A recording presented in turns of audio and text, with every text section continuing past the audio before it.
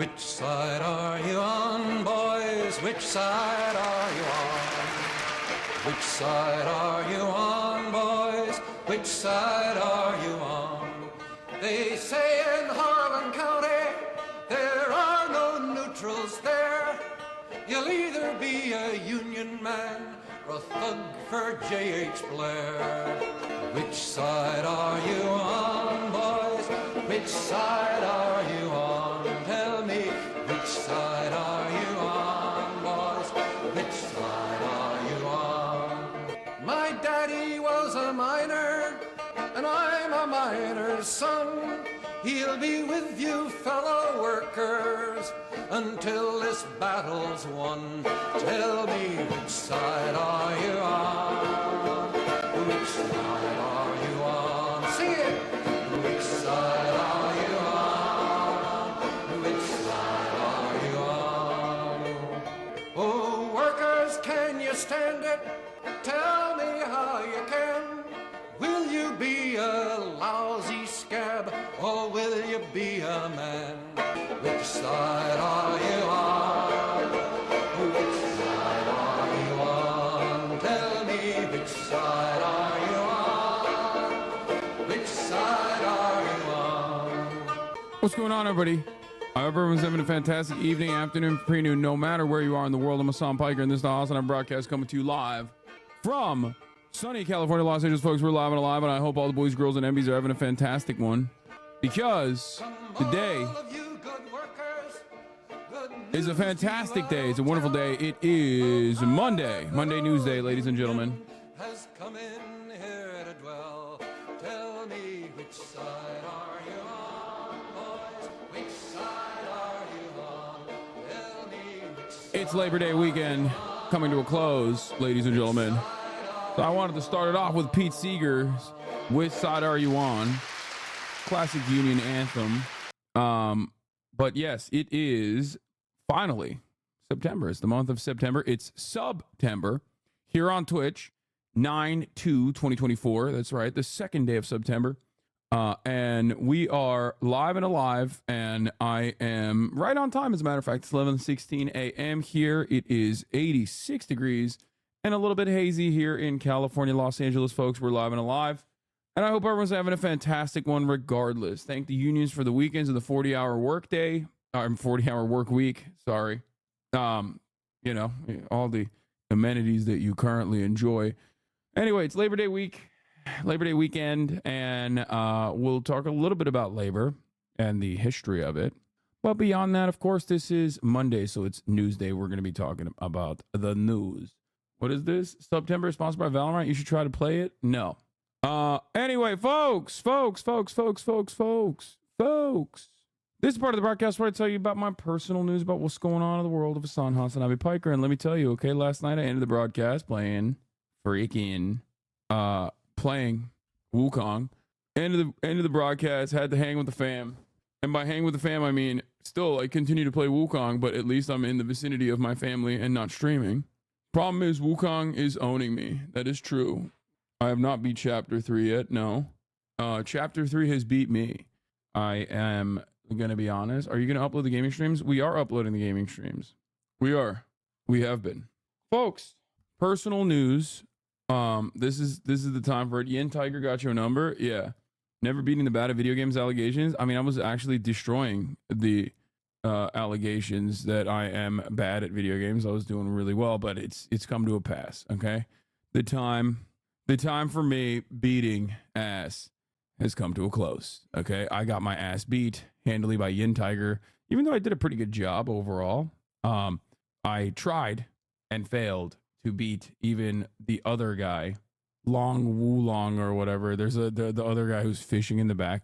Like I try to do different bosses, and I just got my ass beat, dude. I got my freaking ass beat. Not even two different bosses, just one boss.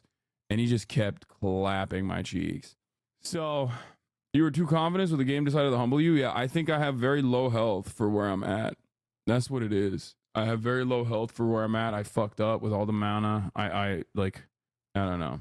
It's just not working. Anyway, can you play Lockdown Simulator with Fresh sometimes? Sure. Where's the shirt from? Unk, I love it. I think Lud bought this for me. I have no idea. 1v1 me in Mario Kart, little boy. I do have the chance to interview a high-ranking Kojat lawyer. Dog, Time Without an OVO gave you like 8 different really long and really thoughtful questions. If you saw it in the archives, you must have seen that too. Yeah, Mr. Squirtle, this guy's messing with you. I mean, it's an odd thing to mess with me about. Like it's a highly specific troll that has no payout. You know what I mean? Like, okay, if he was lying, then it's 1, incredibly specific, and 2, he gets nothing out of it. Like, you know, we're trying to make 2 of our Israeli chatters connect with one another, but it's been hard. Hey, can you free scroll Twitter? My kind was relocated to Blue Sky. Oh, Brazilians. Hey, listen. You know, to all the Brazilians out there, I'll tell you this much, okay? I don't know what it's like. I don't know what it's like to live in a competent, you know, democracy run by like a social democratic regime. I have to go to Brazil now because this shit post is too good. It's too goated. This shit post, bitch, too bad.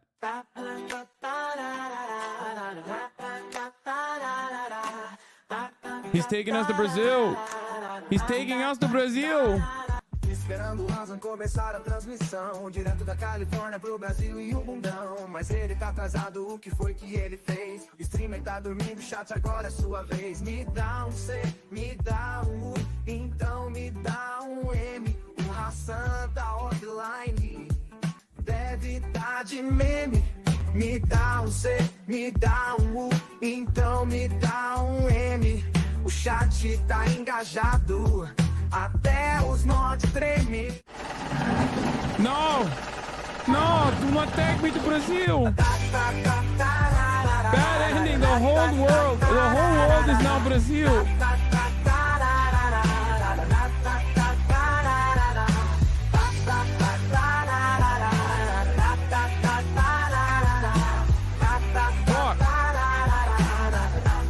Anyway, when mom find the poop sock, tilt phone, dude, no, I'm not gonna look at that. Any Aurora, Colorado, Venezuela migrant hogwash today? Oh yeah, dude, what the fuck is going on? Like people are saying that the Venezuelans have invaded Aurora, Colorado or something. That's what people are talking about. But yeah, personal news wise, like I said, folks, I didn't do shit. Okay, I played Wukong last night. I woke up this morning. I couldn't get myself to play Wukong again. Okay. I thank you to Macy's for the playlist. And what did I do? I went and I worked out. Okay. I've been feeling a little tired, a little eepy. I don't know what the hell's going on there, but he's getting a beating in dreams too. Yeah.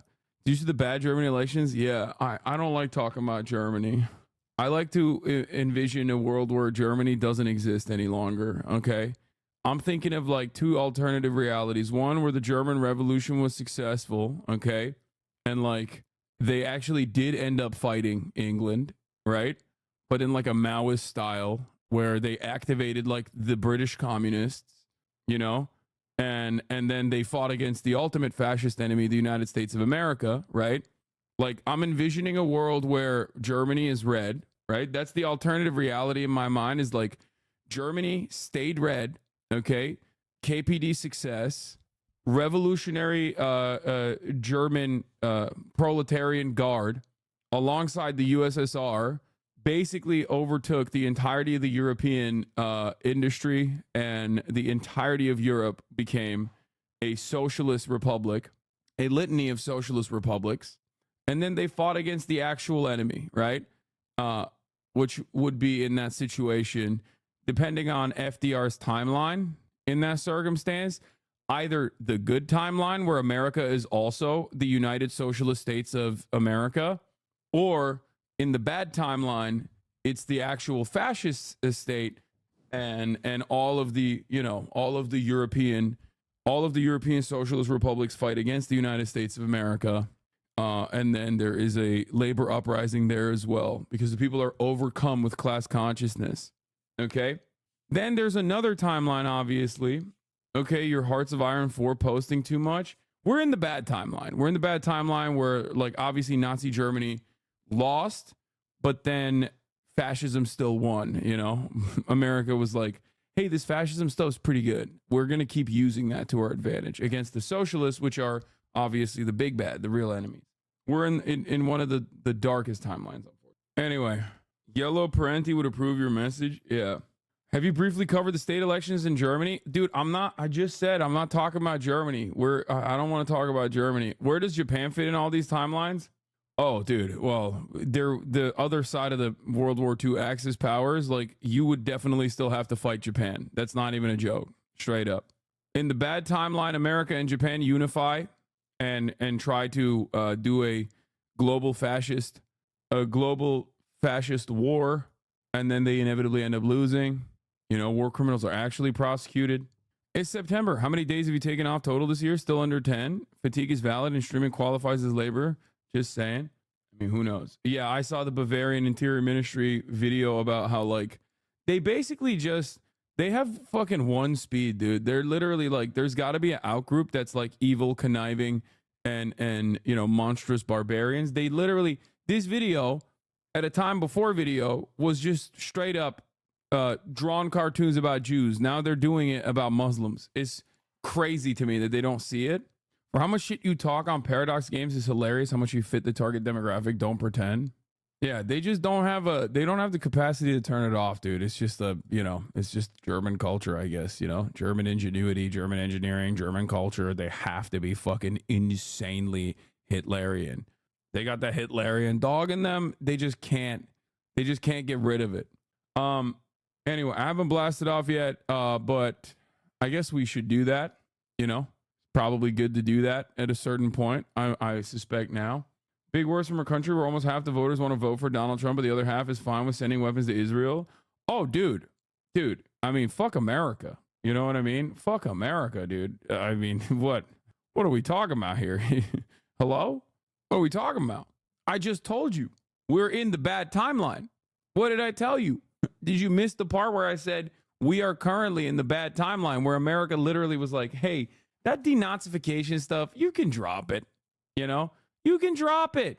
The denazification stuff. Well, let's do renazification, actually. In West Germany, let's just renazify it, you know? Seems like a good idea. German shadows get mad because they're becoming American hogs, but they don't even get the AC or the treats we have. Yeah. Well, I mean, I think I would still substitute, like, not having AC for, like, having adequate health care, though. But, yeah. Venezuelan drug gangs. We'll talk about that. Germany never denazified. It's a myth. No, I know. That's what I'm saying. I know. Proof is in the pudding, but also beyond that, you know, I know. Historically speaking, it never actually happened. New podcast is out, by the way. I'm sick and tired of seeing your. I'm sick. Here, new podcast, new Fear and podcast is out. Episodes of banger. Hope you guys like it. Fucking armpits, okay? I don't see the same armpits. Yeah. Oh, this is a fan cam, right? This is literally a fan cam. We're in the middle of a fan cam. This is our worst nightmare, cutie. Get me out of the fan cam. And I'm sick and tired of seeing your fuck.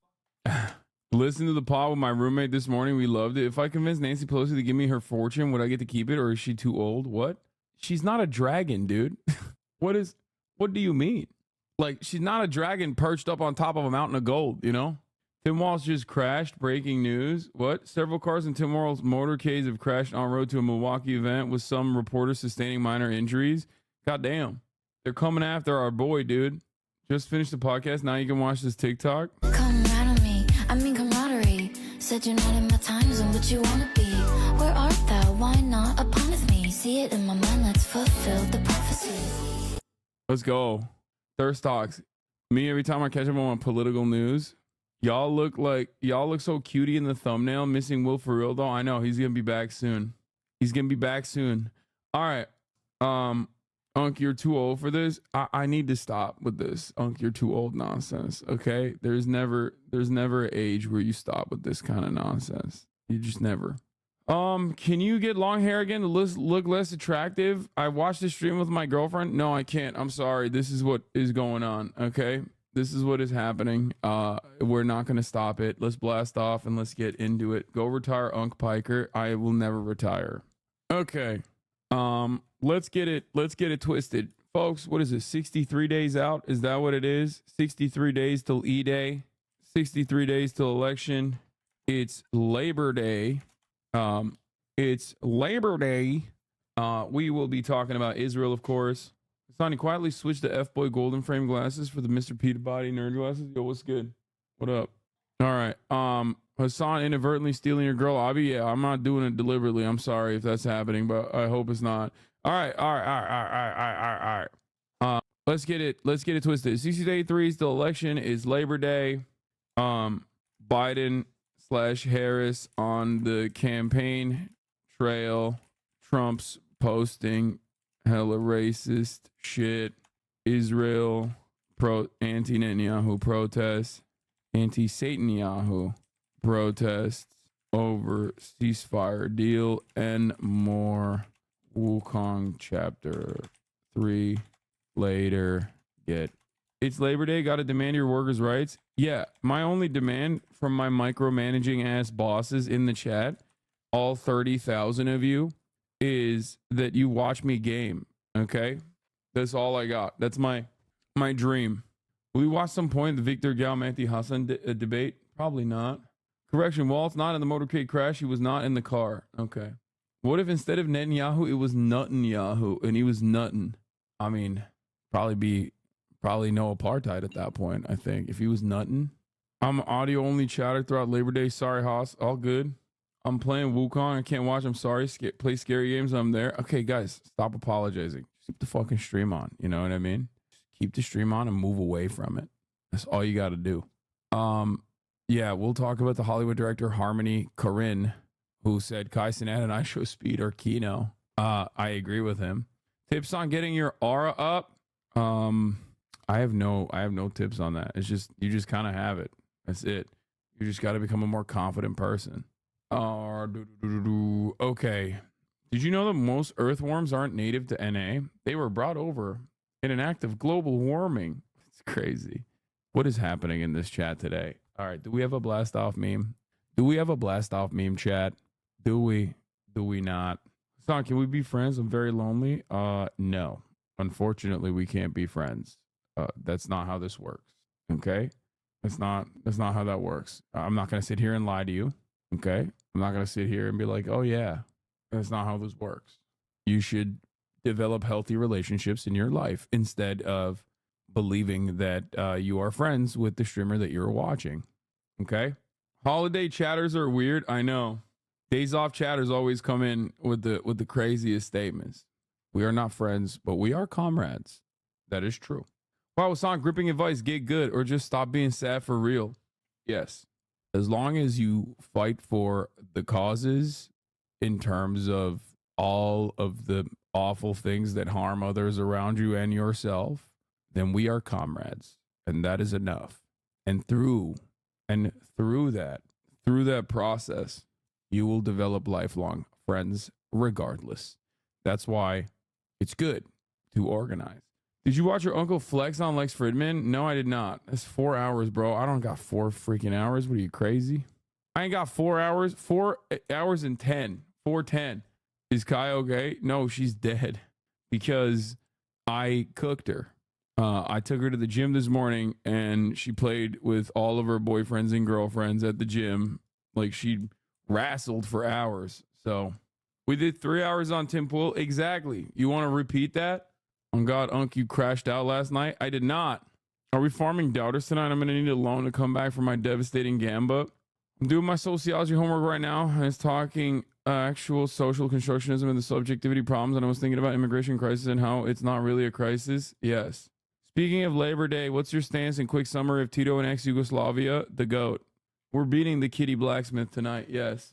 SZA commented, what? On IG Reel, you're in where a dude sings to you in an airport and therefore knows you exist and yet you have not wiped her up. Weak. Yeah, it's not how that works. All right. What is even Labor Day? Labor Day is like the fake May Day, but in America and with no protests. It's just a day off. What's your opinion on Enver Hoxha? Great guy.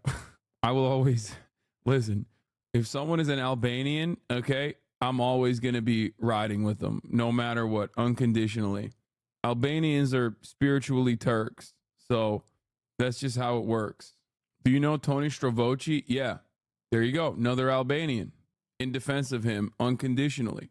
I'm there in spirit. Spiritually, I am Albanian, as Albanians are Turks. This is how it works. No off day here in the hospital, shaking my head, Sag. Yeah, bro, people are dying, you know? You can't fucking... No shit. You said no off days at the hospital? I mean, obviously, if you had, like, better staffing, maybe you'd be able to take a goddamn day off, but I don't think the hospital just goes, hey, guess what? Today, we're just not working, okay?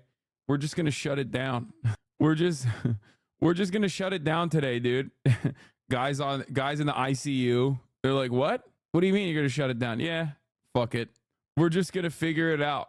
Y'all are going to have to do this on your own today, okay? Let's turn straight. Survive, skill issue. That's the type of shit what we're doing. That's the type of shit we're on today at the hospital. First time in LA, Hossie, I get what you mean with the weather. Yeah, it's incredible. Have you seen the AFD numbers from the state elections in Germany yesterday? I don't want to talk about Germany. Hella people asked me about Germany today. I feel like it's going to happen. You got me interested in a labor organization, and now I work for a labor union. I'm 16. Hell yeah. Did you hear Turkey's trying to join BRICS? I mean, great. Turks going after Americans? What is this? U.S. soldier gets attacked in front of a group of men in Turkey. Yankee go home. You know, this is crazy. Like, this is probably a meme. I don't think this is real.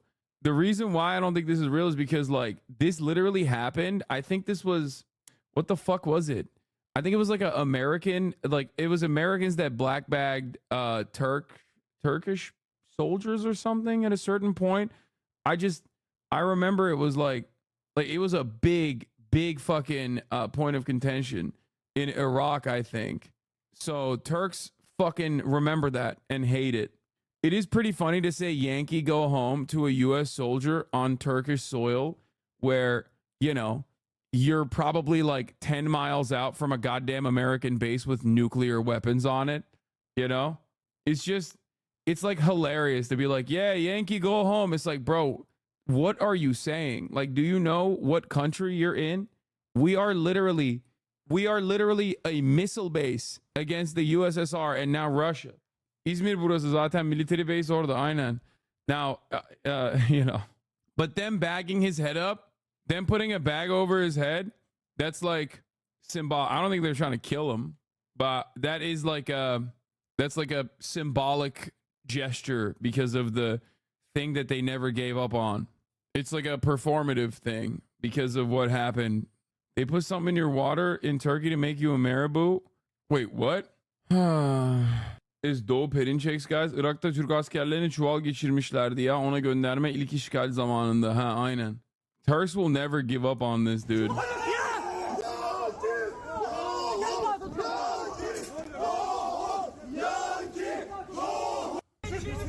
Yankee, go home. They put some of your water in the U.S. too, not to make you a boo of any kind. They do it to harm you. Yeah. Another bald man being forcibly dragged to a hair transplant clinic. Bro, you cannot be balding on Turkish soil. Okay? Every Turk is bald, but every foreigner that's bald in Turkey, they just fucking black bag you and toss you into the nearest hair clinic. You're right. That's probably what's popping. That's probably what's going on. Gay city residents forced straight man to twerk against his will.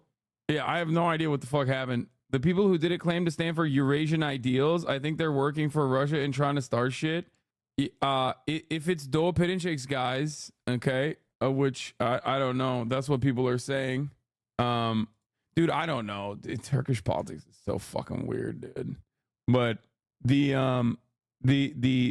association flag that they have, I think, is the TGB, Türk Gençlik Birliği, right? Or is that what it is? Is that what it stands for? It's they're like liberal Kemalist lefty types.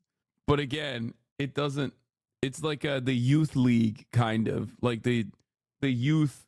I ain't seen no youth up in here, by the way, but yeah, this is the flag, the banner that they have is like they're in Izmir, which is like supposed to be a very secular area and much more progressive than the rest of the country, but they're still Kemalists and also have like a lot of nationalistic sentiment. The flag banner that they have up is TGB, which is the Turkish Youth League, the Turkish Youth Union. They're saying that the dude is like the people that these operatives are a part of is basically Doğu Perinçek's operation, but I don't know. I don't know anything. Whose photo is on the banner? That's Mustafa Kemal Atatürk. That's the founding father of Turkey. So these are rather pro-Russia left-wing secular nationalists currently aligned with the government. Yeah, that's what I'm saying. Like a lot of weird shit happened in this over the course of the last 20 years. But they're like very anti-USA. Liberal dedim ama anti-Amerika yine de sosyalistik falan pek yok işlerinde o anlamda. Nasyonalizm odaklı hafif. They've always been anti-US soldiers and anti-Zionist though. Yeah. I thought you were a bald ally. I am. That's why I'm in support of what they're doing here, because they're, like I said, they're black bagging him. Well, they're white bagging him. Push it. To take him to the fucking hair clinic. Clearly. Like they're there to help him. He's like, no, don't take me. Don't take me to the hair clinic. And they're like, no, you're going to the hair clinic, dog. Like, we're going to do it for free. I don't fucking know what's going on. Least nationalistic Turks yelling Yankee go home because they think the American military is woke and gay now. No, it has nothing to do with that. They don't give a fuck about like woke and gay shit. Like that's not, these guys they're like pro-Russia, pro-China, anti-USA, but then they're also Turkish nationalists. It's very, God, I don't even know I don't know where to begin, and I don't know how to fucking explain it. Okay. Like I genuinely don't know how to even begin to explain it.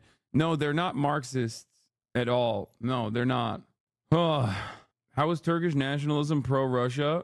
What are you talking about? How is Turkish nationalism pro-Russia? First of all, the positions in Turkey in terms of like alignment is so fucking broken. I don't know how to describe it to you. Turkey is a NATO nation that literally aligns with Russia regularly.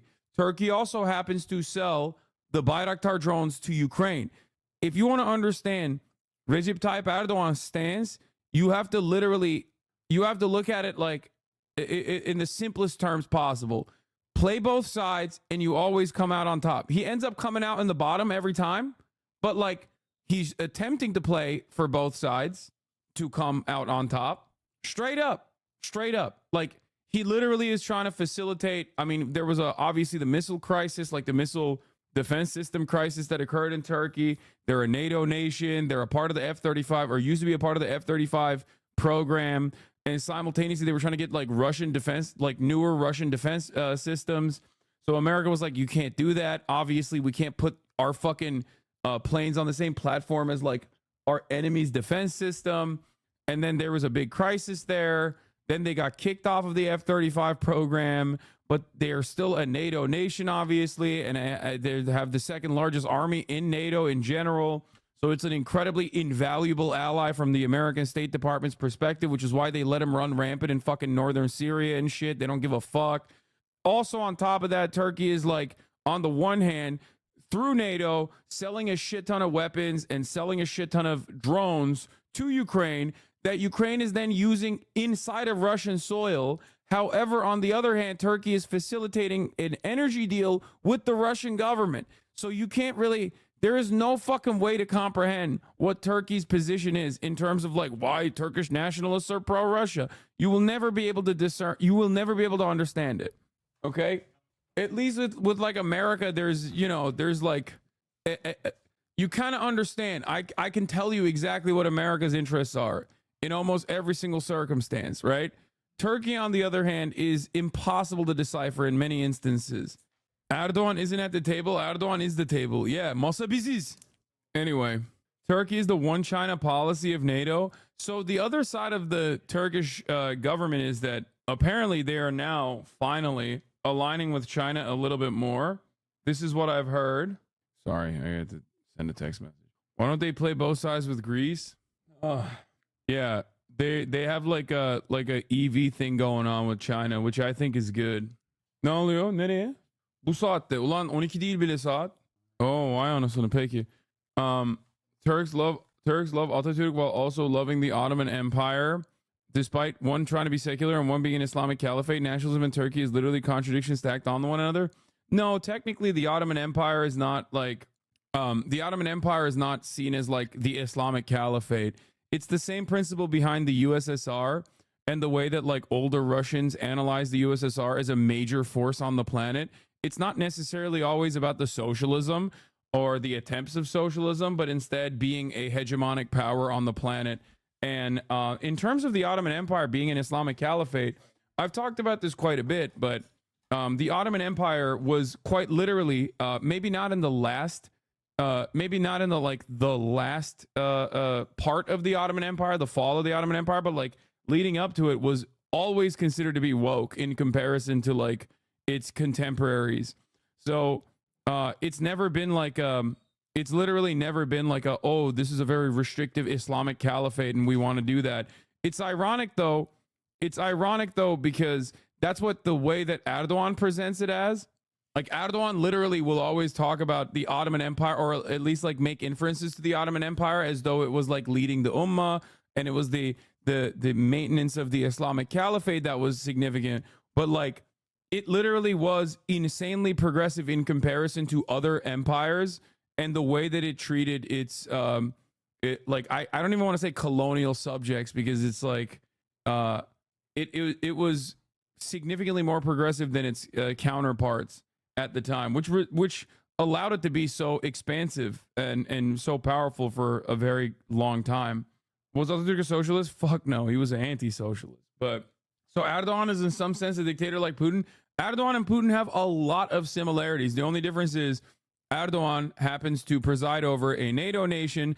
Putin wishes that he could, but he never got to. Oh yeah, no, holy fuck, you're 100% on the money with older Russians. As a regular Russian chatter, I talk to these boomers IRL at the gym and whatnot, and they fucking love the power and the glory of the USSR. Yeah. So it's not like, depending on who you talk to, you're right. It's, in terms of like Turkish nationalism being contradictions stacked on one another, but that's just every nationalism, obviously, because like nationalism and fascism are just like inherently contradicting. So you're not wrong on that front. It's just that, you know, there's you know, it's very, how do I describe it? It's just very personal to people, the way that they see it, and it's very different from person to person. Do you not like Atatürk at all? I see Atatürk in the same way that I see the founding fathers in the United States of America. You know what I mean? Like some good, some bad. That's just the way I see it in terms of like in terms of being a revolutionary force. That's just literally it's almost identical. No slave ownership, obviously, on the Atatürk front, but I'm Kurdish, and Turk racism is also unique because if I tell people I'm Kurdish, they go, no, you're Turkish. So it's kind of unique in that way too. Yes, this is also a very funny way in which like there is the alt kimlik üst kimlik mentality, where Turkish racism is so odd because it's like, no, you're fucking Turkish, you're not Kurdish. Like they literally would just be like imagine like the racist people in America are like, no, you're Mexican, you're not American. Imagine if like racist people in America were like, no, dude, you're actually American, you're not Mexican at all. And you were like, no, you don't understand. Like, I have this ethnic background. They're like, no, it doesn't work like that. You're fucking American. But having said that, it's also unique because obviously there are people, depending on what spectrum of nationalism you're exhibiting and what like ultra nationalist sentiment you're demonstrating, you can also be one of those guys who's like, no, you're Kurdish, fuck you, you need to be killed. But the broadest majorities of like Turkish nationalists will just consider every Kurd to be Turkish. Inclusive racism, I mean, the French did that, I think. People will say the Han Chinese kind of do that. It's like it's forcible assimilation in many respects. It's like, so it's obviously not good, especially considering that Kurds are 35 million in the region with no fucking nation state. So they're one of the largest ethnic groups on the planet with no like with no national sovereignty whatsoever. But that's what it is. Is it like Israel denying Palestinian nationalism? No. That's the funniest thing, because it, like I've said this before, obviously the Turkish government historically has been horrible to the Kurds, okay? But if, as it stands, Israel treated all of the 5 million Palestinians that are currently under Israeli occupation in the same way that like the Turkish government treats the Kurds, the world would celebrate the unimaginable accomplishments This isn't to say that like obviously Turks are treating the Kurds much better, or the Turks treat the Kurds perfectly fine, but it's like it's that bad in Israel that it is obviously significantly more exclusionary in Israel in terms of the Palestinians. Like they don't consider the Palestinians to be a part of the in-group at all. Empires always force a culture they see as superior to make it easier for them to control people. Surprised that they were secular, but I heard they forced their subs at the chowder. Oh, fuck you. Why am I getting... I hate when people do alley-oops in the chat. You're not allowed to do alley-oops in the chat. Stop it. You're not allowed to do that. It's way different because if Kurds speak Turkish and don't say they're Kurdish, it's actually fine. That's why it's different than Israel, who just straight up is an apartheid. Yeah. Like... It kind of works because a bunch of Kurds in Turkey now don't speak the Kurdish language anymore and they only speak Turkish. I have a lot of family like that. Of course. Like there are a shit ton, if not millions, I would say, of Kurdish people that have like been rid of their Kurdish ethnic lineage, ethnic heritage. And also, I mean, to a certain degree, like I have Kurdish, like in my line of descendants, like obviously there's Kurdish people, there's Arab people as well, like on my mother's side of the family, because we're from Kilis, okay, which is a very in terms of like Turkish demographics, like our ethnic heritage is you know, Kurdish, Arab, like but we see ourselves as Turkish, and that is because throughout years and years of the Ottoman Empire, the dominant force of culture, the dominant force of like ethnic heritage has become being Turkish. Like that assimilation is like so far kicked in. On my father's side, of course, it's from Greece. They're Turks from Greece. Nature is healing, and the two-parters are going away to yeah, they've overcome it. But you said you were white? Bro, look at me. I am. Anyway. Empires always force a culture. Yeah, I got cooked. At the top of the hour, there's a 3-minute ad break. If you no longer want to see those ads, all you need to do is subscribe, which you can do for $5 or for free with Twitch Prime. It's also September. I don't know what kind of benefits you get on September, but it is September. Basically, every European country did that during the nationalist period, starting in the 18th century. If you look at Hungarian surnames, half of them denote non-Hungarian ethnicities. The French swallowed the Breton, the Spanish the Catalans, etc. Yeah. Abu Ubaidah has openly recognized that Hamas executed the 6 hostages, by the way, as we suspected yesterday. I did talk about that already, but we'll obviously cover that as well. People will probably be confused as to why they did it. You know, you can watch my latest YouTube video on it. I did cover it yesterday with the suspicion that it was probably Hamas that executed the hostages yesterday, and why the Israeli society is still mad at Benjamin Netanyahu. But yeah, so here's the 3-minute ad break. Now let's dive into it. We did like an entire hour of just talking shit. I'm Syriac from Mardin. Everyone just tells me shut up, you're Arab. Please explain what an alley-oop is in the chat. An alley-oop, it's a basketball term when someone lobs up the ball so the other person can come in and dunk it with ease. And that is what happened when one chatter passed the ball to the other chatter. So I read the other chatter thinking that he had something important to say, and it turns out what he was doing was serving the 3-minute ad break at the top of the hour. All right, let's get to Israel. Straight away to breaking news regarding the Middle East, because the UK Foreign Secretary has just announced a partial suspension of export arms licenses to Israel. He made that announcement in the House of Commons in the last 20 minutes or so. A partial suspension. It covers 30 arms export licenses.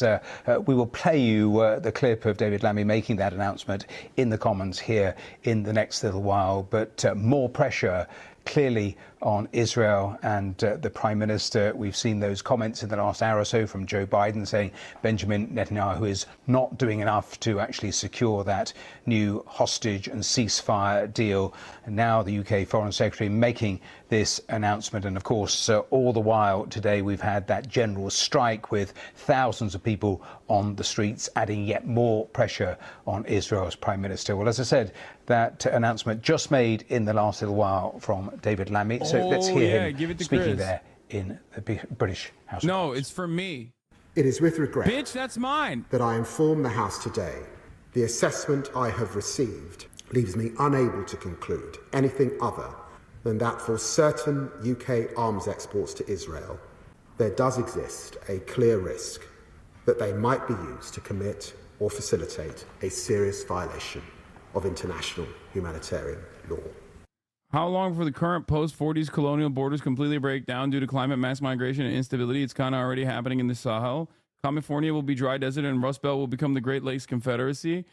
Isn't it better for Bibi to stay in power from an accelerationist, destabilizing Israeli society POV other than some stabilizing force like a marginally more fascistic, especially with regard to the West Bank Oxa compound general? That's insane, dude. No. Like, for the short term, I think the immediate goal for a lot of people is to facilitate a ceasefire. It has gotten to such a point where the contradictions are so glaring that even Israeli society, after 6 Jewish Israeli hostages were executed by Hamas in a fucking tunnel compound, are still mad at Benjamin Netanyahu instead. Why are they mad at Benjamin Netanyahu instead? Because 3 of those 6 hostages were named in the hostage negotiations proposal. They would have been free if Benjamin Netanyahu, at this point, 3 months in to the American plan, they'd be moving into fucking phase 2 by now. We would have already gotten all of those hostages out at this point, and more hostages would be coming out. Except he literally fucking refused to do that. And that is precisely the reason why Israeli society is like, dog, what the fuck are you doing? Even people who personally are like, dude, keep pummeling Gaza. I don't give a fuck. But you have to save these fucking Israelis. That's the situation right now. About Bibi, the USA is for sure turning on him. Biden did this morning in a candid moment, and Harris to be determined this week, in my opinion. Yeah, I've lost all faith. I have more faith in, unironically, I have more faith in, Israeli protesters that literally want to fucking pummel Gaza in the dust than I do with the American administration. Do you understand? Because at least those people have some skin in the game. They don't give a fuck about what Israel is doing in Gaza. Many of them don't. Some of them do, but many of them don't. But regardless, they still want these material demands because they have a personal vested interest in at least the ceasefire happening. I don't give a fuck what the American government says. The American government can suck my dick, okay? Joe Biden can suck me from the back. Kamala Harris can suck my dick. I have not heard a single fucking peep from either of these pieces of shit, these genocidal fucking monsters on Israel that is even beneficial for them from an electoral perspective. So I'm fucking done with them until I see actual material changes, okay? I don't give a fuck what they say behind closed doors, okay? That's it. That's it. That's straight up it. I don't care. I don't have any fucking faith in them whatsoever, goddamn ever, okay? I don't have any faith with them. No faith whatsoever. They've shown zero proof that they are actually invested in facilitating a ceasefire. They have all the fucking cards. They hold all the cards to ensure that this happens, and yet they have not moved in that direction even a little bit, okay? Until I see some real fucking actions, I'm not going to ever act like, oh, they said this behind closed doors. Oh, they said that behind closed doors. You know what they said publicly? Kamala Harris outflanked even the fucking Keir Starmer Labor government in the sentiments expressed post the retrieval of the 6 hostages that were shot and killed, okay? She outflanked the Israeli society. She outflanked even the fucking Labor government. She literally did not even mention the ceasefire. You know who did mention the ceasefire? The fucking parents of the goddamn hostage that was killed, okay? By name. Not only did the parents, the hostage families, literally name Benjamin Netanyahu as the most significant person responsible for the death of their children, okay? They straight up named the policy poison pill that Benjamin Netanyahu has added onto this ceasefire proposal in an effort to continue this song and fucking dance. They are the ones who are recognizing it because they had so much more to lose than the American government, okay? So fuck Kamala Harris, fuck Joe Biden, okay? It is wild to me that you got the parents, American Israeli parents of one of the fucking hostages writing a letter, not only singling out Benjamin Netanyahu, but also singling out the exact ways in which Benjamin Netanyahu is refusing to deal by mentioning the Philadelphia corridor as a point of contention that Benjamin Netanyahu has used in an effort to continue the hostage negotiations without any sort of productive outcome. Okay? When they're doing that and the American government is outflanking them and saying, this is on Hamas only, Hamas only, Hamas only, we will end Hamas militarily, a goal that is unachievable, a goal that is so unachievable that Israeli generals have recognized that it is unachievable. Okay? I don't care. They do not have a dog in this fight. They do not give a shit. And they don't even care if they fucking lose the election as a consequence of this. Okay? Yeah. They have not moved an inch from unquestionable support for Israel. Saying you're against something you're fucking facilitating is criminal, but they're not even saying they're against it. That's the other part. They're never saying that they're against it. You have to listen. Meanwhile, Benjamin Netanyahu is digging his fucking heels in. Bibi had a press conference today that was insane. He dug in, essentially killing any illusion on a deal. He also told his generals to shut the fuck up because he's the boss. Incredible stuff. Incredible stuff going on. Here's Benjamin Netanyahu's press conference. Here's the map that he showed. Of course, the West Bank does not exist on Netanyahu's map, and Gaza is forever Israeli enclave. This speech will go down in history as Netanyahu's open admission to the world that Israel will remain between the river and the sea indefinitely as long as he rules. Okay? That's what's going on. And Americans in positions of power, American leadership is going, la, la, la, la, la, la, la, la, la. I can't hear you. Okay? They're fucking telegraphing this shit. The Israeli government is telegraphing this shit. Okay? They are saying it. They're screaming it from the fucking rooftops. Okay? Here. Netanyahu isn't doing enough to get a Gaza hostage and ceasefire deal. My report on Axios. This is what Biden said about Netanyahu, okay, this morning. Before leaving the White House to Pittsburgh, Biden was asked by reporters to comment on Netanyahu's remarks about the Philadelphia corridor. We are still negotiating the final hostage and ceasefire deal proposal. We're not negotiating with them. I'm negotiating with my colleagues and with Egypt and Qatar, Biden said. The president's comments suggested the final bridging proposal will be presented to the parties without further U.S. consultation with Israel. It's fucking bullshit, okay? They should have done this months ago, okay? It is insane to me. One of the captive's messages to Netanyahu is my life worth less than the life of Gilad Shalit to you. Exchange deal, freedom and life. Time is running out. Yeah. So Hamas made a full statement on the execution of the hostages. We're going to read that right now. Full statement from Abu Ubaidah, the spokesman for Hamas's Al-Qassam brigades, on the killing of the 6 hostages in Gaza, announced Sunday by Israel. He appears to confirm they were killed by their guards as a result of a change in policy implemented after a previous Israeli rescue operation in Nuseirat in June. Here is the statement. Netanyahu and the occupation army alone bear full responsibility for the deaths of the captives as they deliberately obstructed any prisoner exchange deals for narrow interests, in addition to intentionally killing dozens of them through direct airstrikes. We say to everyone clearly that after the Nuseirat incident, new instructions were issued to the fighters assigned to guard the captives regarding how to deal with them in the event of the occupation army approaching their detention location. Netanyahu's insistence on freeing the captives through military pressure instead of making a deal will mean their return to their families in coffins. Their families must choose, either dead or alive. This is why I told you that you will never have a situation where Hamas just like voluntarily fucking kills a hostage for no reason whatsoever. Okay? I told you this since October 8th. It makes no sense for them. The only reason why they would do it, because they're not like fucking, regardless of the way that like they're presented as like barbarian rapist monsters, they obviously have a fucking like a line of logic here in the violence that they dish out. Okay?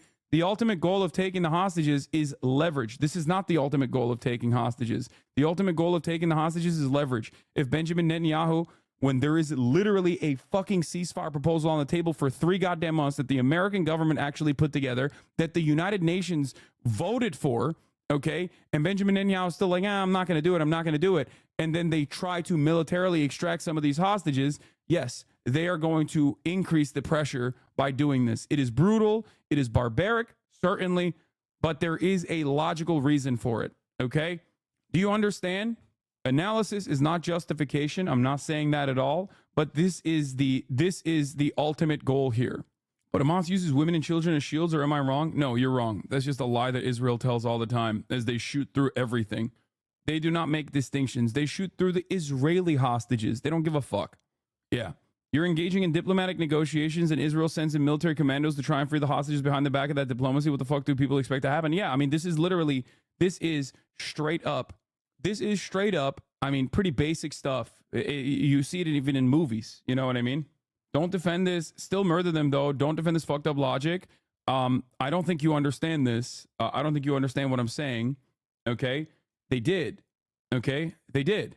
They murdered them. They murdered them because the alternative is for them to be free through the ceasefire negotiation. This is a reality that many Israelis, hundreds of thousands of them that took to the fucking streets, also recognize. So I don't know why you are in the United States of America refusing to reckon with that reality. If there was no alternative, if there was no ceasefire negotiation on the fucking table and they were doing that, then yes, you're right. It's fucking slaughter. It's butchering. Okay? It is still brutal. It is what they're doing is still brutal, by the way. Obviously, murder is brutal. Kidnapping is brutal. And the hostage freeing operations cost the lives of hundreds of Palestinians. Yeah, exactly. The reason why they spelled out why they changed their policies because of the Nusayrat operation in June that killed hundreds of Palestinians, by the way. In an effort to extract a couple Israelis militarily, they killed hundreds of Palestinians with airstrikes. So they were like, all right, if you do that, we're responding in kind. You have to understand. If I hold a hostage and say, don't take another step or I will kill the hostage, just give me back my hostage, and the other person takes a step forward and ignore the easy solution, can you blame them for sticking to their word? It's called leverage for a reason. Exactly. They have to prove that there are stakes and cause. We are a year into the genocide and still having to explain that killing civilians is a bad thing. Yeah, I mean, people don't care about it at this point. War hawks like you. So murdering Sikhs is okay with you as long as they have a reason. While you're defending murder, you psycho. Typical though, but Hassan said they have a reason, it's okay. War hawks like you justify murder as long as it's your team. Disgusting. Lol, as long as they have a reason, it's okay. Lamau, evil cope. I never said it was okay. I'm simply telling you who is at fault here. Okay? And I even gave you an alternative to understand if there was no ceasefire deal on the table. Okay? And if they just simply kidnapped these people and were just killing them voluntarily for funsies, then yes, they would be brutal, barbaric psychopaths who are operating with only one interest. Don't say fuck off. Try to understand. We're two human beings having a conversation here. I'm offering you the dignity. I'm listening to what you're saying, and I'm trying to explain to you, hopefully, hoping that there is like a human inside of your fucking mind that will understand when we're having a person-to-person dialogue here. Instead, you went fuck off and you called me a weirdo. Please, weirdo, condescending LA cunt. What was condescending about what I just said? I'm trying to have a conversation with you and you're just flinging shit at me. Who's the condescending guy, you think? Me or you? Yeah, we're war hawks because we want a ceasefire. Typical. Anyway, one day you will understand. You will, if you see the day, I suspect, 20, 30 years from now, you'll be lying about your position that you held on to at this point in time. You'll be like, oh yeah, I was always in support of the liberation of the Palestinian people. I thought it was unconscionable what Israel was doing. Today, we know what you're saying. Tomorrow, you'll change your attitude. It's usually how it works in history. But once again, understand, Israelis in Israel know who to blame for this. So why are you personally blaming something else? Do you feel like this is productive? Does it make you feel better? Because this is just basically reiterating, why don't you blame Hamas? Why don't you condemn Hamas? Or why don't you tell Hamas to release the hostages? That's all you're doing. This is unproductive. Anyway, you know that those 6 people are dead because you chose to live in Southern California, you asshole? Yeah. I have a hard time believing that's a real person. No, that's definitely a real person. There's a lot of people. You blaming the 6 dead now? Ha ha ha. It's their fault, fucking weirdo. I mean, this person is barely a person. Like, I think that they barely have, like, sentience. They're failing to demonstrate like basic competence because, like I said, people in Israel know who is at fault here. There has been a well-established hostage release, ceasefire negotiation that's been in play for months at this point, and Benjamin Netanyahu is directly at fault for maintaining a occupation in Gaza, wanting to maintain a military occupation of Gaza, and continuing this war, continuing this genocide. And that is precisely the reason why these hostages were executed instead of being released. Like 3 of the 6 hostages were directly named in the first round of the hostage swap negotiations. They would have been free by now. All 6 of them most likely would have been free by now if Benjamin Netanyahu conceded to supposedly what the United States of America claimed was the Israeli ceasefire negotiation, the 3-phase negotiation. Anyway, you're right. Hamas is at fault for murdering them. You're a fucking weirdo for defending them, but typical anti-Semites, probably why the Democrats kick you out of the DNC. Brother, none of the things that you're saying in here are actually working. I'm just letting you know. I'm trying to have a conversation with you. I'm probably done at this point. We'll keep you in the chat as a pet. You know, hopefully you'll get that attention that you never got from your family that caused you to be such an unhappy person who is flinging shit desperately in the midst of a genocide, refusing to hear the words that are coming out of my mouth and just like arguing with whatever the fuck image you've presented in your head that makes it more easy for you, that makes it a more favorable position for you to argue against. You know, good luck on that. You know, you'll get the attention that you desperately crave here so that we can help you avoid the much more devastating end that you are desperately moving away from, or desperately trying to move away from. All right. Did you see the map Netanyahu showed during the presser? I did. Let's continue. Yes, both sides are wrong. Is there taking hostages? Why are we justifying taking hostages? Fuck this logic, lol. There is no justification for taking hostages. But if you think that it's like Hamas taking hostages on their own for no fucking particular reason, then you're completely oblivious to the 76-year occupation and apartheid that has taken place and the 10,000 hostages that are Palestinian in Israeli prisons right now under permanent detention, 99% conviction rate in military tribunals, completely ridiculous. There are 10,000 Palestinians that are currently being held hostage. This was one of the demands made by the Palestinian Resistance Group in a last-ditch desperate effort to ensure that they could release some of these people at the very least. It is now clear that any attempt to try to physically rescue the hostages will literally lead to their deaths. Negotiations are the only way. Yeah. No, that's precisely why they did this. That's precisely why they changed their policy in general. That's it.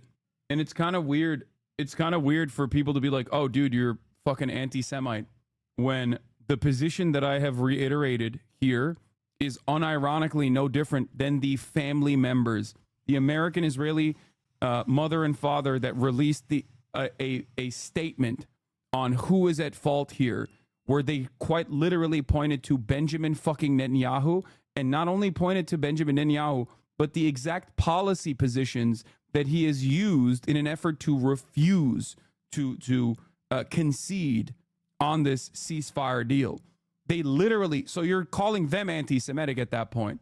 But of course, for many people, it doesn't matter. For many people, they're just in here to shit stir. They're in here to fucking flung shit. This is the exact same principle behind like in October 7 or October 8, claiming that like this was directly in the hands of the Israeli government, saying that was considered the most unimaginable anti-Semitic sentiment ever, even though the Haaretz editorial board had that exact same opinion, and many other Israelis had that exact same opinion, but it didn't matter at the time. If you said that, you're anti-Semitic. It's just, again, people that refuse to listen. People have a certain narrative that they want to continue advocating for. That's it. Netanyahu has been citing Biden's ironclad support of him as the reason he does not have to work harder to get a hostage deal. Incredibly rich of Biden to complain about the consequences of his own actions. Yeah. Netanyahu told Gallant in the cabinet meeting, I want to release all of our hostages no less than you. I fought for the release of the hostages no less than you. And I was injured in one of those operations. I believe that the path I am leading, where is this? I am leading of standing firm is the right path. Since we passed the last cabinet meeting, a super justified decision regarding the Philadelphia corridor, now we cancel it? After the terrible murder of our hostages, such a step will send a dangerous message to Hamas and will lead to more concessions that will endanger Israel's security, like making a complete withdrawal from the Gaza Strip, to allow the smuggling of hostages in Sinai, and from there to Iran. I said yes to the Americans on May 27th and August 16th. There is flexibility in the negotiations, but not on the principle of the Philadelphia corridor, which is Hamas's lifeline. After the U.S. agreed, why do you object? Do you understand what's going on now? Do you get it? The terrorists thought bringing back Israeli citizens will force Israel to use their words to negotiate because they thought Israel would give a damn. They were wrong. Israeli society gives a shit. Netanyahu unironically said that the strikers are doing Hamas's bidding, echoing what you said yesterday. I told you that he was going to say that. I'm just glad that we saw it in action on CNN. saying that before, outflanking Benjamin Netanyahu, pretty much. Yoav Gallant on the UK arms restrictions. Deeply disheartened to learn of the sanctions placed by the UK government on export licenses to Israel's defense establishment. This comes at a time when we fight a war on 7 different fronts, a war that was launched by a savage terrorist organization unprovoked, at a time when we mourn 6 hostages who were executed in cold blood by Hamas inside tunnels in Gaza, at a time when we fight to bring 101 hostages home. I stand by our troops and security agencies, working with immense courage, professionalism, and moral values. We remain committed to defending the state of Israel and her people. Again, the more this kind of pressure increases, the more Israel refuses to recognize that they are a pariah state that everyone else notices is behaving in this unhinged manner. Do you understand? This is going to push Israel firmly and firmly, further and further into a firm commitment to nationalism, fascism. They're already there, okay? 7 fronts, unprovoked. Hilarious. Before leaving the White House to Pittsburgh, Biden was asked by Nadia Bilbazi to comment on Netanyahu's remarks about the Philadelphia corridor. We're still negotiating the final hostage and ceasefire deal proposal. We are not negotiating with him. Like I said, I already read this earlier. He said he's not negotiating with Netanyahu. He's negotiating with Egypt and Qatar. It doesn't fucking matter, though, because until he says, hey, guess what? UK just sanctioned weapons, okay? No more export licenses to Israel's defense establishment. We are going to follow suit. What the fuck is Israel to do? When America says no more weapons to Israel, this is why I told you. When America says no more weapons to Israel, Israel has to go, oh my God, I'm so sorry. What do you want from me? Okay? This is what I keep reiterating over and over again. Here's the cousin of a dead hostage on CNN, by the way. Let's hear what he had to say before people accuse me further and further of being like anti-Semitic or some shit. Going to use it. He's going to go with his media circus and say that he apologized to us. So we didn't want to be a part of this horrible charade. He is going to use the murder of my cousin in order to keep the war going, and this is exactly it. I'm furious. You know, it's exactly what he does. It's his responsibility that they were killed. He could have saved if he just chose what. Hosbarists are on top of it today. You laugh at rape victims. Just saw the video. Even though your community got it removed from Reddit, ghoulish and weird as fuck. Get help, says Blinken Blimpin. He's back. He's black. He's back. Come on, dog. Come on, brother. Be real. Okay. No, don't ban him. By the way, I want him to keep chirping in the chat. Just let him do all of his fucking little commentary in the chat. Bro left to do hate research. I know. Got it removed from Reddit. I know. It's also ridiculous. I'm 100% sure he's a Unit 8200 employee. No, he's not. He's just a fucking idiot who's doing this for free. Yeah, my community is not necessarily on Reddit. Let's be real. Hostages die in captivity. This is exactly what's going to happen. And Hamas is a terror organization. We blame him for the killing, the execution of the hostages, of course. But on the other side, I want to see a nation that believes in life and not another politician who believes that he can use death as a weapon. What is this? This guy said Israel should follow suit and kill all of their... What is going on today? Whoa. A lot of people are getting banned before I can even read their fucking insane commentary. Hold on, chatters. Israel should follow suit and kill all the Palestinian hostages. I agree with Hassan Abi. There should be consequences. How are there supposed to be? Tens of thousands seems like a good start. Well, Israel has already killed tens of thousands of people in its offensive genocide. 40,000 to be exact. It seems like you forgot about that number. Now you're talking about the 10,000 people that are currently detained in Israeli facilities. They are killing them. They're raping them to death. And then the Israeli society, in certain instances, is actually celebrating that achievement as though it's actually something that is permissible. And not only that, but also they made one of the fucking main rapists a television personality after it came out that he was one of the main rapists. So, you know, they're already doing that. Odd that you, I guess, forgot about all of that, or maybe were oblivious or are refusing to recognize that. You do think it's okay when Israel does it, though. That's the difference, you know?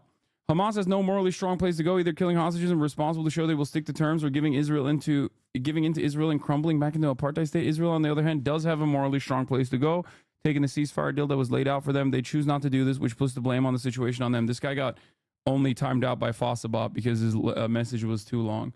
He didn't say anything wrong, though. Huh. Anyway, let's continue. Did you see Hamas said they're going to release a video of the 6 hostages' last message, at least according to J-Post? Yesterday, a senior Hamas official, Khalil al-Hayya, said that Hamas had lost contact more than 3 months ago with the people guarding dual U.S.-Israel citizen Hersh Goldberg, Poland, and 4 other captives after intense Israeli bombing. Al-Qassam Brigades had announced that publicly on social media channels on May 13th. Al-Qaeda told Al Jazeera yesterday, since that day, nothing has been known about his life. Full statement from Abu Ubaidah. We already read the full statement. The video is out already. One of the hostage videos is this one, I think. Here. Might be the older video, though. I think this might potentially be the older video that they posted about. שלום, שמי עדן ירושלמי, אני בת 24 מתל אביב. נחטפתי ב7 באוקטובר מהמסיבה ברעים. אני פונה אליך, בנימין נתניהו, לכל ממשלת ישראל, תעשו מה שאתם יכולים כדי להוציא אותנו מפה עכשיו. אני סובלת, כולנו סובלים פה. יש פה הפצצות בלתי פוסקות, אנחנו מפחדים על החיים שלנו, מפחדים למות פה. אני פונה אליך, בנימין נתניהו, זה ששחרר. You freed 1,000 Palestinian prisoners in exchange for Gilad Shalit. מעל 1,000 מחבלים בעסקת שליט. כרגע דורשים פחות מרבע על כל אחד. Now they're asking for less than a quarter of that number for each one of us. I am not able to comprehend. Am I worth less? I'm an Israeli citizen who had fulfilled and continues to fulfill my obligations to my country. Why am I still here until now? I ask all the people of Israel to take to the streets and demonstrate. Shout on our behalf what we cannot shout. We are all suffering and we want to go back to our homes and families. Everything that happened to us is because of the failure of the state of Israel and its security forces on October 7th.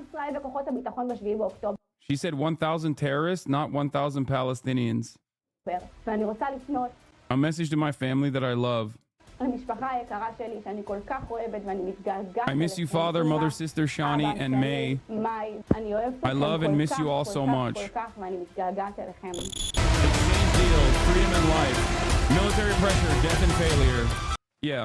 Whoa, what the fuck? What the fuck was that? Yeah.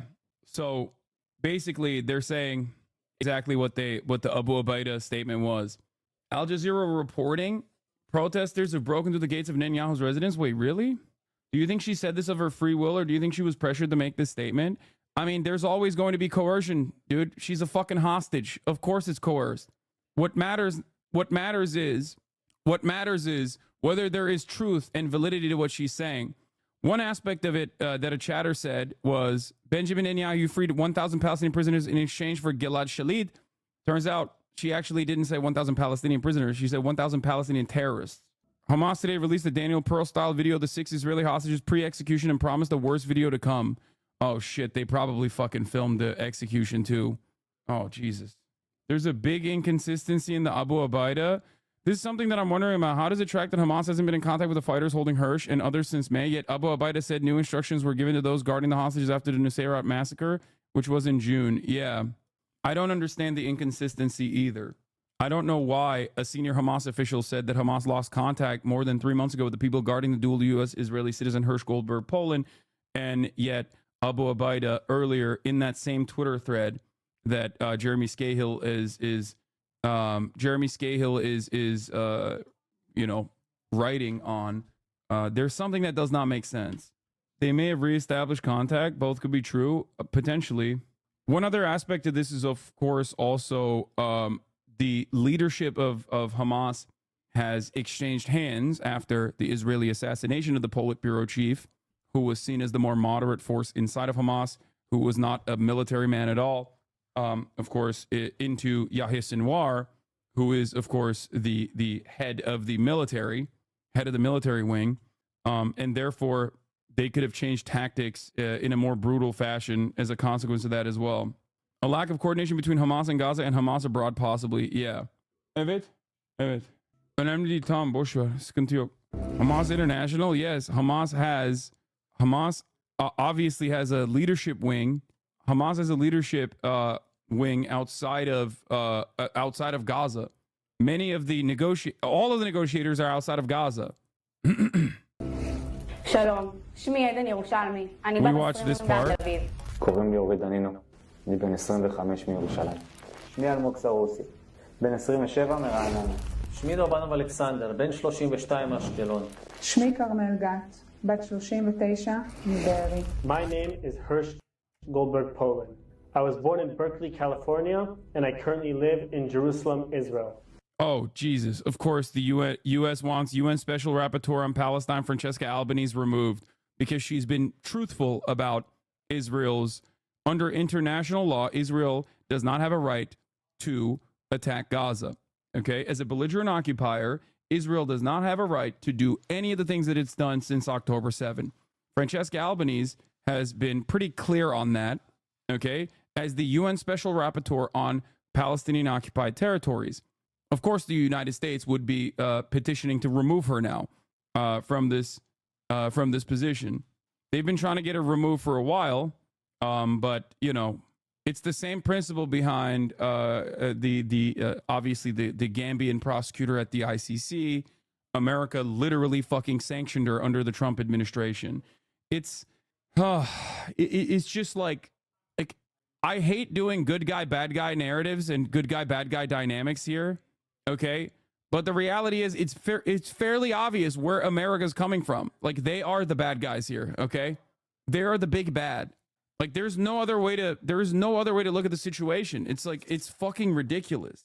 The U.S. wants UN Special Rapporteur on Palestine, Francesca Albanese, removed. Bipartisan group of congresspeople demanded her ouster early this year.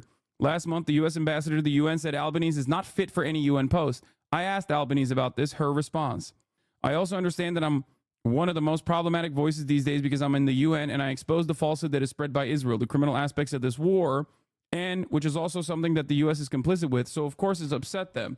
There is always someone who's suffering more than me, which is the Palestinians. I can bear the brunt of the criticism from powerful states who are providing the means to enact the genocide. That was a couple days ago. Anyone who is like consistent on this, anyone who says the truth on this, immediately they're cast aside. They're called anti-Semitic, a narrative that does not work any longer, for the record, which is, for the short term, not the worst thing, but for the long term will lead to dire consequences in general, because I do suspect that there is like a lot of underlying anti-Semitism that exists in Western society. And I do think that all of this like cynical anti-Semitism deflections and anti-Semitism shields that have been deployed in an effort to defend Israel and connect Israel's violent, bloodthirsty actions to Judaism will cause a shit ton of anti-Semitism to fester and grow in Western society. It is truly, truly terrifying. Okay, were the 6 Israelis killed by Hamas or Israeli airstrikes? No, they were killed by Hamas. There is a new directive, according to Abu Ubaida's statement, it seems, and this obviously corresponds to the autopsy reports that came from Israel pretty quickly, that there's a ceasefire proposal on the table. If you don't do the ceasefire, if you try to do a military extraction of the hostages, like they did in June, they will execute the hostages if they feel that the Israeli forces are near. This is a change in the directive since October 7. Anyway, the UK only suspended 30 exports out of 350. But it's still a significant choice, okay? It's important. You want to know why it's important? Because your protests are obviously working. Even the fact that they have to act in this direction, implies that they are hearing you and they're moving in a direction that they've never fucking moved in, okay? This is huge. If you think that this is nothing, I don't know what to tell you, okay? Because this was never a question. In the last 10 years that I have professionally covered this genocide, this apartheid, spoken out for Palestinian emancipation, I've never seen Western leadership move in this direction. It used to be considered unconscionable, okay? It was a non-starter. So the fact that it's happening now means the dam is breaking, okay? I have informed my Right Honourable friend, the Business and Trade Secretary, and he is therefore today announcing the suspension of around 30 from a total of approximately 350 to Israel, as required under the Export Controls Act. These include equipment that we assess is for use in the current conflict in Gaza, such as important components which go into military aircraft, including fighter aircraft, helicopters and drones, as well as items which facilitate ground targeting. And for transparency, this government is publishing a summary of our assessment.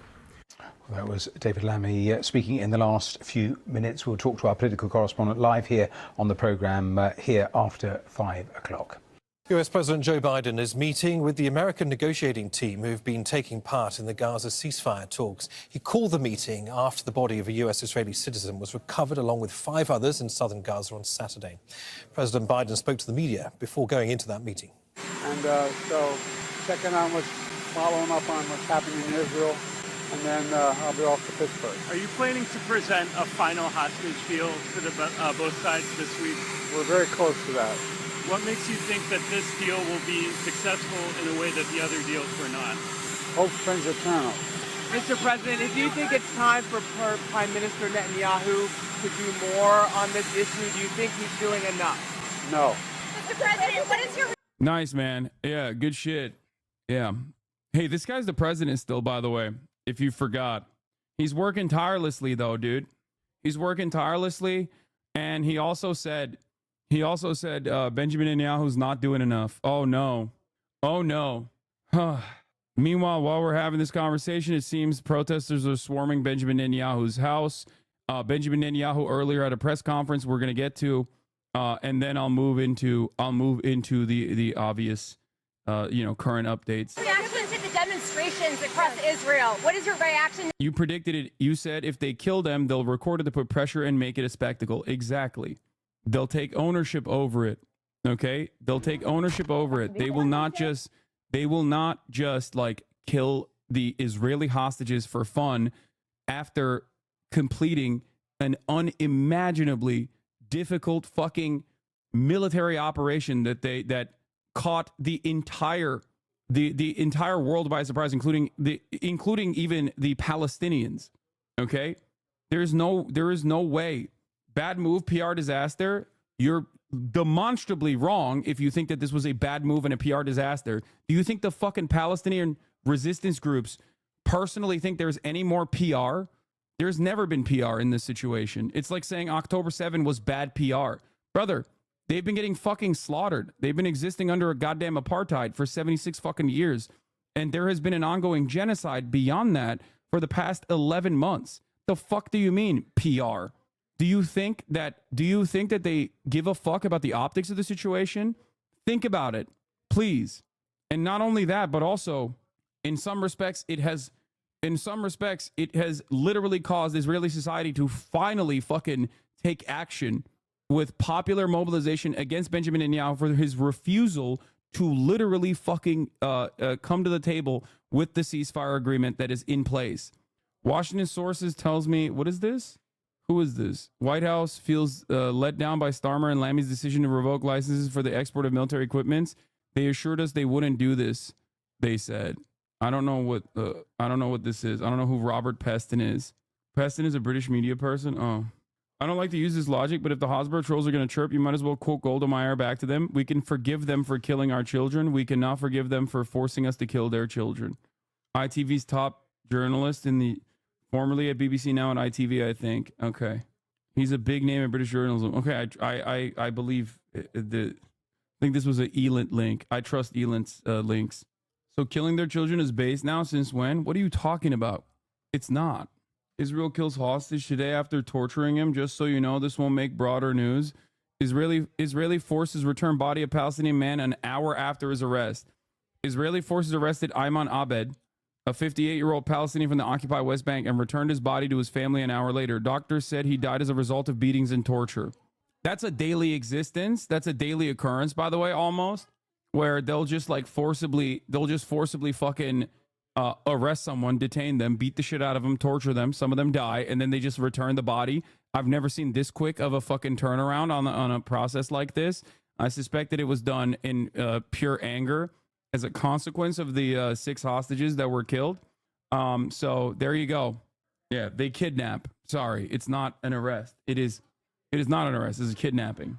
Do you think the U.S. has had enough of Benjamin Netanyahu not obeying? No, I don't. I hope I'm wrong, but I don't. He was sleeping on his roof beforehand with his family.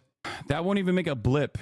That won't make a dent. That won't make a blip. No one will ever fucking talk about this in the Western media. You want to know why? Because Palestinian lives are not real lives in the eyes of the media. Okay, in the eyes of the West, a Palestinian life that was taken, a Palestinian that was kidnapped and murdered after being tortured ruthlessly, brutally, and then returned over the course of an hour. Okay, really quick operation.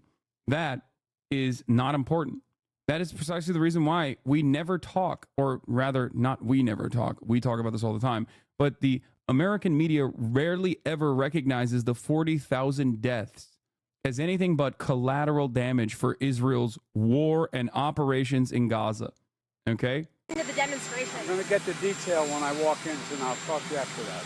Okay? Anyway, I'm not going to do a debate here. I'm just going to run the 3-minute ad break at the top of the hour.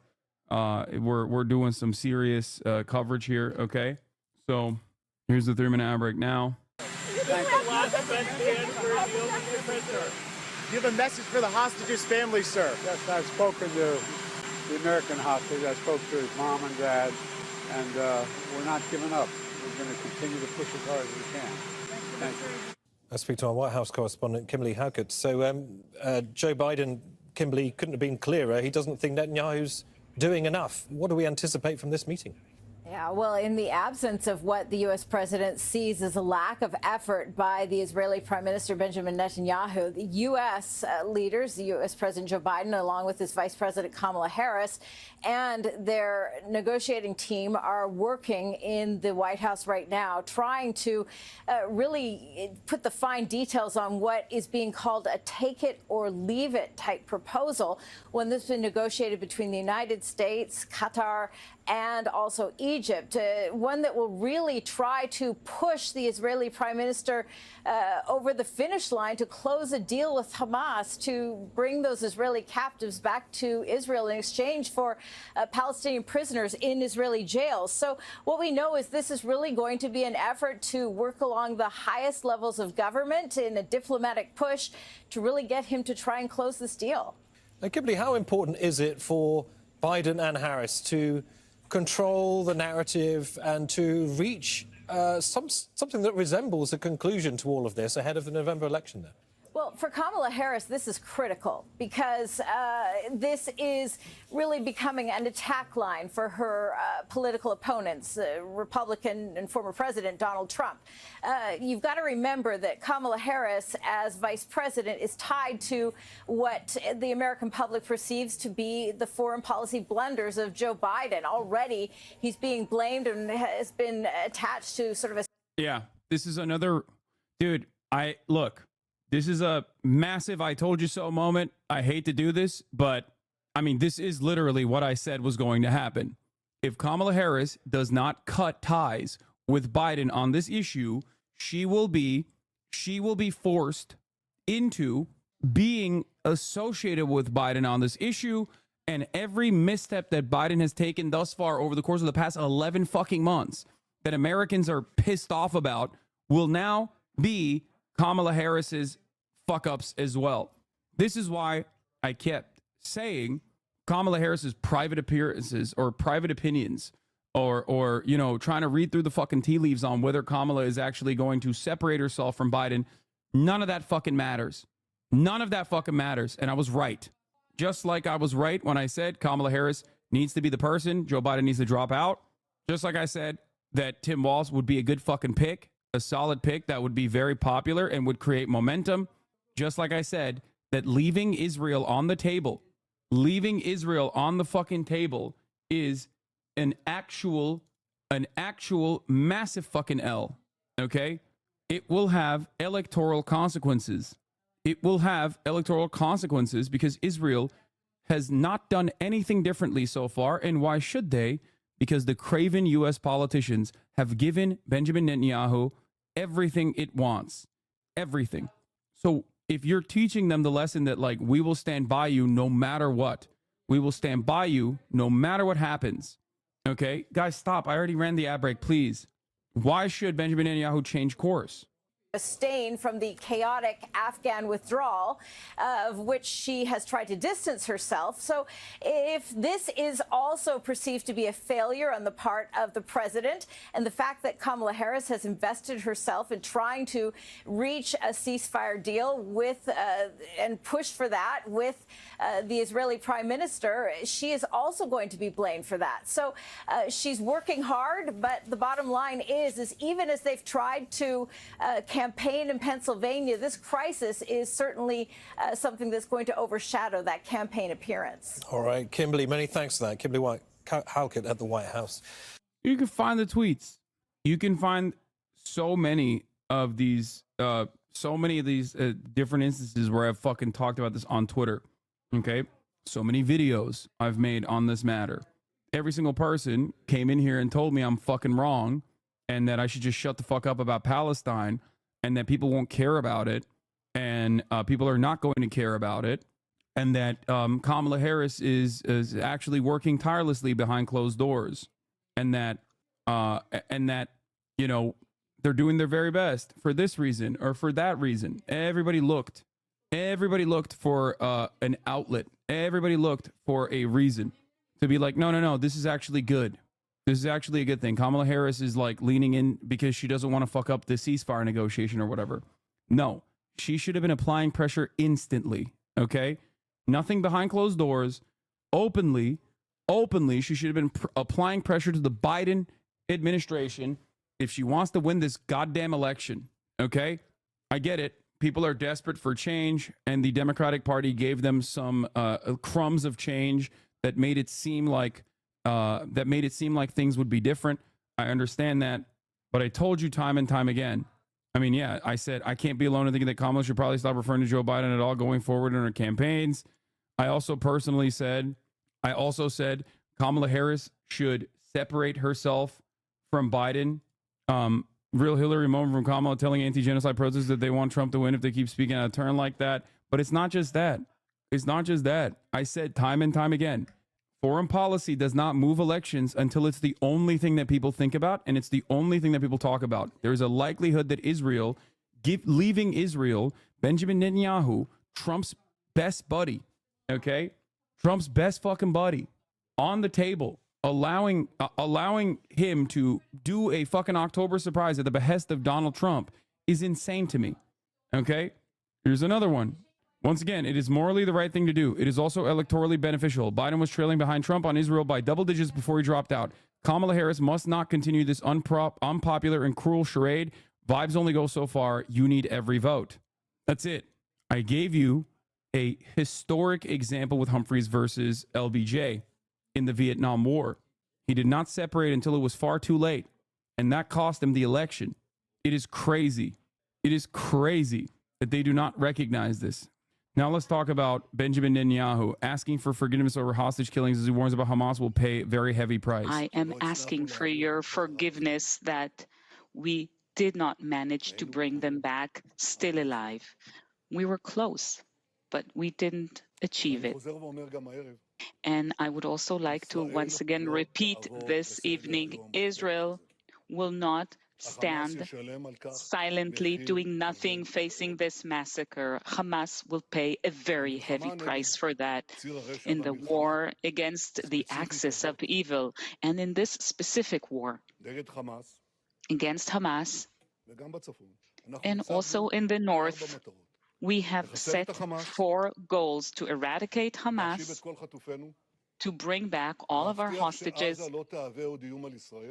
to make sure that Gaza no longer poses a threat over Israel, and to allow the people of Israel living in the north return home safely. 3 of these goals go through one place, and that is the Philadelphia Corridor.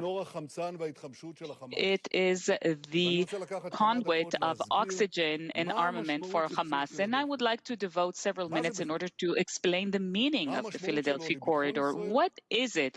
What is its significance for Israel's security? What is its significance and importance in guaranteeing that we won't face another October 7th and another October 7th and another October 7th, just as Hamas promised that it would do. So first of all, I'd like to show you what we had over the years until we pulled out of there. This is the state of Israel. This is Egypt. And you can see the Gaza Strip here. The distance from Tel Aviv isn't that big, from Beersheba and from the area surrounding the border. Of course, there's hardly any distance, but we had an international border going from the sea all the way down to Eilat. This was Israel's international border. If you could blow it up a bit. So if we see this now, as we zoom in, you can see that throughout these borders, the maritime border is under our control, but the land, the ground border isn't under our control. Ashkelon, Sderot, the Kibbutzim, the Kerem Shalom passage, and here you have the Rafah crossing and the Philadelphia corridor, all of them under our control.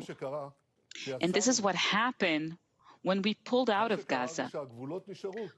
This is what happened. The borders remained in our hands. They tried breaking through the maritime border. Remember the Marmara and some other events in flotillas, but we... Yeah, that was a humanitarian aid ship that you fucking destroyed. Mavi Marmara is what he's talking about. It was a Turkish humanitarian aid ship that they fucking sent commandos into and killed everyone on. And then fucking lied and said they had weapons and they only showed like a bunch of fucking kitchen knives. Weathered them all. So nothing could come wherever we were in control of the borders. But once we pulled out of the Philadelphia corridor. See, this is the border between the Gaza Strip and Egypt. And once we pulled out of there, there was no obstacle left from a massive infusion of weapons and means of warfare and machines for manufacturing weapons and machines for digging tunnels, all of that under the auspices of Iran, with the funding of Iran. So all of these things that you see here came into Gaza. So Gaza became this huge threat over Israel because there was no barrier here. There was nothing stopping this. This is what happened. So now the question remains, and people ask me this question, well, if it was that bad, right, how come you didn't conquer it? Why didn't you conquer it? And the answer is that we constantly tried to harm, to attack, of course, immediately after the disengagement, this armament, and of course, even more so under the time when Morsi was in regime, in power, but also with Mubarak as well. But we fought them. There were a series of wars or campaigns. I led 3 of these campaigns: Pillar of Defense, Guardian of the Walls, and Protective Edge. We fought it. And this, of course, led to a situation in which we killed off thousands of terrorists and senior ranking commanders, the chief of general staff of Hamas, Jabri, but there wasn't national or international legitimacy to go inside of Gaza, to conquer it, to reconquer the Rafah crossing and the Philadelphia corridor. There wasn't any national consensus or international agreement to that. Now, the importance of the Philadelphia corridor, it's not something I'm just saying now. I already said that 20 years ago. The reason why he is specifically talking about the Philadelphia corridor, this is a great example, gives a great study in attempting to manufacture little missile icons inside of Gaza, but just city names within Israel. Yeah.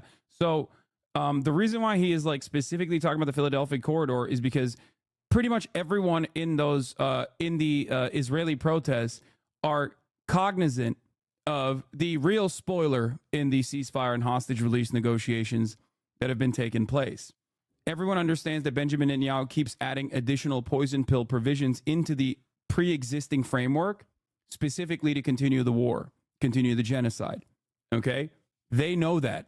That's why they keep fucking mentioning the Philadelphia corridor and the permanent occupation of Gaza, the permanent military occupation of Gaza as a reason. They know that. So now he's turning around and trying to explain away why he's like, we have to have this permanent military occupation on the southern border between the Gaza Strip and Egypt, because then they'll take the hostages out from that border and they'll sneak them into Iran and we'll never see them ever again. And all this other bullshit. The irony, of course, is that, dude, if you did the fucking ceasefire deal, you would have the hostages. And everybody understands this with the exception of dumbass Americans. Okay? And the reason why, and I hate to say this, dumbass Americans don't understand it is because our media does not actually fucking cover the situation and has done a great disservice in an effort to tie themselves, in an effort to continue the Biden administration's absolutely insane suicide pact with Benjamin Netanyahu. That's it. That is the reason why he is personally trying to explain away to the Israeli society in Hebrew why the Philadelphia corridor must be maintained. Why the Philadelphia corridor on the Rafah crossing must be permanently occupied by the Israeli military. Sharon declared the disengagement at the end of 2003, and then a few months later, on March 26, 2004, What's the real reason he wants to control the Philadelphia corridor?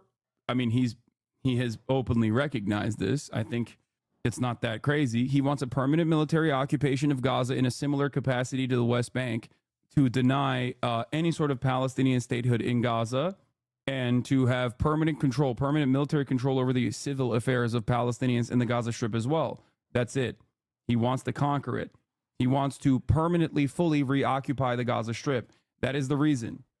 Described what are my minimal demands, and I said my first condition is control over all the crossings into the Gaza Strip and from the land, from the air, and from the sea. The Philadelphia corridor, which separates between the Gaza Strip and Egypt, will not be evacuated. If Israel cedes control over it, that's what I said back then Gaza will turn into a terrorist enclave. And when I resigned from the government, when I realized that they were going for the disengagement, that they were going to uproot Jewish settlements, communities, I handed in my resignation later, and I said to Prime Minister Sharon at the time, I said, as a minimum, I demanded that we keep the Philadelphia corridor in our hands. So it's not something new. It was obvious that if we don't have this corridor, they will arm themselves, they will.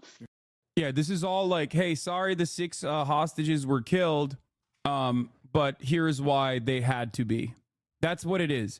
This entire thing is, this entire PowerPoint, this racist ass fucking PowerPoint is straight up to be like, this is why the 6 people were killed, okay? Sucks to suck. That's precisely what he's saying, which of course, you know, it's very telling, and I don't think that it's working for Israeli society. I don't think they give a fuck about his personal ambitions, and that's why he says it simply won't happen. Netanyahu, in a message to the Biden administration on a proposal to withdraw Israeli troops from the Philadelphia corridor and the Gaza-Egypt border in a hostage ceasefire deal. What this means basically is I'm not dealing with the ceasefire. You have to cave. You have to concede to my demand. The problem is there is a party there on the other side. There's a party there on the other side that literally is saying, no, we're not going to fucking understandably allow a permanent military occupation. That is not a ceasefire at all. Okay? Yeah. By the way, of course, his own defense minister is urging the security cabinet to reverse decision to keep IDF on the Philadelphia corridor, says hostages must be brought home. Yoav Gallant, who is the other war criminal named by the ICC for a warrant out for his arrest by the ICC prosecutors, is literally at odds with Benjamin Netanyahu. Other prominent military officials within the Israeli occupying forces have come out over the course of many months at this point and have said there is no military solution to Hamas. There is no permanent military occupation. We cannot maintain a permanent military occupation. This is ludicrous. This is insane. That is what they keep saying. Israeli Minister of Defense Gallant at the cabinet meeting on Sunday. The hostages have no time. We got proof of that yesterday. Continuing to impose constraints such as the decision on the Philadelphia corridor will result in us not meeting the goals of the war. The fact that we prioritize the Philadelphia corridor at the cost of the lives of the hostages is a serious moral disgrace. Minister Ron Derman at the cabinet meeting, it would be a grave mistake to change the decision from Thursday regarding the Philadelphia corridor. To even talk about it will be a disaster that will incentivize murder.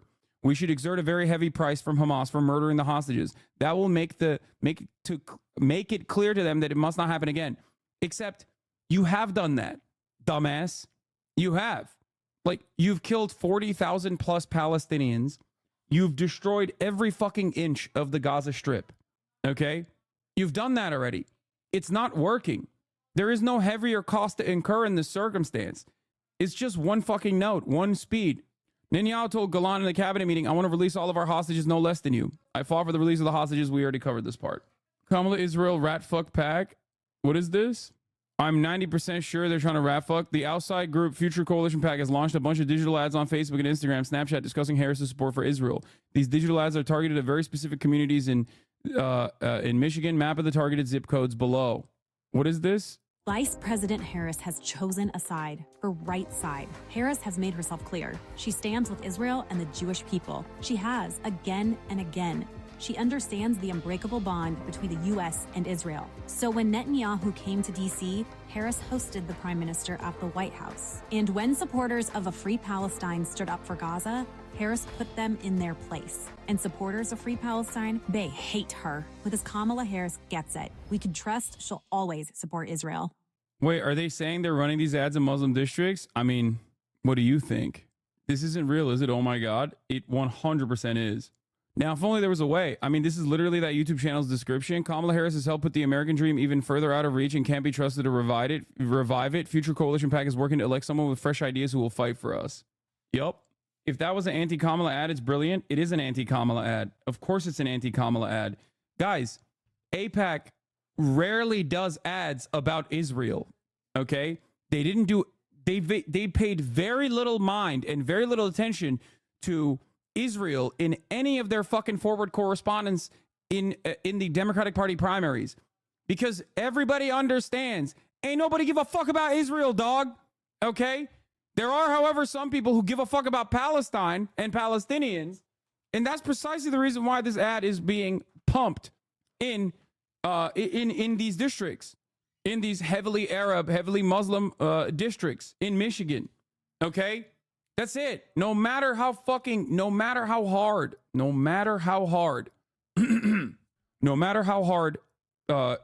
the American media goes in defense of Israel. Okay. Most people either A, don't give a shit, B, don't understand it, or C, think it's fucking abhorrent. The easiest way to solve this, and ads like this specifically, would be to obviously openly communicate that that's not what you're doing. Okay? Yeah, it's a fucking Republican ad, dude. The outside group Future Coalition PAC has launched a bunch of digital ads on Facebook, Instagram, and Snapchat discussing Harris's support for Israel. These digital ads are targeted at very specific communities in Michigan. Map of the targeted zip codes below. It's very obvious what the fuck is going on. They're hitting Kamala by saying, look, she's incredibly pro-Israel. She's the most pro-Israel politician ever. Look at how pro-Israel she is. The unfortunate reality is she is fucking pro-Israel. That's it.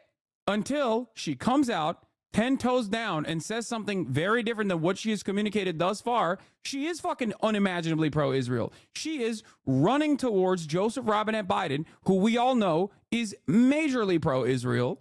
Okay. And it's a deterrent. I mean, it's a fucking, he is so pro-Israel that it is bad for not only America, but America's soft power capabilities in the region, America's hegemonic status, America's interest in upholding at least this faint idea of the international rule-based order. Like, he's fucking up the bag entirely, even for the American State Department. And she is running alongside that. She is marrying herself to this idea at a time when Americans, when polled, say Trump was significantly better than Joe Biden on Israel. Think about that. But she is pro-Israel. What the fuck are you saying? No, I'm saying that she is. I'm saying that. So until she changes trajectory, changes course on, her correspondence or communications, separating herself from the Biden admin, trying to apply outside pressure, even though she is also capable of applying inside pressure as the vice president, telling the public that, like, no, this is not me, and that we need to change course, and this is the right thing to do going forward. She's fucking cooked. It's a lib-aligned pack. I doubt it. From the Israeli state broadcaster Khan, Prime Minister Netanyahu is trying to convince the public of the importance of the Philadelphia Axis when he was unable to convince neither Defense Minister Gallant nor the head of the Mossad Barna nor Chief of Staff Halevi on this matter.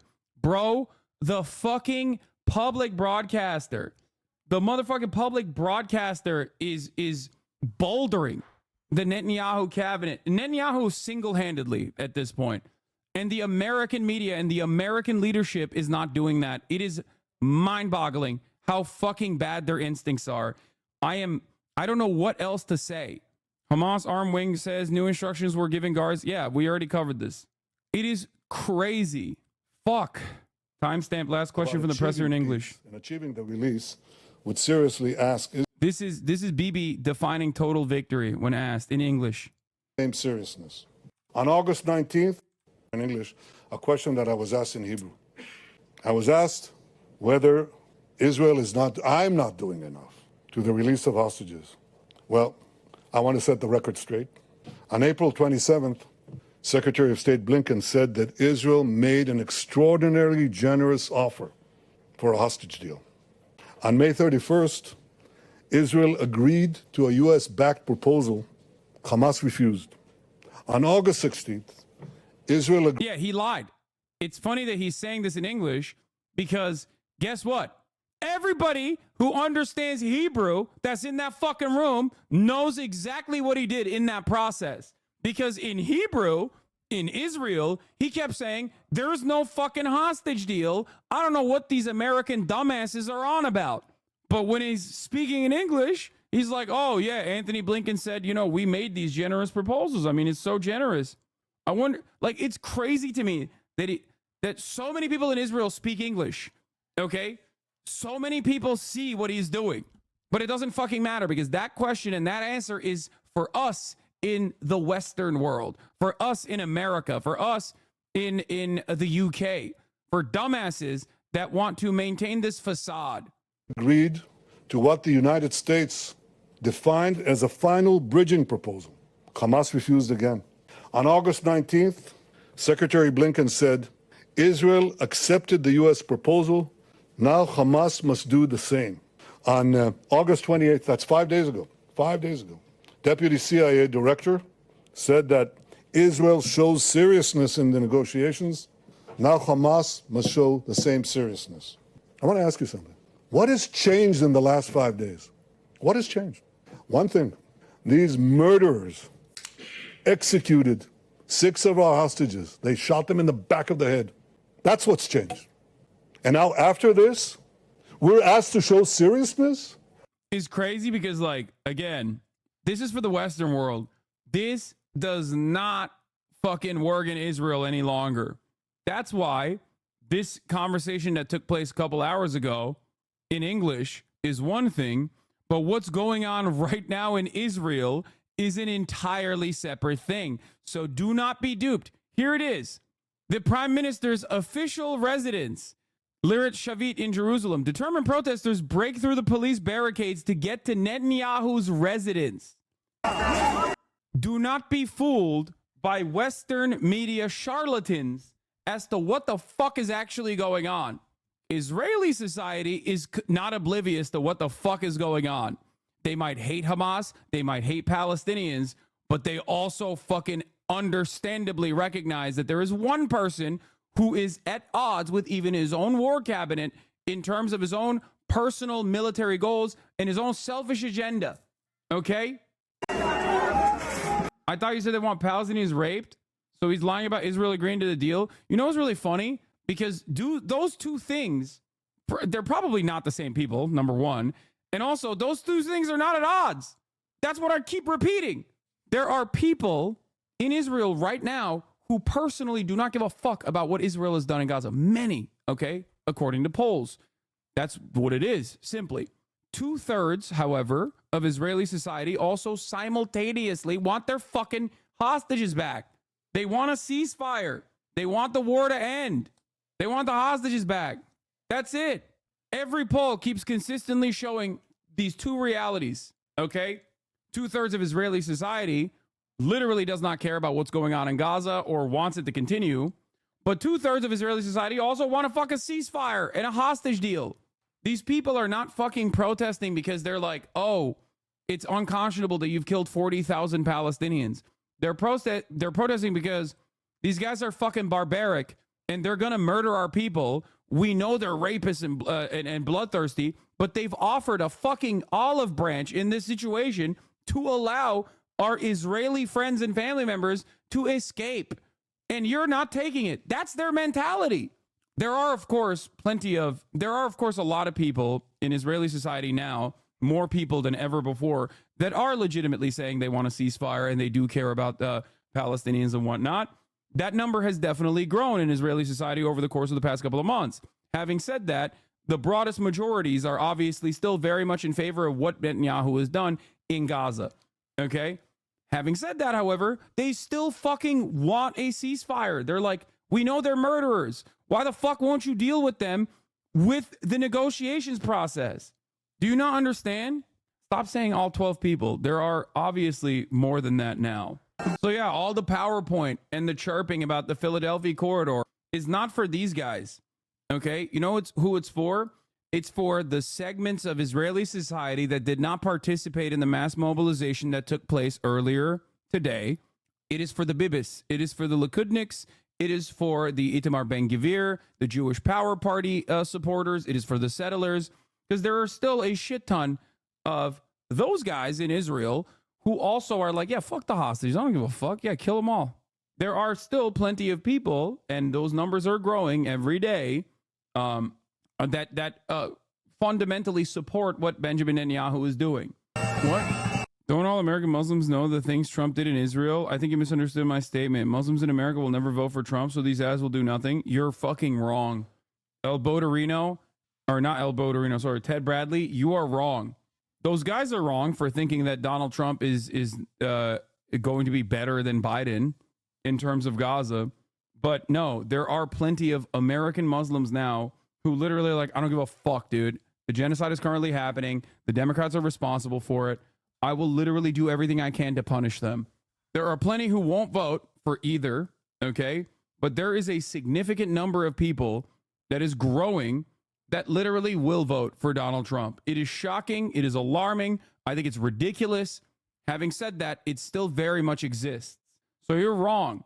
No, there are definitely people who, I'm telling you right now, there are definitely a lot of people who will vote for Trump.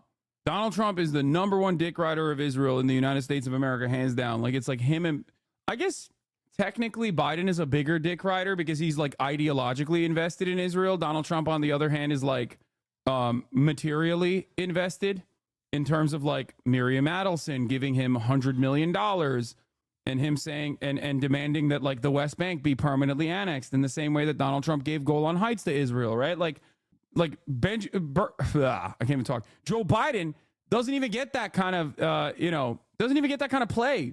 Joe Biden is not as well liked in Israel as Donald Trump is. Donald Trump's more popular than fucking Benjamin Netanyahu in Israel.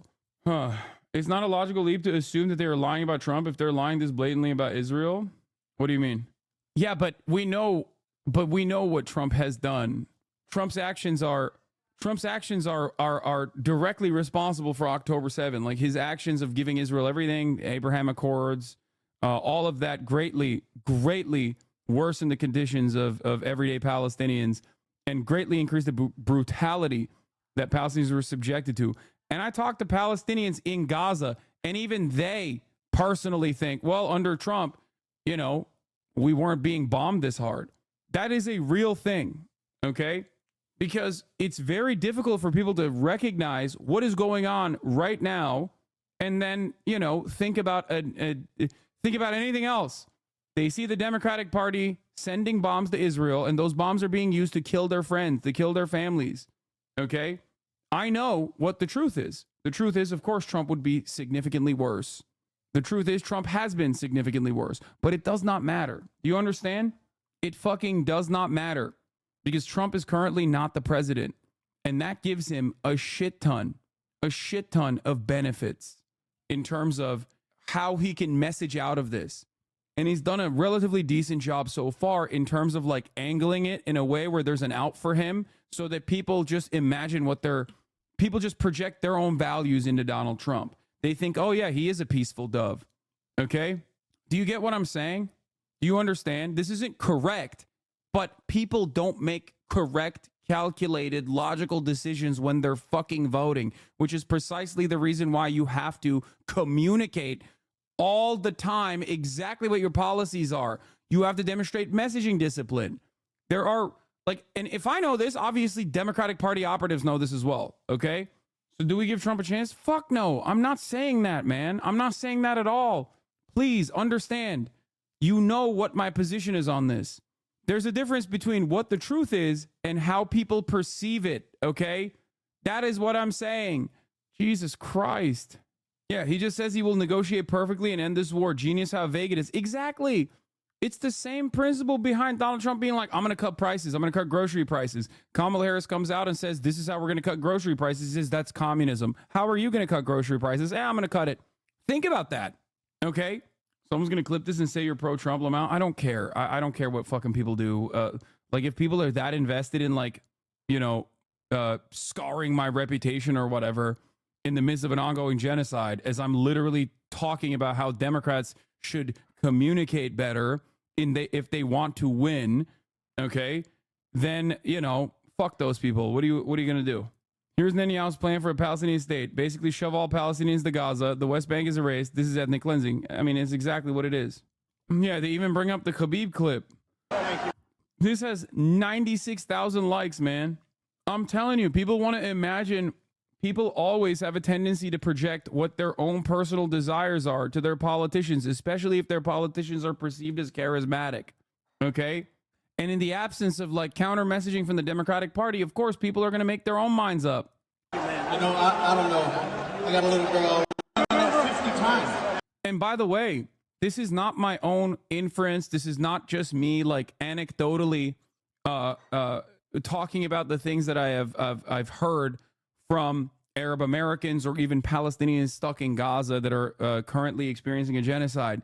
This also shows up in the data, okay? There is empirical evidence to back up this sentiment that Americans broadly want a ceasefire and even want to deny weapons transfers to Israel, but simultaneously, those very same Americans, when polled, think Donald Trump is going to do better than Biden did. He was, you know, leading by double digits on Biden on the issue of Israel-Palestine. And now, more and more, he's leading on Kamala Harris as well. Kamala Harris was closer early on to Donald Trump in terms of like who would do better in Gaza. Okay. And now her fucking approval ratings on Gaza are worsening because she keeps coming out and tying herself to the current administration and their deeply unpopular policies. It's that simple. It's not that hard to understand. It is not that hard to fucking understand. Also, Trump has given way too many flip-flop passes by the public and the media. He can tell Palestinians will end the war while also telling Israelis and Jews will finish the job, and no one bothers to question him because he's Trump. Exactly. No, absolutely. Abso-fucking-lutely. Hassan, the hilarious sad thing is Trump was talking about Russia, Ukraine. Oh my God, I said this. Oh my God, I called this.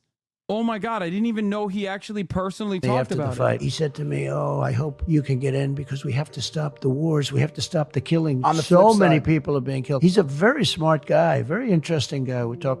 Wait, I don't remember this in the fucking Logan Paul impulsive You video. guys would probably say he's the best ever, maybe, and he was just about my favorite guy. Right after the election, if I win, I will get that war stopped before I get to office. Talking about Russia, Ukraine. I'm talking about Russia, Ukraine. Oh my God. Oh my God. Okay, yeah, We'll he get did. his- He did. He 100% was, yeah, no, you're right. We watched this. It's genuinely frustrating how willfully incompetent Dems are being. 100%.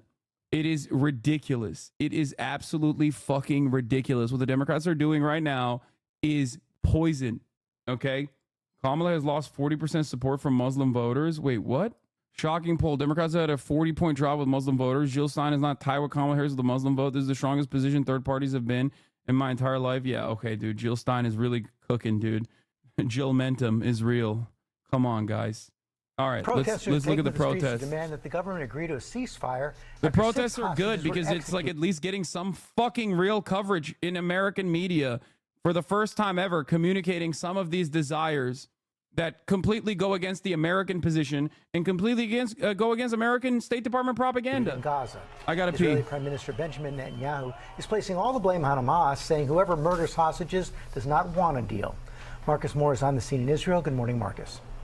George, good morning. This is the funeral procession for 23-year-old Israeli-American hostage Hersh Goldberg Poland. You see all of the people here in Jerusalem who have lined the procession route as they go to a nearby cemetery. His murder and that of 5 other hostages sparked deep sorrow and anger across Israel. Overnight, thousands packing the streets of Tel Aviv to protest the deaths of 6 more hostages. Protesters blocking a highway in Tel Aviv, setting fires, demonstrating against Prime Minister Benjamin Netanyahu's handling of the war. Israeli police seen clashing with protesters, arresting dozens, and using water cannons to disperse the crowd, dragging and pushing them through the streets. Outrage growing after the Israeli Ministry of Health says the 6 hostages were killed, quote, in a number of short-range shots, estimating their deaths occurred 48 to 72 hours before their bodies were examined. The hostages found in Gaza, Israeli-American Hersh Goldberg Poland among those murdered. Richmond, Virginia Rabbi David Asher, a friend of the Poland family, horrified by the news.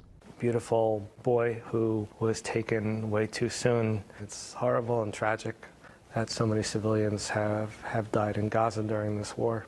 I spoke with Hersh's mother earlier this summer after a video of him in captivity was released to the public. Listen, we are pawns in a game. The hostages are pawns in a game. Their families are pawns in a game. And a game that we didn't sign up for. The head of Hamas's negotiation team saying the hostages could have been brought back alive, claiming. What do you think finally made Biden go, Bibi isn't doing enough? Dude, I don't care, okay? I don't care. I don't care that Biden finally said Bibi isn't doing enough. For the past 3 months, Benjamin Netanyahu has openly fucking sullied the terms that the American government kept saying was Israel's own terms, okay? It means nothing. It means nothing to me, and it should mean nothing to you, okay? Until you see firm commitments. Until you see firm commitments from the American administration currently, the Democratic Party, okay? Until you see them genuinely take a stance, it means nothing. It took 3 months of him openly saying, fuck Biden, I don't care about this deal, there's no deal, for him to turn around and be like, oh, I guess he's like not doing enough. That's the strongest condemnation publicly that he's given to Benjamin Netanyahu. It does not fucking matter, okay? For the past 11 months, Biden has come out and been like, I want a 2-state. Benjamin Netanyahu comes out the next day, says, fuck a 2-state. How about a no state? Okay? Every fucking day. Rinse and repeat every fucking day for the past 11 months of this ongoing genocide. It is so ridiculous. Oh, wow. Finally, he said, Benjamin Netanyahu. Finally, he recognized the truth. Here it is in January 14th, 2024. Biden running out of patience with Bibi as Gaza war hits 100 days. Until he says, we are going to follow international law.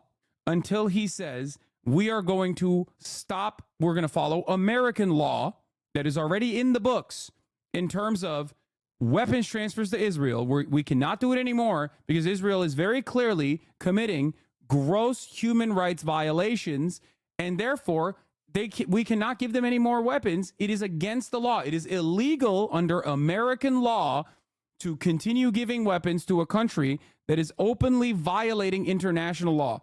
Okay? That is in the American law.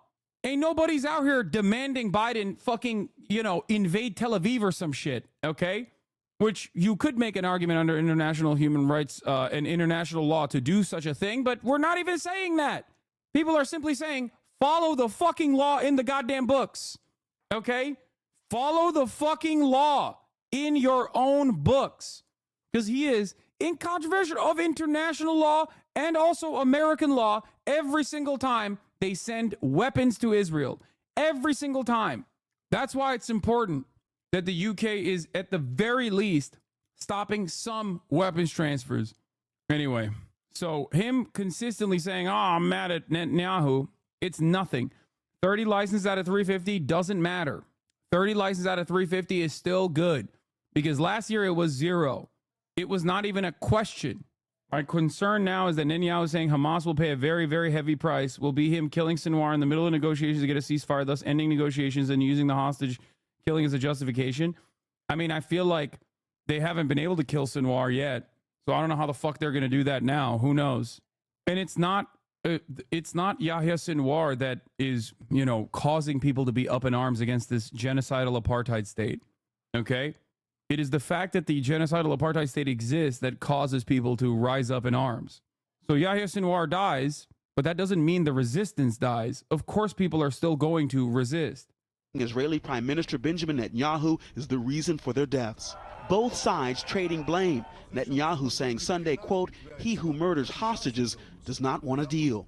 An Israeli security official confirming to ABC News 3 of the killed hostages were set to be released, according to a July draft of the ceasefire deal. This is the most damning part of this, okay? By name, they said, "You seem mad." I mean, I don't know how you wouldn't be.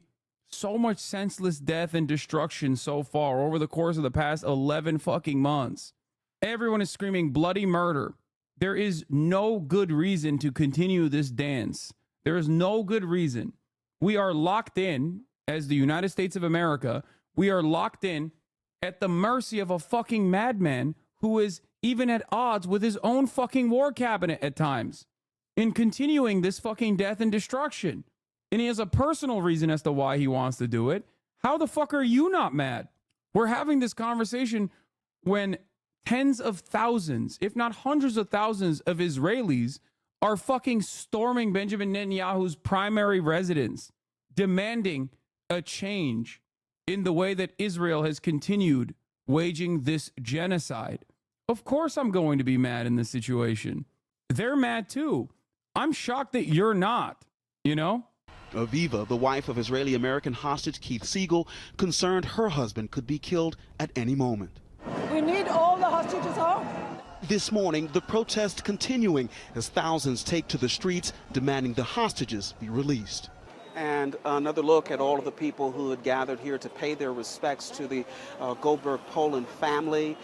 There are more than 90 hostages still in Gaza, several of them Americans, and according to officials, the belief is that only half of them are still alive. Families here in Israel urging the Israeli government to accept a ceasefire deal to bring the rest of the hostages home. Michael. Yeah, our thoughts are with those families. Well, this afternoon, thousands Israeli court orders end to the general strike in Tel Aviv. To the streets of Tel Aviv, continuing with their protests, blocking the city's main highway. A court in Israel says a general strike currently taking place across the country must now end. Well, from there, our Middle East correspondent Alistair Bunkle has more. For the second day running, protesters have blocked the major highways running through Tel Aviv. Today is a Let's be real. They're not protesting for Palestinians or see them as human. Yeah, no shit. It doesn't fucking matter, though. You understand that, right? Because guess what, dude? They're protesting so that Israel actually follows through on the current ceasefire deal that is in play. Okay? A ceasefire deal that Hamas has said yes to. And that will stop more Palestinians from being ruthlessly fucking slaughtered. So even if they personally don't give a shit about the humanity of Palestinians, there is a mutual interest here. Okay? So yeah, I'm gonna fucking support the goddamn protests in Israel, okay? I'm gonna continue supporting it, while also telling you, obviously, that there are plenty of people in those fucking, in those crowds that do not give a fuck about Palestinians, do not think that Palestinians are human beings at all, okay? general strike across Israel, which means public sector workers are out on strike. Businesses, shops, restaurants are closed. Public transport's not running. Ben Gurion Airport has been closed to flights landing and taking off as well. Now, we think that strike is going to end at 6 o'clock this evening. The government is opposing it in court. But whilst that strike is going on today, people are using it as an opportunity to come out again and protest against the government and against Benjamin Netanyahu. Just to give you an idea of where we are, as I said, central Tel Aviv, but right outside the Defense Ministry, which is where the Israeli capital. The goal is economic paralysis within Israel. The first general strike began with the aim of pressuring for a prisoner exchange deal with the support and participation of the Israeli Labor Federation, the Hizdatrut. The strike was initially scheduled for only a few hours during the day, but there are now new discussions to extend it until tomorrow with the addition of new sectors, and it is subject to further renewal depending on the developments of the political discussions and negotiations. Here we will monitor the most important events, updates, and impacts. One of the methods of strike is blocking important roads and preventing movement. Very anti-Semitically, for the record. Baggage conveyors at airports have stopped, and no planes are taking off. Work was expected to resume at 10 a.m. but was postponed until the evening with the possibility of extending until tomorrow. Ben Gurion Airport is completely closed, anti-Semitically, as I might add. Okay? Haifa Port is out of service since this morning, anti-Semitically, as I might add. The strike has affected government offices, banks, and public transport. It was expected to end at 10 a.m., but there are now discussions about extending it. During the discussions about the extension, 2 planes took off for America, but the matter was quickly realized and the airport was closed again with greater firmness. The union has informed the labor court that the strike will be called off at 6 p.m., the closing time for the companies, with discussions of continuing over whether to resume the strike tomorrow as well. The government has filed a case in the labor court to force the union to stop its strike. To begin with, the strike is an important development, but it has not yet gained much momentum. The strike was good today, but if it does not continue tomorrow and the day after, it will be worthless. On the other hand, there's also the National Union, which is considered a parallel union to the Workers' Union, which announced last night that the website had collapsed due to the large number of requests to join from people who are against the strike. The labor court forces the union to end the strike within half an hour from now because the union has no right to interfere in political affairs, and thus the government wins the case. Sheba Hospital also refused to treat wounded Israeli soldiers due to the strike. Holy fuck. Damn, dog, they're doing literal fucking BDS anti-Semitism. Yeah. Most chatters are missing the point of these protests. It's not like the Israelis are pro-Palestine. It's because they want Bibi to meet their demands and bring the hostages back home. Exactly. Yeah. They're doing BD us. Yeah. Exactly. Are we sure these aren't Iran-funded protests? No, they must be, dude. Anyone that protests Israel obviously is funded by Iran. Except I'm Iran, dude. I'm the one funding the protests. You know what I mean? And you're Iran technically because you're funding me at the top of the hour in order to avoid the 3-minute ad break. So I guess we're all Iran. Because at the top of the hour, there's a 3-minute ad break. And if you no longer want to see those ads, all you need to do is subscribe, as you guys know already. And you can do that for $6 or for free with a Twitch Prime. And in that funding mechanism, you all become Iran. We are all Iran. We're all mullahs in our own way.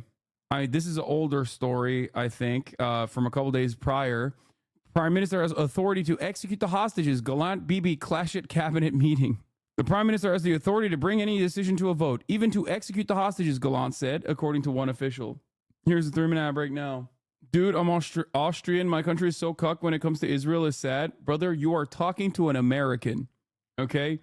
There is no country cucked greater than the United States of America. Okay? Like, we are the most cucked.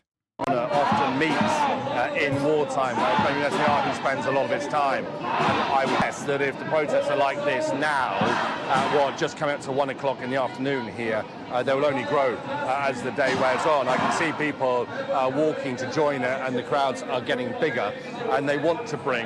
No, America's more cucked than Germany. Yes. Like, America is more, I mean, I guess Germany also like straight up arrests like anti-Zionist Jews and shit. But so do we. Germany's a close second. No, actually, we are literally the most cucked because we have the most power. We have the most power in this process. Pictures from West Jerusalem. Anyway, let's hear what Elon Pape had to say about the strikes. Vast numbers of people still out on the street there, despite the Labour court ordering the end of the strike that was called by the trade union on the basis that it was politically motivated, said the court. How do you interpret that? Aren't all strikes inherently politically motivated? Yes, of course they are. This is just the way that the legal, or those who represent the legal system in Israel are trying to navigate between their full understanding, and they already recognize that Netanyahu has breached almost every law in the book of laws of Israel on the one hand, and the fact that they depend on him to survive in their positions, whether it is the prosecutor, the chief prosecutor, or the legal advisor to the government, and therefore... I'm in the new Philly D Thumbo. Not shocking. What is it about? Is it about the hostage? Is it about the hostages? We'll watch it afterwards. This is just a play. This is a game. This is nothing to do with legality or illegality. This is a balance of power by which, until now at least, the base of Netanyahu, his coalition allies, and himself are still the ones who determine Israeli policies inside Israel and towards the Palestinians in Gaza, in the West Bank, and towards the north, towards South Lebanon. We're talking about pressure now from outside the country. We understand that the United States could be poised to offer a so-called take it or leave it ultimatum to Benjamin Netanyahu that could spell a possible end to US mediation efforts in bringing about a ceasefire. What might that potentially mean for Netanyahu if it happens? Well, again, it's funny how we sort of think that we are hearing some dramatic news, where actually we see the repeat of the same news again and again. We were already in this point where the Americans said, what we are proposing now is take it or leave it. And then they came again and said, no, this time we really mean it's take it or leave it. And I'm afraid this is going to be the same. Netanyahu is going to reject the American proposal, whatever it is, because, as I said in my early answer, his main strategy is to continue the situation of the war, because he believes that's the only way that can ensure his political survival. He doesn't think that the Americans are in any position to really pose danger to his own position in the government, because we are 60 days before the election. Brother, Benjamin Netanyahu could be like, Benjamin Netanyahu could put his dick on the fucking table in a Zoom meeting with Joseph Robinette Biden, and Biden would come out the next day and be like, he had a great dick. I'm giving him $20 billion extra dollars, Jack. That's where we're at right now. Okay. I have no, I do not fucking think personally that like Biden is going to change course unless there is additional pressure from people in his immediate orbit, specifically Kamala Harris. Actions. And therefore, this is all going to be, there's going to be a lot of talk, but very little action on the ground. And I'm afraid we need something far more drastic than an American proposal that tries to satisfy Netanyahu's demands that keep changing, because he doesn't want a deal and he doesn't want to end the fighting. When you say something far more drastic is needed, what does that look like to you? Well, definitely not what I heard from. How can people think Kamala's better than Trump on this issue? I'm personally voting for Trump to stop the genocide. We got it, bro. We get it. Here's your attention. Okay. Yes. Donald Trump, who is literally one of the most pro-Israeli administrations, is going to be better than Kamala Harris on Israel. Is so fucking stupid. There is no better or worse on genocide. It's like literally the worst thing you can do. Okay. Go off, have fun with that. It's a painfully obvious role. I know. It's so fucking stupid. From Kamala Harris in the Democratic Convention a week ago here in Chicago. We need a position, if not by the Americans, at least by the Europeans, and at least by the European countries who already showed some conscientious position to treat Israel as a pariah state that commits a crime against humanity, namely genocide in Gaza. And that should be translated into sanctions, into stopping military support for Israel, financial support. But I'm afraid, and I have to be realistic, this is not going to happen in the next 60 days, or it won't come in the next 60 days from Washington.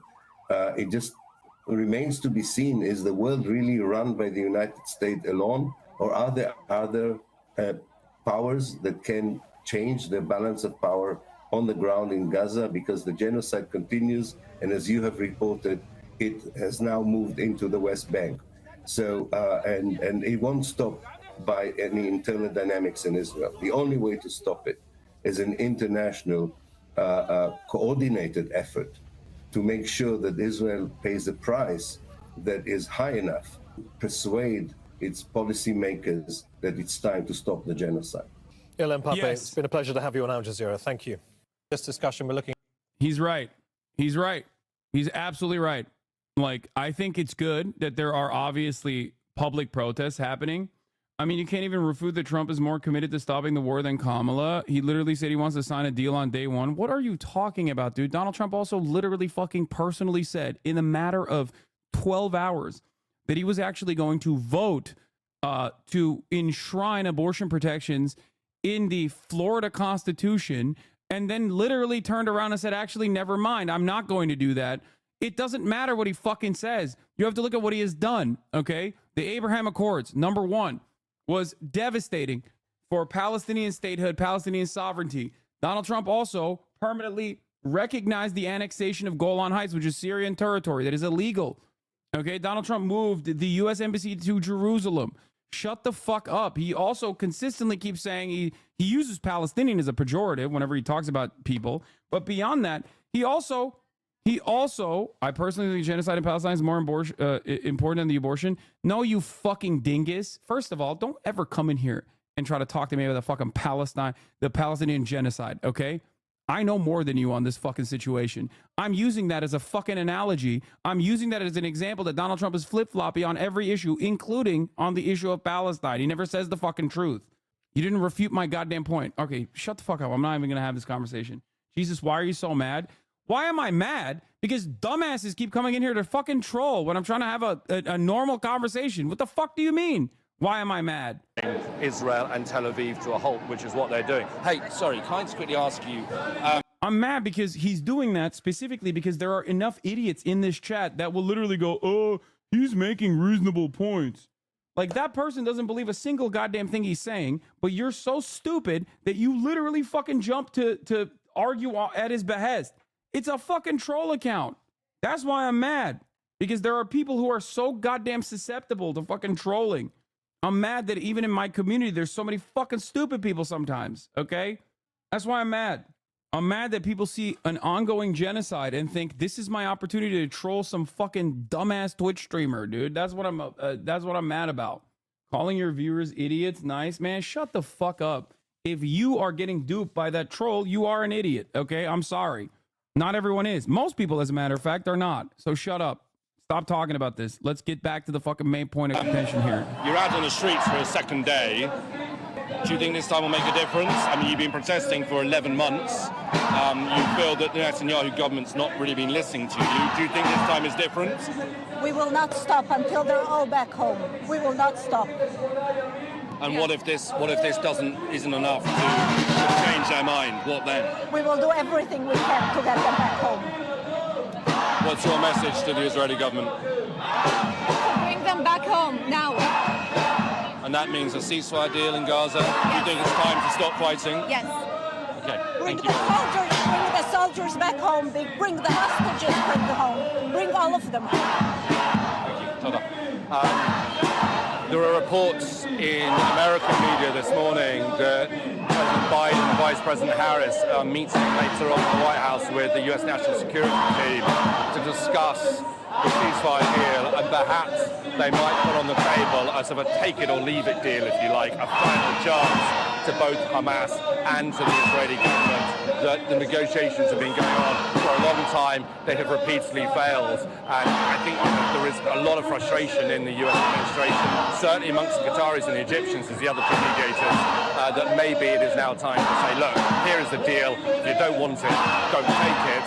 But we cannot shut these negotiations out ad infinitum, especially when the strength of feeling in Israel for a hostage deal does seem to be growing.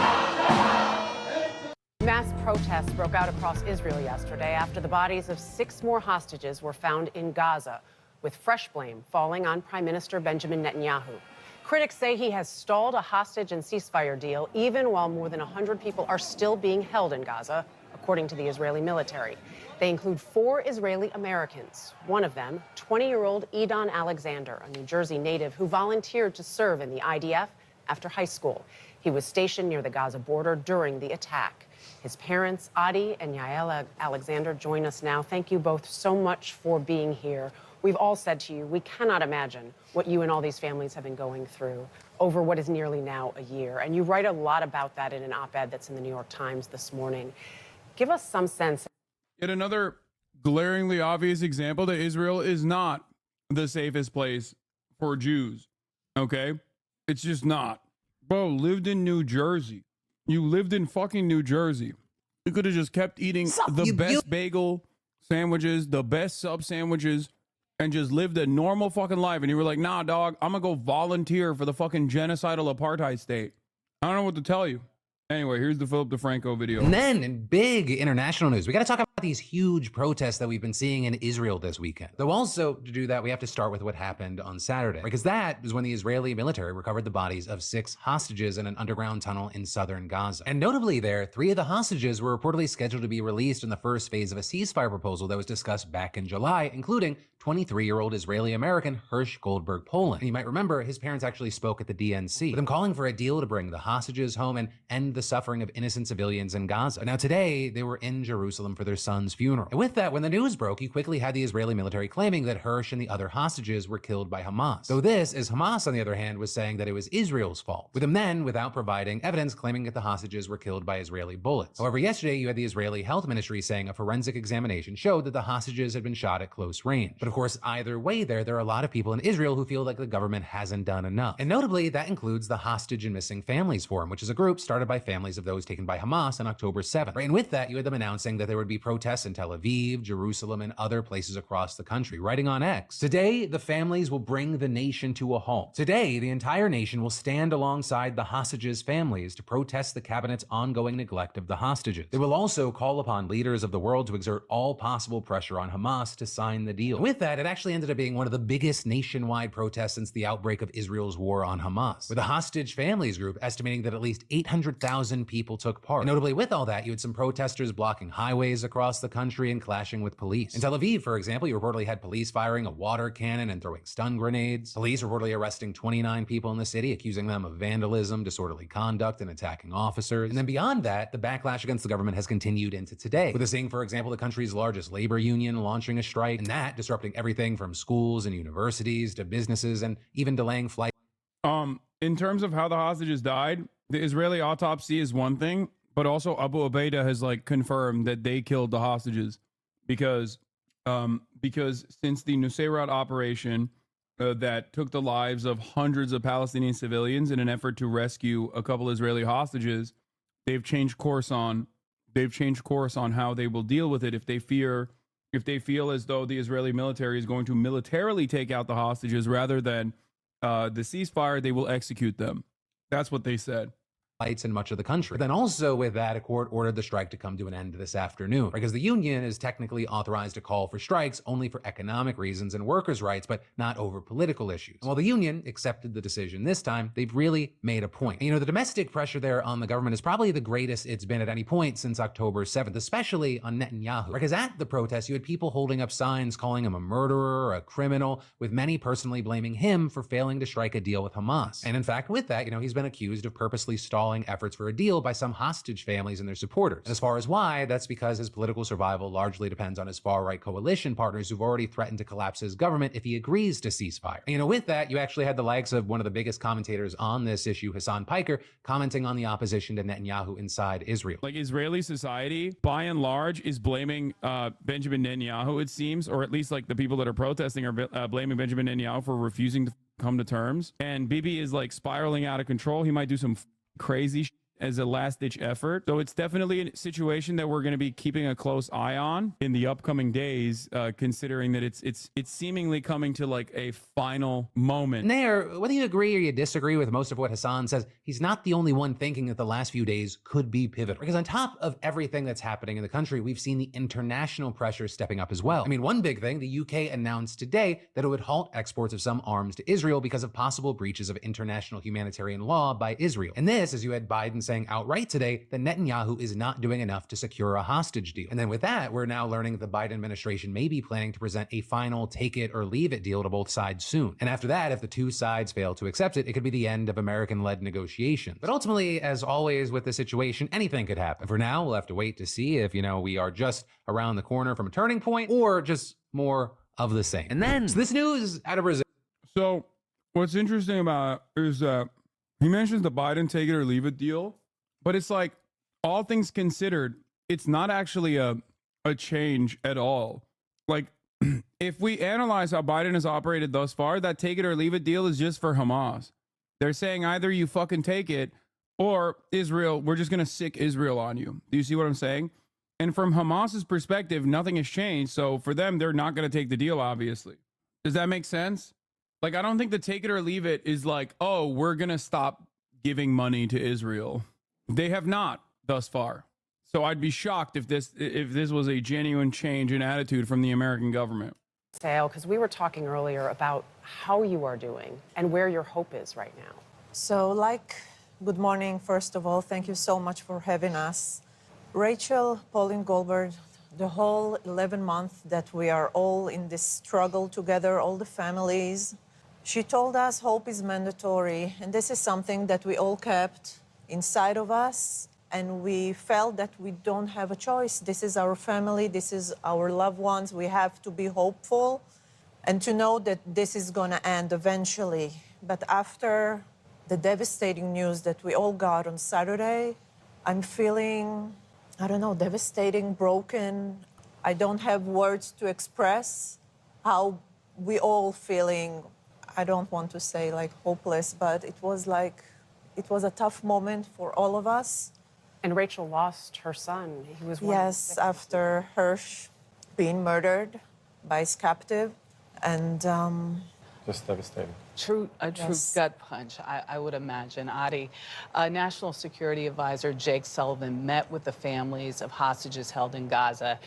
You were on that call. What can you tell us about that conversation? It was our, I think, 15 meeting with Jake Sullivan yesterday, and it took almost an hour and a half. Now, from what we understand, there is a proposal being drafted right now as we speak, and it will be presented to both parties, Israelis and Hamas, and that will be a bridging proposal. The mother has a dog tag, the IDF dog tag, because it's probably her son's, chat. Her son volunteered for the IDF. Her son was a prisoner of war. It's her son's.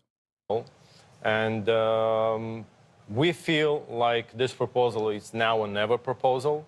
And I hope they will take it seriously and say, yes, let's go. 15 meetings you've had with American officials. Yes. Do you get a sense that the White House is doing everything it can, or would you like to see them doing more? I would like to see them do something different, maybe, because the outcome, it's the same outcome after 11 months. Wait, did I misunderstand? No, this is the New Jersey family, is it not? Yeah, this is the New Jersey family. Yeah, this is the dude from New Jersey who fucking went and volunteered for the IDF and was at the border when he was nabbed. People are in. It was the first group of released hostages, more than 100. If I'm not mistaken, 131 hostages been released. But we see the dedication, and I wish to see the same dedication and commitment from the Israeli government as we see from the American government. I was going to ask you, when the Prime Minister was in Washington in July, you had an opportunity to speak with him. Right. What did you tell him, and what would you tell him now? I personally asked them. We sat together at the cabinet room. I sat next to him, literally a foot away from him.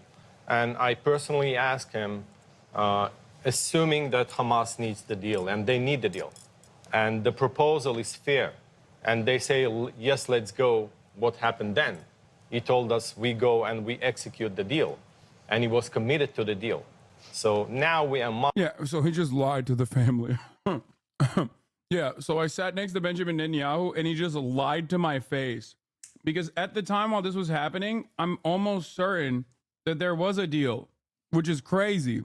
Like, Benjamin Netanyahu straight up looked at this dude's face and was like, oh, yeah, dude, yeah, I would love to do a deal with Hamas. It's just that, you know, I just have so many additional reasons as to why I can't, that I keep adding new reasons as to why I simply cannot. You know, I really want to, I just can't. A month later, with 6 hostages dead, that never had to happen. Yeah. He's prolonging the war for the short political reasons, and time passing by, and we're getting more bodies out of Gaza. This is unacceptable. You've written that you have no faith in him to change this right now, but we started off talking about the hope that Rachel said is so important for you to have. While you have hope, and any parent would have hope for their child, what is it about your son, about Idan, that keeps you fighting every day and hopeful every day? We know he's a tough kid. He's a tall, tough kid. He's a swimmer. And we hope he's holding up. and we coming for him, and he needs to survive.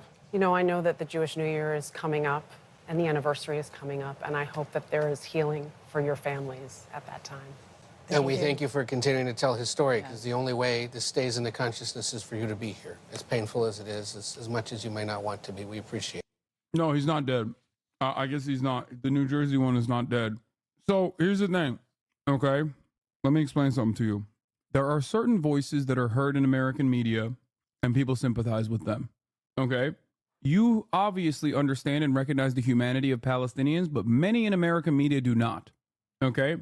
So I will always be an advocate, even if it is an Israeli occupying force soldier's parents who are worried about their son, who literally who personally traveled to Israel to do war crimes, okay, to join the war crime brigade.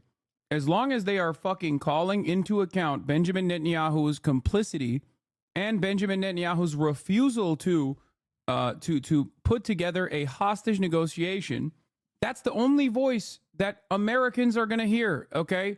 They don't give a fuck. They don't even give a fuck if you're like a white woman with blonde hair and blue eyes and you're a doctor and you went and you surgically fucking removed shrapnel from Palestinian children's heads. They don't care.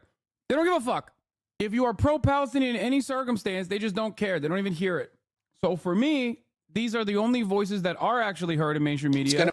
And as long as they are literally outflanking everybody else, then I'm as long as they are saying what is true, which is that Benjamin Netanyahu is responsible for all of the hostages that are being killed, and they are not dealing with the Palestinians in a meaningful way to come to table with the deal that exists, you know, I'm here for them. I'm here to listen to what their statements are going to look like. All right. Yeah, Middle East Eye Muslim voters evenly split between Jill Stein and Kamala Harris. New poll finds 40% drop in Muslim support for Democrats as they lean to third parties amid outrage over war in Gaza. I think it's really interesting. It is really interesting to see that regardless of the incredible amounts of propaganda from the Western world, there are people who obviously are close to the matter at hand that recognize the reality. Because I don't think those guys are watching the Hassan Abi broadcast. You know what I'm saying? They're living in it. So for them, they understand who is responsible, who is most responsible for the ceasefire deal not being put together. They don't hear Anthony Blinken going, oh no, it's actually fucking, Hamas that's like ruining the proposals. Like they recognize who is responsible. Anyway, how can Biden help Harris? Importance of Harris-Trump debate. More on 2024 campaign. In a field of bad decisions, it seems that the Biden administration is going to continue the bad decisions. They're doing a rally together in Pittsburgh. Tying Kamala Harris to Joseph Robinette Brandon is obviously a pretty awful idea, considering why Kamala Harris is currently running as the presidential candidate and why Joe Biden is not, because he was deeply unpopular. But it is what it fucking is, it seems. It's just like you can't reason with these motherfuckers. Do you feel some kinship towards her as a mixed person? Not personally. I find a lot of her trajectory to not be my brand of woman leader. We've got 3 major international crises going on and someone applying to be commander-in-chief. As a woman, I want to see you do more than, appeal to giggling and having a girl moment on the stage. Do you feel some kinship towards her as a mixed person? Not personally. I find a lot of her trajectory to not be my brand of woman leader. We've got 3 major international crises going on and someone applying to be commander-in-chief. As a woman, I want to see you do more than, appeal to. It's crazy to me that like Kamala Harris is just forgetting why she is the fucking presidential candidate right now, as opposed to Joseph Robinette Brandon. It makes no sense. All right, last thing I'm going to show about Gaza-related stuff, Palestinian-related stuff. This hurts to see our secret Somali Tim Walz. At the Minnesota State Fair, Governor Tim Walz walks away when asked about the 6 dead hostages found in Gaza. Everybody, for those not from Minnesota, just to be clear, there's a lot of great state fairs in the country. This is the best one. And I say that having tried pork chops in Iowa and been at other ones, but great state fair, great tradition with Princess Kay of the Milky Way. Agriculture is still king in Minnesota. You see that many of these folks are going to participate in agribusiness over their lifetimes that we need here in Minnesota. So great state fair. Glad to have you all out here enjoying every bit of it, and started the day with pork chop and vanilla shake. So it's great. So thanks, everybody. The question was, how much has changed from the last state fair? I don't get 12 days, which I normally get.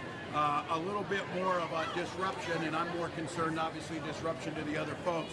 But it's exciting. I think people are seeing that we're getting to talk about Minnesota across the country, talk about the economy here, talk about things like the state fair, talk about agriculture. That's been really exciting. How are you balancing managing the state of Minnesota and running for president? Yeah, I got a good team on the being able to manage my schedule. We appointed 3 great judges last week in Ramsey County, as you saw. Every night we go through all of the decision memos and meeting with the commissioners. I stay updated throughout the day, and I'm in and out. Most of my time is day out and then back in. Governor, how are you feeling? What's your reaction to the 6 hostages being found dead in Gaza? All right. Thanks, everybody. He fucking bailed real quick, dude. Found dead in Gaza. All right. Thanks, everybody. God damn. He said, no politique here. No politique. Israel #1. No politique. That's wild, dude. He cut that shit down so fucking quick. Holy moly. Tim Walz the fuck out of there? Yeah. Come on, big dog. You got to have a fucking response. Like, you're running for VP. That's crazy. Like, we've been talking about Kamala Harris running on vibes and Brad Summer, but like, is fucking Tim Walz that's also definitely running on vibes and Brad Summer at that point. Like, what the fuck? It's additionally fucked up because I don't think he had any like genuine aspirations of being VP. You know what I mean? He didn't fucking give a shit. So, oh God. The anguish of losing a child is something no family should have to endure. Gwen and I are sending our deepest condolences to the Goldberg Poland family after Hamas's murder of their son Hirsch. Hamas is a brutal terrorist organization, and we condemn their continued atrocities against both Americans and Israelis in the strongest possible terms. Yeah, dude. No mention of the ceasefire. No mention of Benjamin Netanyahu. No, it's great, man. Good stuff. No, you guys should keep doing this. Fuck it. YOLO. It is kind of shocking, I guess, to some degree, because of like how much this situation is obviously on Benjamin Netanyahu's hands, that like, I'm not even seeing a lot of movement in the opposite direction. Normally, there'd be a lot more motherfuckers in this chat talking about how, like, Hassan, I can't believe you love that, like, Jews were murdered in the hands of Hamas. You fucking piece of shit. You want all the Jews to be murdered. Or, I can't believe that you're, like, blaming Benjamin Netanyahu, who is obviously the best guy ever, and not blaming Hamas. Like, there aren't even that many fucking naysayers in the chat. And I think... well, partially because we banned them for the past 10 months. That's one thing. But I think another reason is because, like, a lot of people do recognize that there is one party single-handedly responsible for the ceasefire negotiations not coming to a close, and it's motherfucking Bibi Netanyahu. Israelis on the ground recognize it. People in the global south recognize it. People in Palestine recognize it. I think the only people that don't recognize it are people who only watch, like, Jake Tapper. Those who are in positions of power within the Democratic Party. Do you condemn Israel, though? Oh, man, I don't know if condemnation is enough. Showing the Israelis who's recognizing who's at fault is the biggest impact for viewers, probably. Yeah. Anyway, how can Biden help Harris win? By fucking staying away from the campaign. That's what I think. Going to be a busy Labor Day for Democrats courting union voters in battleground states. Vice President Harris will join President Biden in Pittsburgh, their first joint campaign event since he stepped aside and she became the nominee. Former President Donald Trump returns to Pennsylvania on Wednesday, and we are joined now by CBS News contributor Joel Payne, Chief Communications Officer for the progressive group Move On here in New York. Good to see you, sir. Hey, Ed. Good to be with you. So this is an event that the president has gone to several times, this event in Pittsburgh. How important is it for him to bring her along? And more broadly, given that she's making Labor Day stops with labor unions in Michigan and in Pennsylvania, how key does the labor union vote remain for Democrats? Very important for Democrats. It's a key part of the Biden 2020 coalition that Harris is looking to replicate this time around. Pennsylvania is one of those places, particularly Western Pennsylvania, where Biden still helps Harris a lot. I know that some Democrats have a lot of questions about other places on the map where Biden might present baggage. I think it's clear that the campaign believes that he presents help in that part of the country.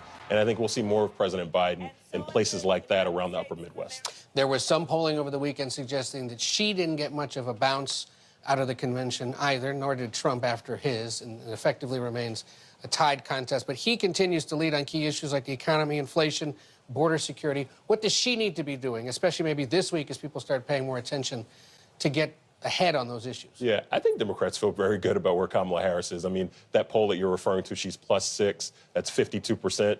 Barack Obama had 53% in 2008. She can win at that number. It's very clear that Harris was ascendant through the end of the summer. I think what she needs to do is to continue to expand her pool of available voters. The anti-Trump coalition is the largest coalition in American politics, and I think Kamala Harris has done the work necessary to make herself available to those voters. I think she'll continue to do that. And we got a debate next week. Obviously, they matter because if not, President Biden would still be in the race, perhaps. But how critical could that be for her and for him? Critical opportunity for her to continue to introduce herself to the American people who still are learning about her. I think that debate will be interesting to see also how Donald Trump reacts to. This is so dumb, dude. Like if the entire reason as to why you are personally capable of running for president is because the person who's the current president that you're the vice president of is so deeply unpopular that he had no outcome of winning the election, why the fuck would you ever do campaign stops where you guys are like side by side?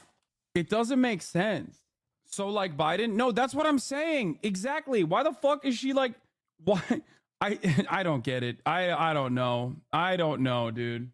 Kamala Harris on stage, he reacted a certain way to Joe Biden, where he went after him, where he tried to paint him as weak. I think what Kamala Harris with Joe Biden is going to, rather what Donald Trump is going to try to do is to, draw her out a little bit on some of the issues that he would rather talk about as opposed to the issues that she would rather talk about. He wants to make it about identity. He wants to make it about culture war. I think Kamala Harris is going to have a lot of work to do to prevent that debate from going into that type of conversation. All righty, Joel Payne, good to see you here in New York. In case anyone forgets, 64 days to go. The countdown now officially begins post-Labor Day. Joel, good to see you. Good to see you. We turn now to Sean O'Brien. He is the president of the... I want to see this go all the way to trial solely for the moment when the bailiff instructs Tim to please remove his hat in the courtroom. Kamala will not lose and will give Democrats even more power over progressives just to give up and vote for Kamala. I think it doesn't really matter the electoral consequences of like the left wing of the party actually voting or not voting for Kamala Harris.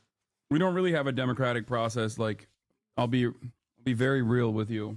Because they claim that like the left wing of the party was responsible for Hillary Clinton losing, and they never even remotely like they've anyway. Sean O'Brien, let's get back to this. Sean O'Brien says they're not backing Harris yet because they're waiting for a meeting. Harris should give them a meeting. I think it's very stupid that they haven't yet. I don't like Sean O'Brien. I think he's a fucking goon, but ultimately he's still the leader of a very, very important union. And, you get those meetings. It doesn't matter. Like you do not have the fucking bandwidth nor the election of the bag to just make decisions like this. You should never snub a major union leader regardless. I just don't understand it. What the fuck are they doing? And I say this as someone who was daggering Sean O'Brien for going and speaking at the RNC, if you remember. Okay? That's fucking nuts. He's a goon. He's got a great deal for UPS drivers. Yes, he is a goon for going to the RNC and saying the fucking Teamsters endorsed Ronald Reagan, dog. That's goon shit. That's like, that's poison, okay? Like, that's beyond a goon. Mark Levin, my goat. Master Hello, Shake. America. I'm Mark Levin, and this is Life, Liberty, and Levin Saturday. I hope you're having a wonderful Labor Day weekend. We have a very special program for you, two-part program, tonight and tomorrow night, 8 p.m. Eastern as well. My interview with President Trump. Now, let me tell you something that's unique about this interview. I don't interview President Trump a lot. Last time was about a year and a half ago, March 2023. He has a fantastic new book coming out called Save America, beautiful photographs, remarkable comments that he provides in the book. And I used our discussion about that book. Oh, my God. Oh my God, he made a picture book? Oh my God, please tell me he made a book that isn't like, there's not a lot of writing in it. Oh my God, it's a book of pictures. Oh my God, the fucking average intelligence of the Trump supporter has never been lower than it is now. That's incredible. Dude, next election cycle, he's going to put out a coloring book. To talk about virtually every issue under the sun. And let me tell you something. President Trump discussed every issue under the sun. He did it substantively. He gives information, much of which is new, his thinking process, aspects of his personal life. I don't believe he's ever done an interview like this. And I think it's very important that you take a look at it tonight and tomorrow night. So we'll have a two-part series here. And the book is called Save America, and you can get it at 45books.com, 45books.com. I hope you'll enjoy it. Go. President Trump, how are you, sir? Thank you very much. It's good to see you. Thank you very much. First of all, how are you feeling? I feel good. We're in the midst of a campaign. We have to fight the government and candidates. Nobody's ever had that before. But I feel good. We're doing well. We're leading. We beat Biden by 18 or 20 points, and then he had to get out of the race. And now they gave me a new one. But I think we're doing very well. Nobody's ever had a double. You know, you have to beat one, and when that person doesn't do well, they say, that's all right, we'll take them out, we'll put a new one in. But I think we're doing very well. Hopefully they don't yank her and then put a third one in. You never know. That'll happen, I'm sure. First of all, we're here for a lot of reasons. But one of the reasons is you have a fantastic new book that's coming out. And I'll tell you what's amazing about this book to me as I went. It's hard. It's hard for a lot of your supporters to read. So what's really amazing about this is that you've decided to give them pictures. And I really like that it's just a picture book. Large print, big font for all the old people to be able to read without their glasses. And I love how big the pictures are. It's great. Went through it. And you make your notes, you have comments in your book. The pictures are beautiful. A couple of things. Number one, your attachment. I wasn't even joking. He literally just said that. Oh my God. He said exactly that. It's $100, and if you get a signed copy, it's $500. To working Americans. There's Hollywood, there's the athletes. You saw the Democrat convention. You had one entertainer after another after. Your book is heavy with firefighters, police officers, coal miners, people who drill for oil. It is literally a picture book. Oh my God. It is literally a picture book. It is a fucking picture book. Some photos and captions of the book. Trump warns that he's keeping a close eye on Meta CEO Mark Zuckerberg and says Zuckerberg will spend the rest of his life in prison if he does anything illegal to influence the presidential election. Oil, trucker. Their children. Oh my God. Republicans are baby brained, dude. Oh my God, dude. It's Mark Levin straight up saying our entire fan base are filled to the brim with baby brain dipshits. Look at all the cool photos with firefighters. Oh my God. Biden is live with Harris now. Oh God. Here, look at this fucking asshole. Good to be back with so many great friends. Many of whom flew with me on Air Force One today. Represent the union has been with me since the beginning of my career. They're not that old, but they're since I was a 29-year-old kid. I want to thank Liz Schuler, the AFL-CIO, and Kenny at the IBEW for that strong endorsement. By the way, we have an expression in Delaware. IBEW, when I ran for president, they're the ones that brung me to the dance starting off. Not a joke. And Dave McCall, the Steelworkers. Dave, in 1972, Steelworkers were the first union to endorse a 29-year-old kid named Joe Biden who wasn't old enough to be senator when he got elected. It Do we have mattered. captions? Because it's impossible for me to fucking follow along with what he's saying without captions. Is there a captioned link? Forces in Claymont, Delaware, and North, over 4,000 workers. And it was, anyway, it all went south. But Huey went to the national president, I.W. Abel, and he said he wanted me to get endorsed. Everybody thought it was crazy. I literally wasn't old enough to be sworn in the day I got elected.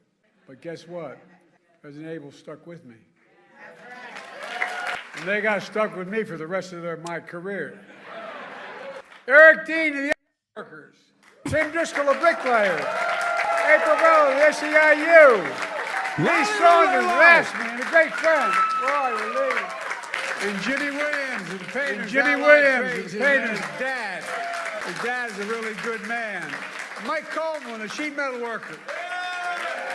We also got some of the best elected officials in America. Governor Josh Shapiro is doing an incredible job.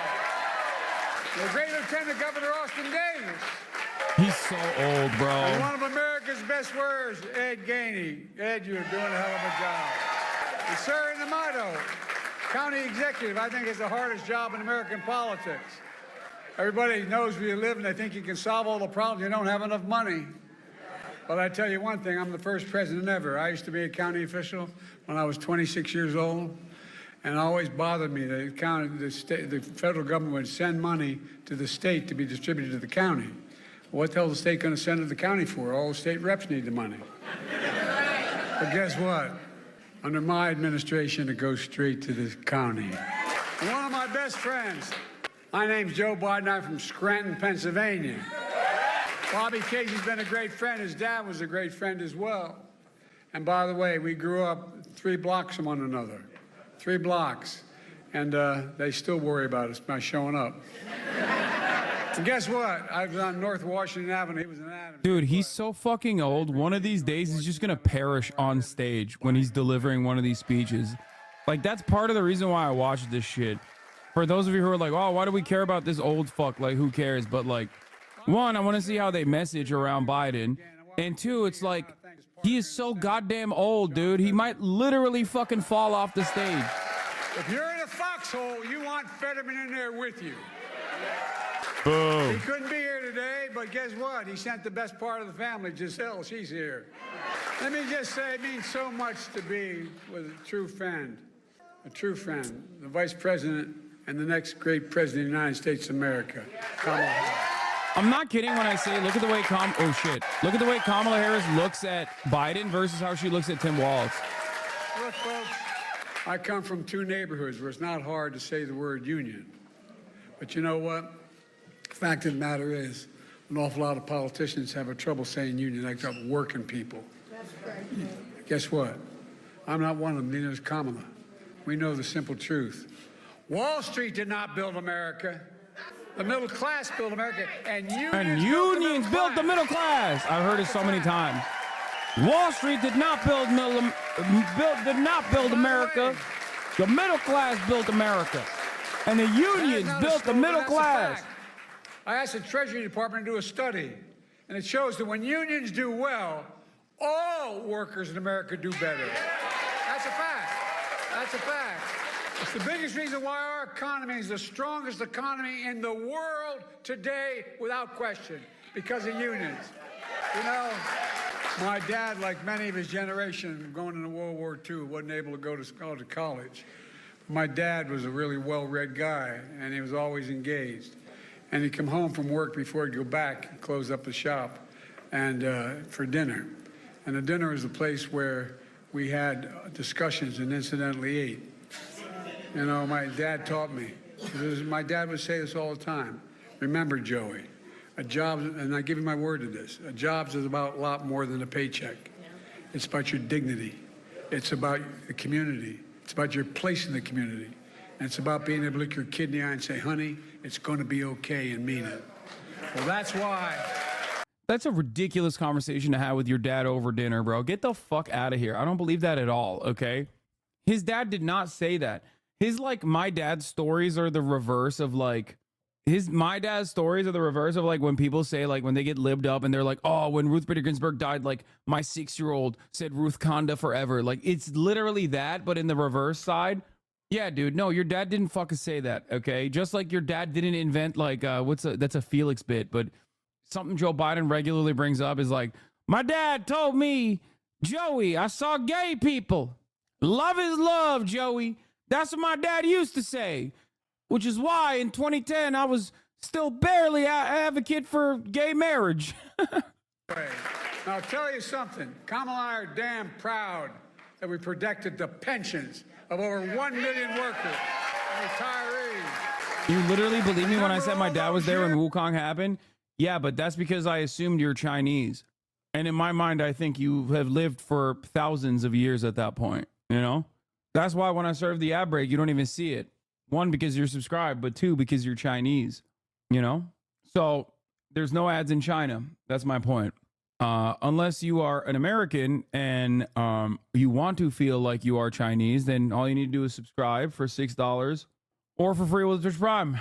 Here's the 3-minute ad break now. You saying I thought you were Chinese feels like a Nick Mullen bit? Yeah, I know. Promised every month infrastructure week. For 4 years he promised that. He didn't build a damn thing. Nothing. I mean, not nothing.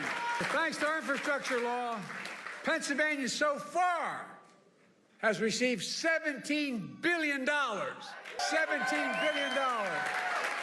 Over 2,000 projects. From clean water to affordable high-speed internet for every Pennsylvanian. The projects that include $858 million to expand the Montgomery Lock better to accommodate bigger barges to get millions of tons of goods and shelves faster, more reliable, and create thousands of union jobs. I was working on the Great Lakes, and I got a call from Senator Casey. He's been no bigger champion than Casey for this. You know what I call him? I call him the Casey Locks. Not Goldilocks, the Casey Locks. Bobby's also a champion of Pennsylvania's energy communities. We passed what's called the Casey Credit, available to 45 Pennsylvania counties for energy jobs such as coal mining. I can't do this. I can't. It's so boring. Oh my God. Disappeared. It's just so fucking before shitty. we came to office. The Casey Credit provides major incentives for companies to build new battery factories, wind turbines, and more. Create high-paying jobs in those coal and natural gas communities. And on top of that, there's over $4 billion. Okay, he sounds really vibrant now. Clean energy advanced manufacturing here in Pennsylvania. $4 billion. Damn, he sounds really good now. Shit, I spoke too soon, Chad. Support Act signed an executive order to make sure large federal construction projects all use project labor agreements. Oh no. Now it sounds like you put him in slow motion. You hit him with the slow motion gun. Well, folks at home who maybe watch this and tell them know what a project labor agreement is. It's when contractors, subcontractors, and unions put in place before the construction begins what the rules are. Before it begins. I gotta pee. These agreements make sure construction is top-notch, on time, on task, and by the way, on budget. Yeah. There's another big deal. Buy American. That's been the law since 1930. I got to admit, I've been around, I'm only 40, but I've been around a long time. But I, quite frankly, until 10 years ago, wasn't aware. You know, back in the 30s, when they were trying to make sure unions could organize and business couldn't interfere, the law was passed that said every penny the president gets from the Senate, the House, and Congress to spend on a project, he should hire an American worker and use an American product. But past administration, seriously, past administration, including my predecessor, failed to buy America. They shipped jobs overseas where labor was cheaper and brought home the product that was more expensive. But not anymore. Federal projects build American roads, bridges, highways, and they'll be made with American products by American workers. That's why. That's why we're creating all these. I'm serious. It's simple and basic. That's why we're creating so many good-paying jobs. In fact, we're requiring those kinds of projects to pay Davis-Bacon prevailing wages so they're jobs that can raise a family on.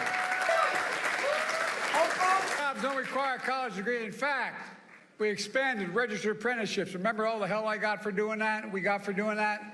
Well, guess what? Resulted in hiring over 1 million apprentices since we came to office. Yeah. And lots of folks don't realize getting an apprenticeship is like getting a college degree. Why? You have to train for 4 or 5 years to get that, and some of the best workers in the world are right where we are. You know, when you're in Pittsburgh, you're standing with steel workers. Let's be clear. I believe in American steel companies. American-owned and operated steel companies. What are you doing? Oh, Kamala's gonna make the announcement that they're not selling to the Japanese company. American steelworkers are the best steelworkers in the world. And I made it clear last time I was in Pittsburgh, United States Steel, an iconic American company for more than a century, is going to remain an American company. That's what they're talking about. Like, that's what they're here to do. I guess Biden kind of cucked her, though. It was supposed to be her saying that. remember as a young senator why the National Labor Relations Board was sometimes so anti-labor. It was set up to help labor, to be pro-labor.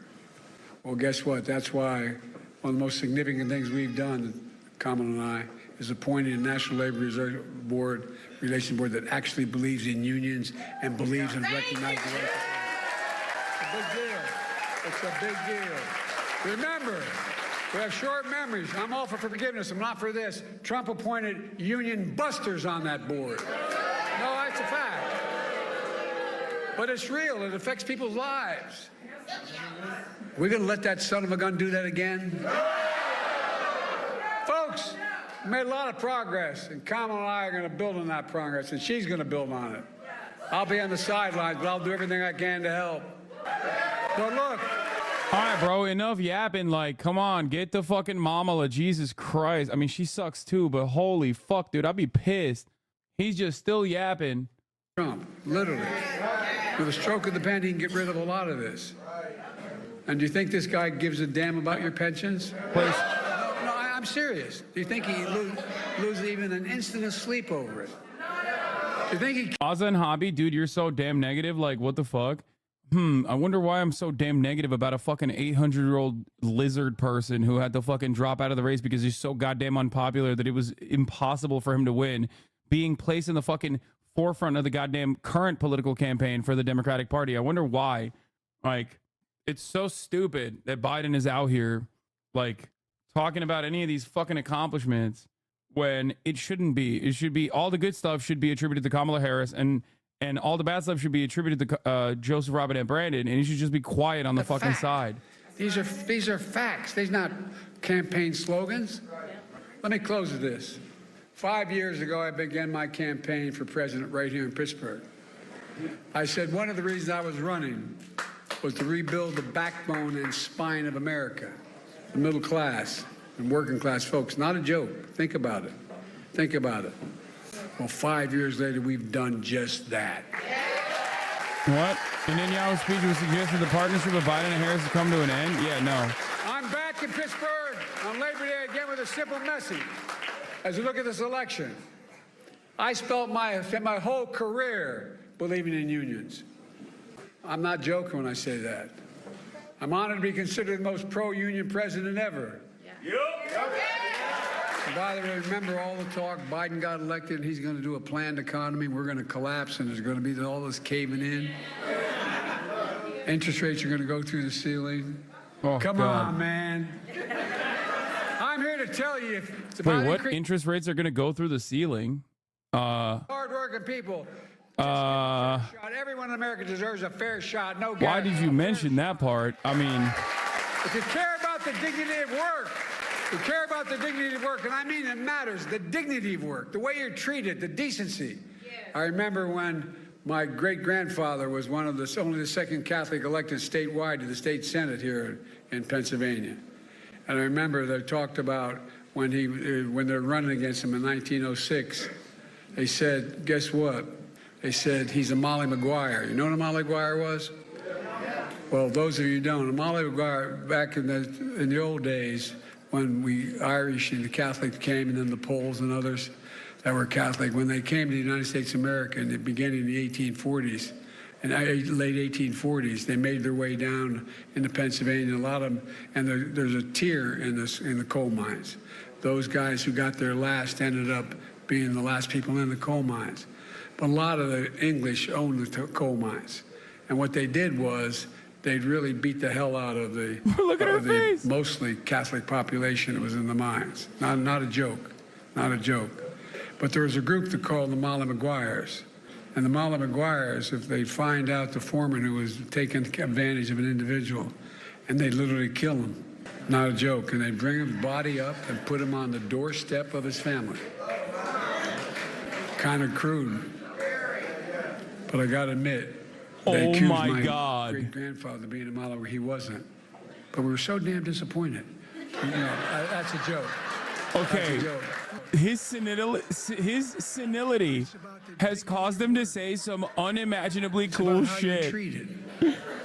And when I met with the IBW, I started off this last campaign first, I said, there's two things I'm asking of me. And I said, two things I'm asking of you. One, you got to open up your unions to more women. Not a joke. And two, to more minorities. You've done both that. And guess what? Instead of having support of 30% of the American leaders, now we're 65% of the American leaders support the American union movement. It really is all about the dignity of work. Then there's only, if you care about the dignity of work, there's only one person you have a rational choice with this time. And that's Kamala Harris. Let me tell you about this woman. I know her. I trust her. Not a joke. I trust her. Number two, the first decision I made, the nominee in 2020, was selecting her as my vice president. And by the way, it was a single best. Again, great message, worst messenger. This is another great message, worst messenger moment. Okay? Most parts of this fucking speech is like, you know, it's not bad, right? But it's like wild that he fucking said, as a joke, but even though, like, as a sitting president, he talked about how disappointed he was that his grandfather didn't murder his fucking foreman. She has the moral compass of a saint. This woman knows what she's doing. Folks, I promise you, if you elect Kamala Harris as president, it'll be the best decision you will have ever made. And Kamala believes as I do. The unions are the spine of this economy. She'll be a historic pro-union president. So, folks, we got one more job to do together. Let me ask you, are you ready to fight? Are you ready to win? Are you ready to elect Kamala Harris our next president of the United States in the process? Are you ready to make Donald Trump a loser again? I've never been more optimistic about America. We have to remember who we are. We're the United States of America. There's nothing, I mean this from the bottom of my heart, there's nothing beyond our capacity. Nothing. When we do it together. And that means elect my friend, our great Vice President, President of the United States, Kamala Harris. Nothing beyond our capacity except for, you know, a ceasefire in Gaza, but that's besides the point.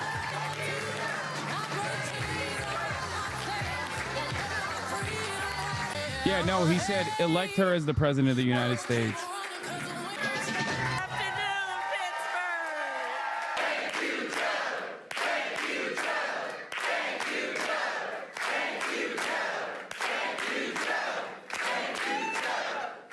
It is good to be in the House of Labor.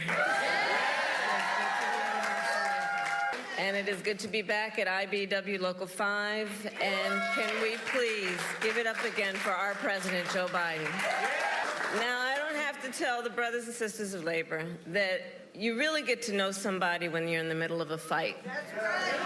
When times are hard, when the forces are mighty, when people don't believe something can get done and they have 1,000 excuses for why it can't get done. And I have spent more time with this extraordinary human being when the cameras were not in the room, when the stakes were high, when the heat was intense. And Joe Biden has always stood with the workers of America and labor unions of America. I've been with him when he'll bring folks into the Oval Office. And you know how Joe can get sometimes. He doesn't spare words. It's good that sometimes the cameras are not in the room when he has those conversations.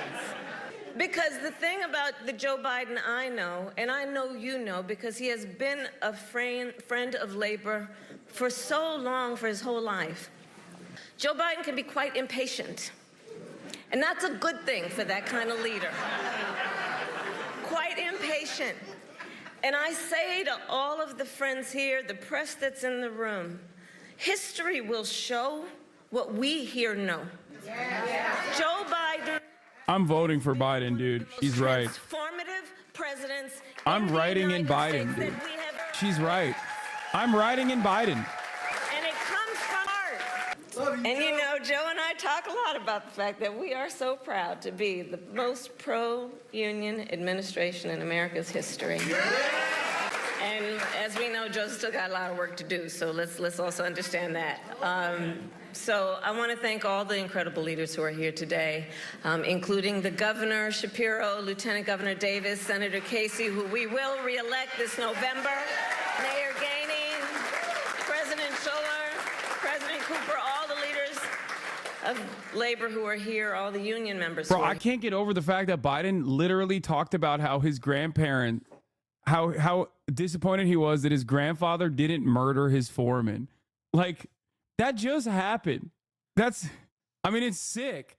That was so fucking cool. What a crazy situation. And of course, the historic Article 5.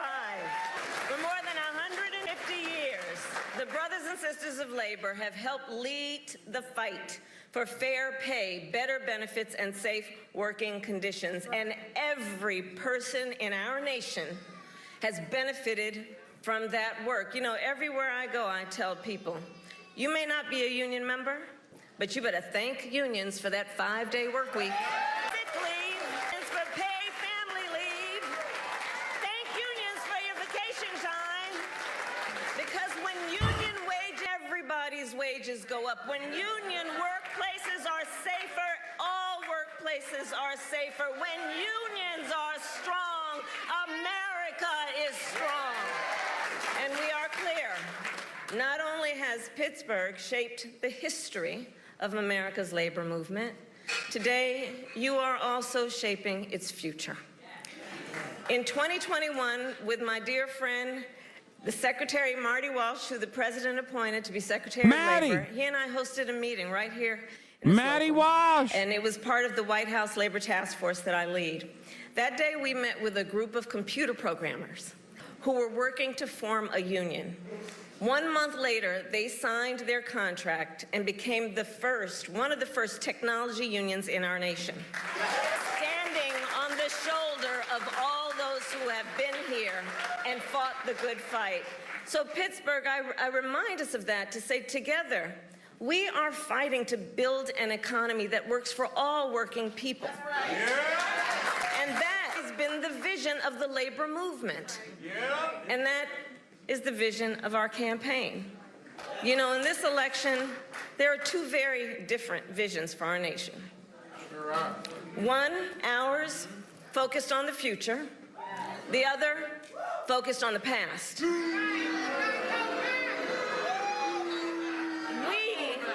fight for the future. We fight for a future of dignity, respect, and opportunity for all people. We fight knowing it's some backward thinking for those folks to have been suggesting for years that the measure of the strength of a leader is based on who you beat down. You know, that's the stuff they're pushing. That the measure of the strength of a leader is based on who you beat down, when we know the true measure of the strength of a leader is based on who you lift up. Who you lift up. Do you God be damn. seen and heard? I'm not gonna lie, it's kind of wild how fucking hard she goes on like the pro-labor message. Both her and fucking Joe Biden kind of pop off big time. So we're 64 days out This from this is election. literally one of the only times where I've listened to Kamala Harris speak continuously and not gone, oh my God, this is so fucking And it will boring. start dropping in 14 days. No, I don't mean Waltz. 14 I mean days. fucking Joe Biden as And well. this election is, as much as anything else, a fight for the promise of America. Promise of America. We love our country. We love our country. And we know it is one of the highest forms of patriotism to fight for the ideals of our country. And that's what this election is about. And about the promise of America. And I don't need to tell unions what the promise looks like. It's what you do every day.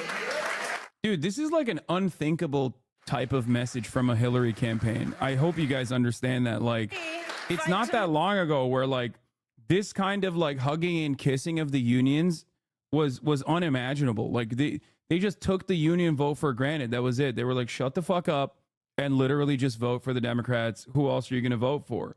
I'm not even joking. Like, I mean, this is pandering, but it's good pandering. You know, it's actually shocking. Blue MAGA communism, all ideologies intersect with Harris. Yeah, this is This is like a legitimate change of pace. And also, in comparison to her other speeches, this is like one that actually does have a little bit of spirit, which is shocking. President Donald Trump blocked overtime benefits for millions of workers. And by the way, I mean, they're going to start talking about like the policy differences as well, like what they will give to unions. Don't say thank you, Sean O'Brien. Shut the fuck up. Union busters He to the didn't do National this. Labor Relations Board. That's copious. And don't forget, he supported so-called right-to-work laws. And if Donald Trump were to be reelected, he intends to give more tax cuts to billionaires and big corporations. He intends to cut Social Security and Medicare. He wants to impose what, in effect, would be a national sales tax. I call it the Trump national sales tax. What is this? I don't want to at you. This is a shitty take. You're wrong to support the Dems. Are you serious? She said no one will ever be free. What are you talking about? First of all, what did I say that was like incorrect? You should just focus on the statements that I'm making and not the ones that you have imagined in your mind. Okay? In terms of the Democratic Party's track record,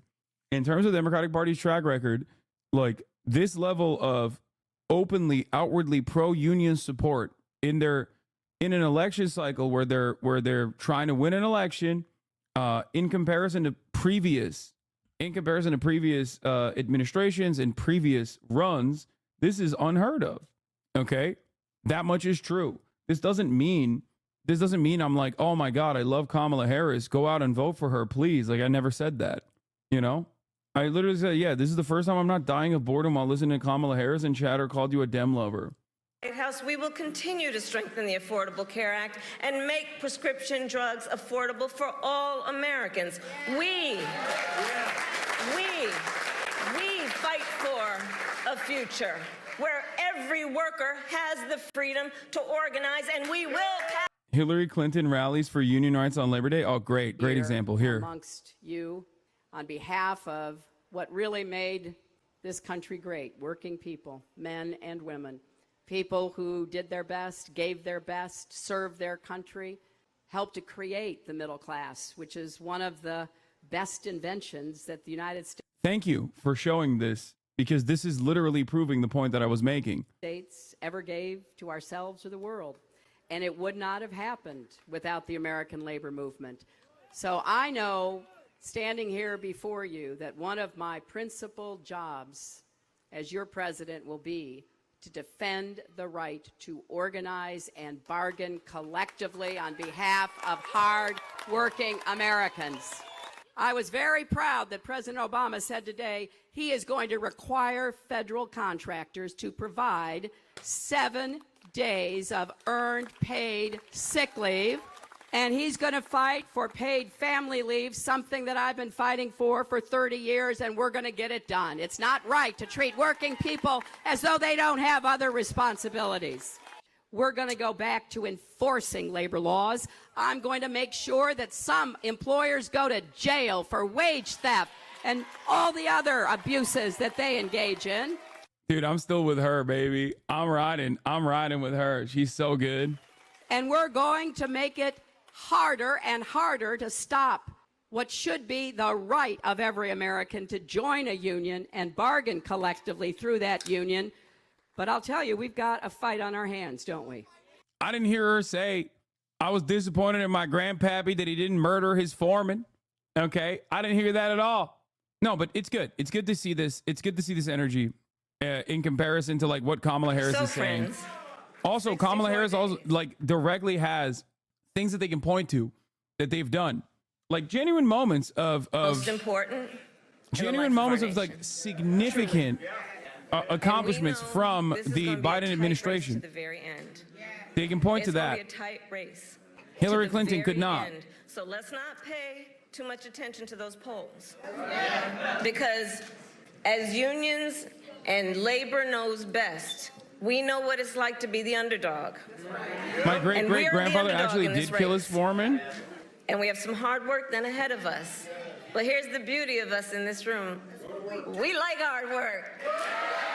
Wait, this is what you always say when there's no love from the left. Many holier than thou leftists think you stand with Harris because you went to the DNC. Some chatters were trying to convince Boy that you were a Kamala supporter, and Alexa was like, nah, I know him. Wait, trying to tell Alex and Alexa, dudes who I talk to on a daily basis, dudes who have like lived in my house for months on end when they come to America, dudes who I'm close friends with, like what my political positions are is so funny. Alexa used, that's my real life friend. That's so funny, dude. Yeah, no, they're right. They got me. I'm glad that they're advocating for the truth in the Boy channel. What are the odds she's only messages directly about unions because of Labor Day to actually send it? No. That's normal. That is what they do. That's why Hillary Clinton on Labor Day was fucking addressing labor unions as well, despite the fact that she never once mentioned labor unions in general. But sadly, I've seen it a lot in the leftist community on Instagram. People are asking me why I'm following you when you support a Zionist genocide supporter, as Cedro Law. That's so awesome. Yeah. Especially on the issue of like being pro-Palestinian. That's pretty funny to have like white guys from Iowa who just learned about the conflict, possibly from my YouTube videos, coming across your page and being like, it's really fucked up that you're following this genocide supporter. Like, follow policing on Instagram is pretty funny. Like, calling me a lib for a litany of different reasons is one thing, right? But saying that I'm a genocide supporter and not like pro-Palestinian enough, like not sufficiently pro-Palestinian, is pretty hilarious. It's okay. You know, let them wear themselves out, I guess. It is what it is. It's not the first time that this has happened in my career. Almost every single one of those like people that were like, I am more leftist than you, are now firmly within the right-wing camp, for the record. So many people used to do this on Twitter all the time.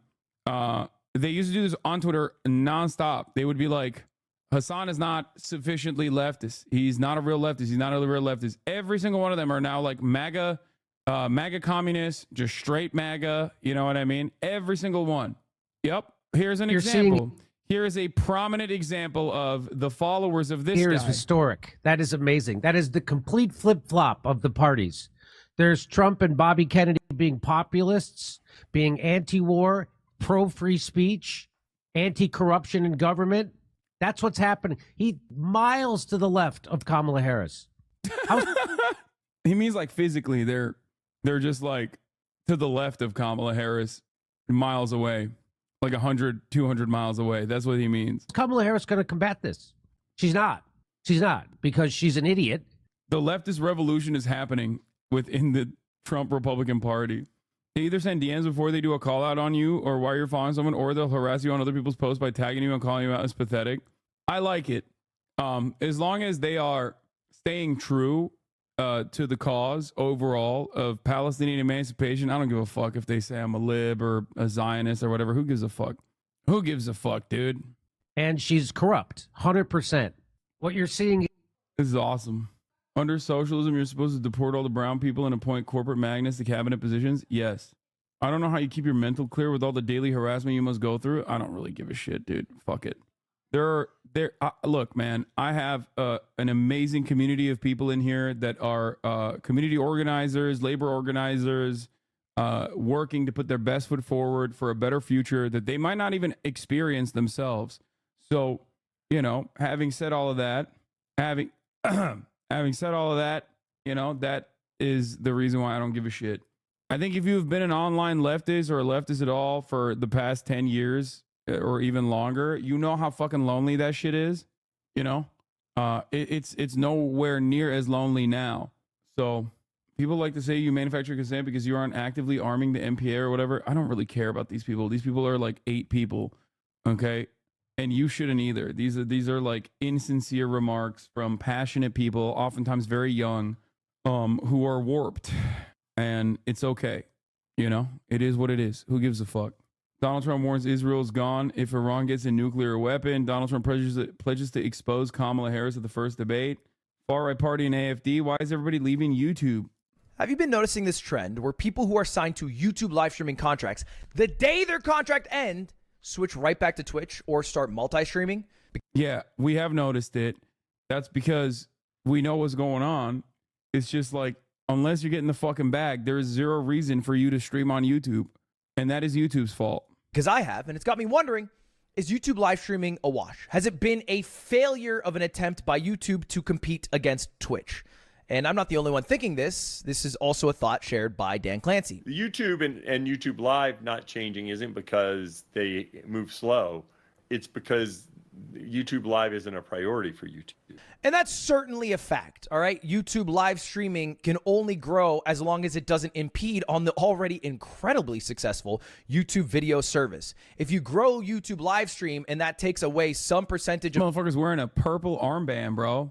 After I tried to assassinate him with my car when he was riding his motorcycle. Success, right? Like if you basically recommend more YouTube live streams and that keeps people on YouTube for less time because they're watching less videos because they don't enjoy the live streams as much as the videos, you have made a failed product, even if it ends up beating Twitch, because YouTube videos make so much money and they are so popular. That sucks. He goes on to talk about the streamers themselves and says, went to YouTube, man. But your friends that went to YouTube are all coming back, Sushi. Yes. Yeah. And you can see someone already adds me in this, but he's not wrong, right? Look, you know, when Myth ended his YouTube contract, I believe he took a break. He stopped streaming on YouTube. Lily, the moment her contract ended, switched back over to Twitch. Dr. Lupo, when his contract ended, started multi-streaming. I mean, shit, Tim the Tatman today said he was going to start multi-streaming on Twitch and YouTube. And look, his viewership is better on Twitch after 3 years, I think, on YouTube than it is right now on YouTube. That's crazy. 3 years and nothing fucking changed. He's literally doing better on Twitch. And you might be wondering, okay, why are streamers switching back to Twitch? Well, one might be because they do better. They get more viewers. Two, it's because they also make more money. I saw someone say sub count, by the way, earlier. I didn't answer it. I apologize. What is this? That ignores market share, though. If your product costs you money, but makes your opposition fail is successful. No, but it doesn't. That's the point. YouTube makes I've been saying this for a long ass time. YouTube makes an ungodly amount of money off of like the Indian market, right? In comparison, like for VODs, in comparison to like moving any kind of resources into the live streaming space.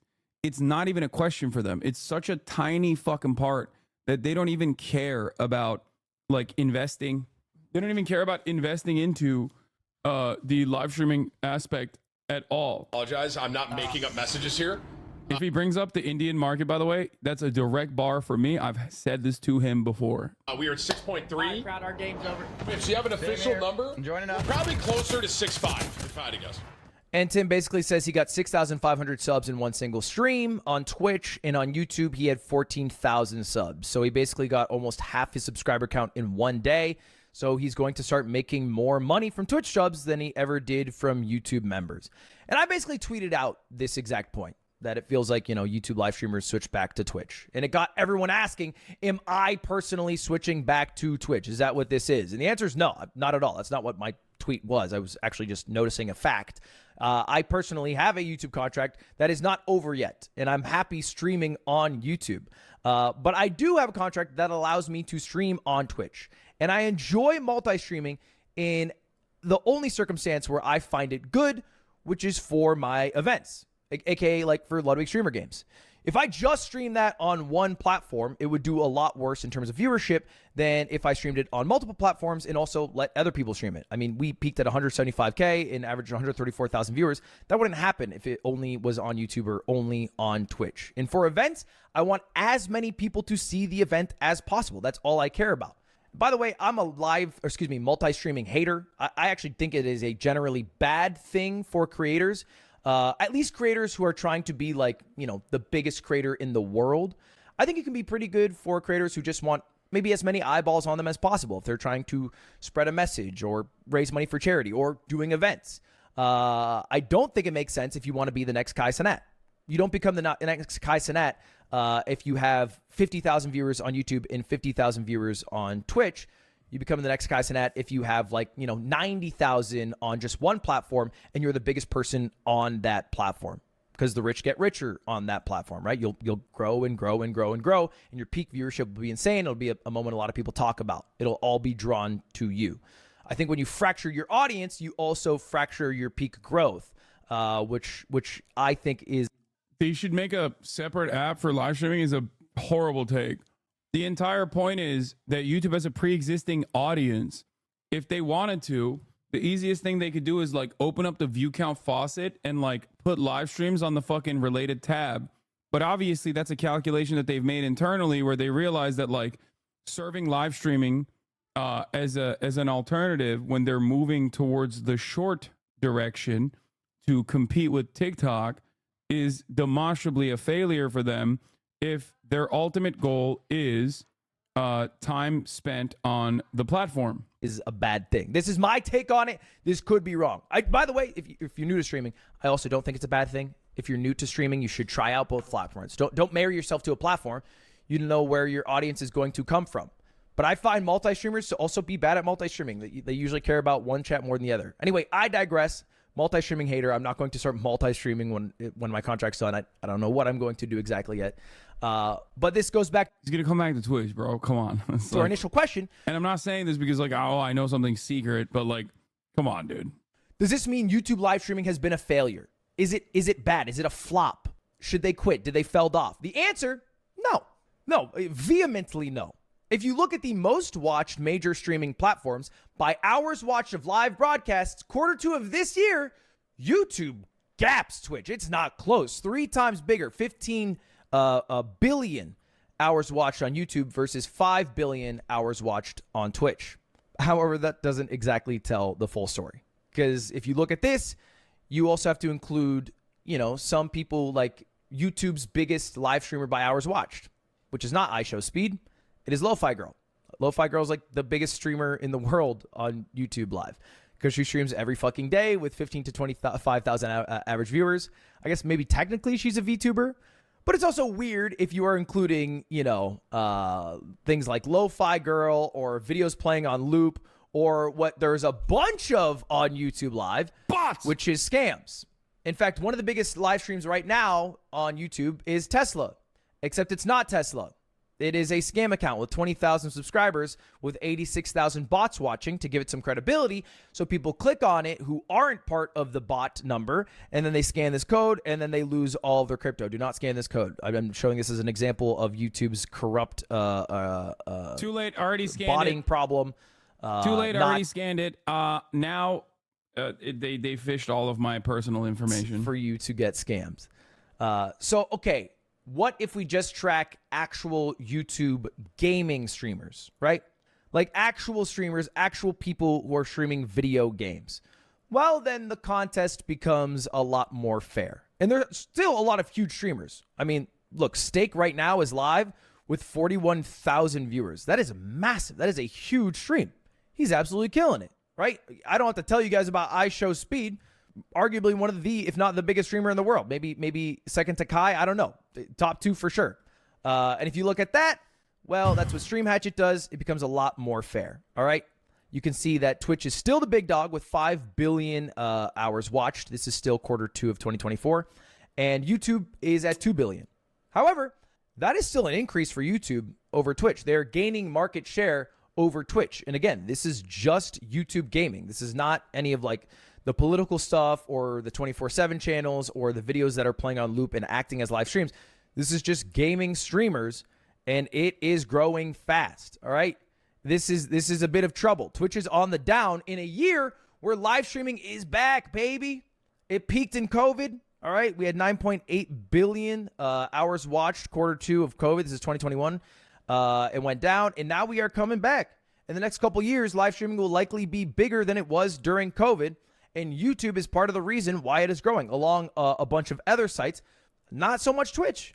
Twitch is not really growing, which maybe isn't what you think of because culturally everyone leaves YouTube or all these other sites like Kick to go to Twitch. So where are these viewers coming from? Not America. So if I were to rephrase the question, is YouTube live streaming a failure? In America, in English-speaking countries, kind of. Yeah, maybe a little bit. They're not doing as well as people thought they would. Across the world? Fuck no. They're doing amazing. They are crushing. And you know this is true if you watch VTubers. VTubers crush on YouTube, man. HoloLive, they fucking run that shit, bro. They run YouTube live streaming. That is a big section of it. In fact, all of Asia seems to prefer YouTube for a live streaming platform, and it makes sense. All right, one of the countries that did accept Twitch and did become huge in terms of like including Twitch into their culture was South Korea. And then Twitch abandoned South Korea. So, you know, not a lot of money being put into Asia for Twitch or by Twitch. But YouTube, they crushed it, right? So Vietnam is one of the biggest countries for. There's also the other side of this where like live streaming as a culture is massive in a lot of Asian countries and a lot of Asian markets that neither YouTube nor Twitch can ever enter, like China, for example. Like China, by numbers, is one of the biggest live streaming countries, right? But they have their own websites, and there is just no way that you could ever outcompete. Like the largest live streamer on the planet is actually in China, right? The largest live streamer on the planet is not even like playing video games or doing commentary or anything. He's selling lipstick. For YouTube live streaming, Indonesia is one of the biggest countries. Japan, of course, with all the VTubers, and now South Korea is becoming incredibly popular because Twitch has abandoned them there. And when you think of the biggest live streamers in the world, if you're so America-centric, you might think it's one of these four, right? Why would you send me this Metro Game Central article that says from January 10th, 2024, Kick founder predicts they will buy Twitch after huge layoffs? Yeah, okay, dude. Maybe LCS right now, maybe Asmin or XQC. But right now, I think the biggest streamer in terms of average viewers right now is Mixi Gaming, who is a Vietnamese streamer who streams on Nemo TV. He has 130,000 viewers. He has more than the three streamers I just mentioned combined. So when you leave the American or English-speaking sphere, you understand where YouTube live streaming is thriving. And I know that wasn't a YouTube live streaming example, but I think it shows my point that not everything is actually happening on Twitch. And YouTube live streaming isn't as bad as people make it out to be. All right. I know it is vastly preferred by lurkers. People who never type in chat, which is most people who watch live streams, love YouTube Live because the player is way better. And because they don't interact with chat, they don't care that the chat experience is worse. They're able to pick up where they left off in the VOD, rewind easily to catch up to a moment, and it works just like YouTube, which everybody watches. Chatters vastly prefer Twitch because the Twitch chatting experience is way better, right? There's a culture there. Yeah. And because chatting is better, streamers also tend to prefer Twitch. Again, this is just in English-speaking countries. No, the real reason why streamers tend to prefer Twitch over YouTube is because they can monetize better on here. That's it. Streamers tend to prefer Twitch. Beyond the fact that there is like much better chat culture, much better culture in general, directory, but the major reason is monetization. Because they like when chat is happy because that makes their lives better because all they do is read chat. Another big buff YouTube live streaming has, though, is peak viewership. Big moments, big cultural moments, things that you had to be there for, things that you want to fucking talk about the next day, oftentimes happen on YouTube.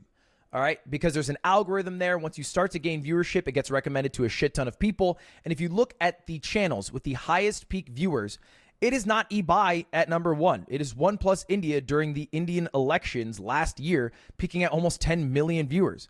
Kaze TV peaked at 6 million a couple of years ago on YouTube, right? Apple, when they announced their new products, 3.6 million. Law and Crime, I think this might have been the Johnny Depp trial with 3.5 million. Sidemen with a charity match, 2.6 million. In fact, most peak viewership all time in live streaming space comes from YouTube, not from Twitch, man. All right, because Twitch isn't good at getting a huge amount of people to watch one live stream at one moment. They're good at getting people a high average viewership for a long period of time, which honestly isn't a bad thing. I'm disappointed at how you're ignoring what I'm saying about the creators of Wukong. Bro, I don't care. I literally don't care. This is from fucking November 20th. Why are you disappointed? Yeah, dude, they're fucking sexist. Like, yeah, I got it. Okay, they're sexist. The fuck do you want me to do? They also flipped off a photo of Mao as well. Pisses me off as well. But what are you gonna do, you know? They made a good ass game. It works for most people who do more chill streams. But if you are a streamer who does like big events, 2-hour stream. There's nothing funnier than being like, I can't believe these Chinese devs that previously only made fucking mobile games made their first absolute fucking banger and they're sexist. Have you met Western developers, dude? What are we talking about? Like, what the fuck? Yeah, Notch, responsible for making Minecraft, is a straight up Nazi. That a lot of hype shit happens. People like iShowSpeed who go to a country and you're going to watch because some crazy shit's about to go down. YouTube is a perfect place to be. In fact, just last week, Minato Aqua, who is a VTuber, had an insane amount of viewership. You might think the biggest live streaming of the past week was Kai and Speed doing their Minecraft run. I think they peaked at like 700,000 viewers combined. Aqua with her graduation stream from HoloLive peaked at 735,000. All right, and that happened on YouTube. I do not think that would have happened on Twitch. I do not think she would have had as many viewers peak if that had happened. This does not mean that YouTube live streaming is better than Twitch by any means, but there are pros for it, okay? There are pros for it. There are also cons. Yeah, it's like getting mad at someone going to an NBA game. Like, yeah, unless you're fucking Kyrie Martin Luther King Irving, okay, you're not going to throw the NBA Finals because your owner of your team is a fucking, is a massive Zionist, Miriam Adelson, you know? Like, not everybody cares about this sort of stuff. I myself don't either. There are some big cons, actually. One of them being the fact that you cannot stream longer than 12 hours. It is pretty apparent that we are in a marathon meta, all right? People stream for very long periods of time because you build a bunch of viewers in a category. More people end up watching you. You get more peak viewers overall. And it's something that I've been doing for a long time, but it doesn't work as well on YouTube. And when Kai has started doing it, it fucking crushes. And the Minecraft thing I just started talking about, he peaked at 381,000 viewers, all right? But he was doing it with Speed. Speed peaked at 351,000, which is not too far behind. But you might notice throughout the stream, his marathon stream, there's just severe drop-offs in viewership. And the reason for that is because YouTube does not let you stream longer than 12 hours. So all these VODs are cut off at 11 hours, whatever. Basically, after 12 hours, if you continue to stream, the stream is no longer available to watch. You can never watch the VOD back. In fact, you can't even download the VOD back. I learned this firsthand when I tried to stream Elden Ring in one sitting and my local recording failed, and I asked YouTube for the VOD, and they said you can't get it. They eventually got it to me after like a lot of fucking tech behind the scenes in like 720p or something. Thank you to the YouTube tech people for that. But that shit sucks, man. That shit sucks. All right, I stream 58 hours and the viewership falls off a cliff. I will never get another viewer, not one more, for that entire live stream that I did. Even though you can upload 24 hours of a fireplace. Why can't I stream 13 hours, but a fireplace can stream for 24? I don't get it. You can also have a 100-hour timer video. Why? Why can't I stream? Let me stream longer. Maybe just verified creators are allowed to stream up to 50 hours, something like that. All right. Do you know how big Speed's stream would have been if it didn't have to be broken into 10 parts? The final video would have like fucking 40, 50, 60 million views. That shit would be crazy. But YouTube doesn't let you do that. And I think YouTube is still technically too far behind Twitch for it to compete with English-speaking audiences. And it is making a lot of streamers in the English-speaking space switch over back to Twitch. And elsewhere in the world, they're crushing because Twitch is not competing in those areas. They're struggling in those areas or just leaving them entirely. But as far as English-speaking world, yes, YouTube live streaming a bit of a flop. What will I do when it's time for my contract to end? Well, stick around in this channel and you'll find out. All right. Yeah, he's going to come back. He's going to serve ad breaks at the top of the fucking hour, okay? Let me tell you what he's going to do. That's exactly what he's going to do. Because at the top of the hour, there's a 3-minute ad break. If you no longer want to see those ads, all you need to do is subscribe for $6 or for free with a Twitch Prime. That's right. Here's the 3-minute ad break now. All right, I want to cover this was fun. Hollywood director Harmony Korine believes the industry is crumbling as new talents want to work with streamers like Kai Cenat and IShowSpeed instead. Respect.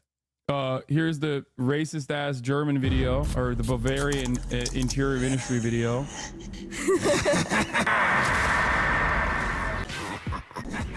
Die Salafismus falle! Es geht schneller als du denkst! Die Salafismus falle! Es geht schneller als du denkst! Ja! Nein! They have since deleted the tweet. Yeah, this sickening Islamophobic video was not produced by the ultra-rightist AFD, but the Bavarian Ministry of the Interior. It has since been deleted, but that does not change the fact that they produced it and deemed it appropriate for uploading. Yeah, fucking awesome. Fucking fire. Welcome back, Hitler. What else is there to say? Just welcome back, Hitler, dude. Straight up. Speaking of Hitler and Hitlerian politics, Apparently, there's a Venezuelan gang that has taken over an apartment complex in Aurora, Colorado. Morning. But this patriot is about to shit on that idea, okay? Got my leftovers are for quitters shirt on. Hope your coffee's as good as mine. Hell, I hope it's better. And mine's pretty damn good this morning. Look, I got to straighten something out for you. No, a Venezuelan drug gang has not taken over an apartment complex in Aurora, Colorado. That's crap. That is weaponized immigration crap. Mike Kaufman, the mayor of Aurora, Colorado, is a Trumper. Trump endorsed him when he got kicked out of Congress. And they're like cockroaches. Just because we ran him out of Congress didn't mean he went away. He's now the mayor of Aurora, Colorado. This is all made up crap. And the interim police chief that has nothing to lose, no skin in the game, took her police force down there, and they went door to door to door to door. Laurel, I live right down the street. Such nonsense.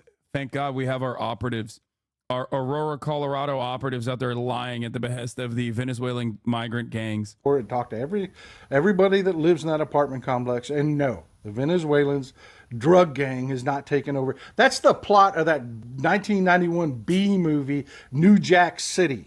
You know what I mean? It's crap. And no, the Hells Angels are not on their way to Aurora to fight off the evil Venezuelan. Dude, that's so awesome. Like, Facebook is an entirely different universe, dog. If your parents are getting their primary source of information, if they're pointing to Facebook as like the most significant part of their media diet, they are so cooked. They're just living on, like, I can smell the Facebook off of that title. Hell's Angels gang on its way to Aurora, Colorado to defeat the Venezuelan migrant gang that is overtaken. It's not even just Facebook, though. Obviously, Twitter has now become Facebook. Like, it's awesome. If you don't mind a Reddit link, here's a debunk that includes the original. Drug gang and then we'll that's do got snipers on the roof that's not real either. Yeah, to make it safe for American drug gang. No, man. It's all made up crap. And it's made up crap to prime the pump because, yeah, Putin, through his embassy in Mexico City, made arrangements. There's another caravan. I'm one of the people super frustrated by this. Apparently, this takeover of buildings has been happening for weeks. So why haven't the cops reclaimed the buildings? You want to collect some evidence? Sure. You want federal backup? Sure. But it's been weeks. Let's go. New video of armed group in trouble at Aurora, Colorado apartment complex, now home to many migrants. Council member Danny Jurinsky says gangs have taken over the complex.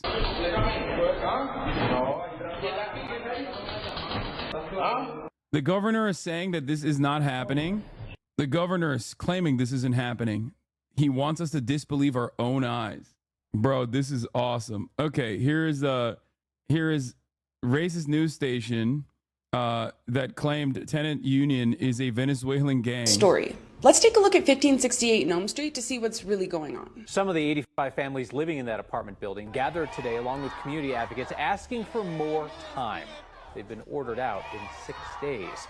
They're asking that they not be punished for the fact that the landlord allowed horrendous conditions to develop over years there. The Venezuelan gang story is a racist dog whistle that right-wing Aurora City Council members are using to justify evicting families with super short notice and to run cover for the real culprit, the slumlord property owner. And there is absolutely no denying that this property now is absolutely uninhabitable. But what is not being told is the very clear picture on how we got here, and that is the gang control. Mold, rats, sewer backups, lack of electricity sounds more like a property management problem than a gang problem. If we want to talk about how we really got here, let's talk about CBZ Management, the owner of 1568 Nome and a bunch of other properties in the Denver area. Even the mayor called CBZ out-of-state slumlords. Evicted Nome Street families have filed a class action lawsuit against CBZ, which will be heard in court next week. There's literally no evidence of Venezuelan gangs in these apartments. And this video has been debunked, even by the police. The demonization of Venezuelan migrants is intentional. It is pretty fucking gross that, like, every single time some shit is happening under normal capitalism, where capital owners are, subjecting some of the poorest people into absolutely horrifying conditions, and they want to swiftly take care of that, instead of being like, hey man, this fucking slumlord is like putting people in awful, gruesome conditions. They immediately hit the racism button. This is no different than the Walgreens CFO straight up being like, hey guys, it's not actually brick and mortar retail that is like cleaning our fucking pockets. Our brick and mortar retail is just far too expensive. We can't compete with Amazon. So we're just gonna shut off some of our investment properties in, like, you know, places like Oakland and whatnot. It's actually because of organized retail theft. And then everyone goes, "Oh my God, I knew it. Oh my God, it's organized retail theft. These people are just coming in and they're, well, look at the video. Look at the video. There's people just going in and they're just stealing everything. Crime is legal now. It's the Thief Guild. It's the Thieves Guild that is responsible for this." And then a year later, they'll be like, "Yeah, we lied about that." Because it's so much easier to just like lean into racist bullshit in an effort to hide the actual truth, which is that it is oftentimes capital owners making decisions in an effort to preserve their profit incentives. There's just pure panic and chaos in the background here. I'm a former city council member in Aurora. This shit is made up by Daniel Jurinsky, Steve Sundberg, and Stephanie Hancock, who are hardcore fascists. They're trying to protect Jurinsky's slumlord friend from accountability. I tried to go after the slumlord when I was on the council, and they blocked us from doing so. Yeah. Is your house being overtaken by a Turkish gang? Yes, it literally is. It is cover for slumlords and gentrifiers who can't wait to condemn these buildings, evict its residents, sell for a profit, and then triple the rent. Anyway, overall, once again, instead of accurately signaling what the situation is, instead of accurately pointing to what the problem is, they just go, "Yeah, it's fucking Venezuelan gangs." And then people eat that shit up. And all it takes is a fucking video, completely out of context. I don't know the exact video, like what the contents of that video is. But what I do know is it is incredibly fucking far-fetched for a Venezuelan gang to literally take over an entire fucking apartment complex in the United States of America. Okay? I sued my corporate slumlord and settled. Shout out to San Diego Tenants Union, all the tenants unions across the country. Also, to accomplish what exactly? Why would they do that? I don't know. To fucking sell drugs is what they think, which is why Hell's Angels are coming to fight them, so they can be the ones selling the drugs. You know? My PSL comrades went and interviewed the so-called Venezuelan gang. A Venezuelan gang that supposedly has taken over an apartment complex. Well, we're here today to speak to residents to see what's really going on. La verdad aquí, y tienen que amarrarse los pantalones los dueños. Amarrarse sus pantalones y asumir su responsabilidad. Porque hace 2 años esto tiene problemas. El piso dañado, las paredes no sirven, todo dañado, todo. Pero uno llegaba. La narrativa es que él no viene por temor a su vida y que hay pandilleros, según ellos, que están encargados de estos edificios, según ellos, y que hasta ellos están coleccionando renta. ¿Es cierto eso? No, yo no, de eso no lo he visto. Pagamos al dueño, sí. Pero no vino, no hemos pagado más. Llamo, no me agarran teléfono, nada. Entonces no sabemos qué hacer. De su perspectiva, ¿cuál es el problema que está ocurriendo aquí en su realidad? Bueno, en realidad yo te diría que yo creería pues que el dueño lo que quiere es desalojarnos nosotros, no sé, porque nosotros seríamos inmigrantes, nosotros íbamos a pagar el arriendo y nosotros nos han dejado esperando. Ya eso no es cuestión de uno, sino de ellos. En su opinión, ¿usted cree que el dueño ha aprovechado de un sentimiento racista que se está escuchando en este país en el momento? Obviamente, porque sí. No es justo lo que está pasando, porque aquí habemos padres de familia responsables, aquí habemos gente de bien que trabajamos de sol a sol, y no es posible que nos metan en el mismo saco de unos 3, unos 4 que supuestamente anda haciendo daño aquí. You've probably seen the viral. So there is no Colorado apartment complex that has been overtaken by a Venezuelan gang. It's the story instead is that the complex is owned by CBZ Management, and they're using this racist narrative to justify evicting families in that have been subjected to horrifying conditions. Cool stuff. It's great. Here's the biker gang. This went viral apparently. 60,000 likes. Rumors are circulating that Hells Angels and Mongols are heading to Colorado to deal with the illegal Venezuelan gangs. They're fucked.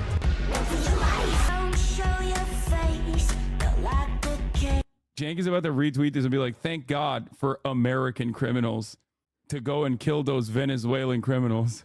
This is a video from 2013. Hells Angels Motorcycle Club will be in Colorado for a Four Corners motorcycle rally, not to deal with Venezuelan migrants. Yes, Matt Wallace has blocked me. I don't know why. Yeah. Why is your uncle like this? He's old, man. He's old. My roommate heard that story on Steven Crowder and Tim Pool's shows. There's absolutely no way I could debunk that to him. He will forever believe that the immigrants are hijacking a school bus. I think it is not good that the bar for like believable racist stories is getting lower and lower. At the peak of the transphobic panic that people demonstrated, they believed that like kids actually had like kitty litter in classrooms specifically because of furries being like a protected gender identity. The dumber people become, the more susceptible they are to like more and more idiotic narratives for the immigrant. This spells trouble for the immigrant panic that is this narrative that is set in American society, that like people are quick to believe unironically and unconditionally that there is a Venezuelan gang with arms that has taken over an apartment complex. I'm a Venezuelan migrant and this thing got me terrified. Be safe, chatter. Felix says, it's so cute to me how Republicans perceive Hell's Angels. They're kind of like a mix of the Avengers and Anonymous circa 2009. They just tour the nation doing good deeds for the sake of patriotic altruism, and somehow those good deeds always dovetail with right-wing media news cycles. Yeah. What is this? Oh, the Islamic Council of American Relations voter survey perfectly incapacitates the need for Kamala Harris to separate herself from Joe Biden administration. She's currently tied with Jill Stein and could pick up 16 points from the uncommitted coalition.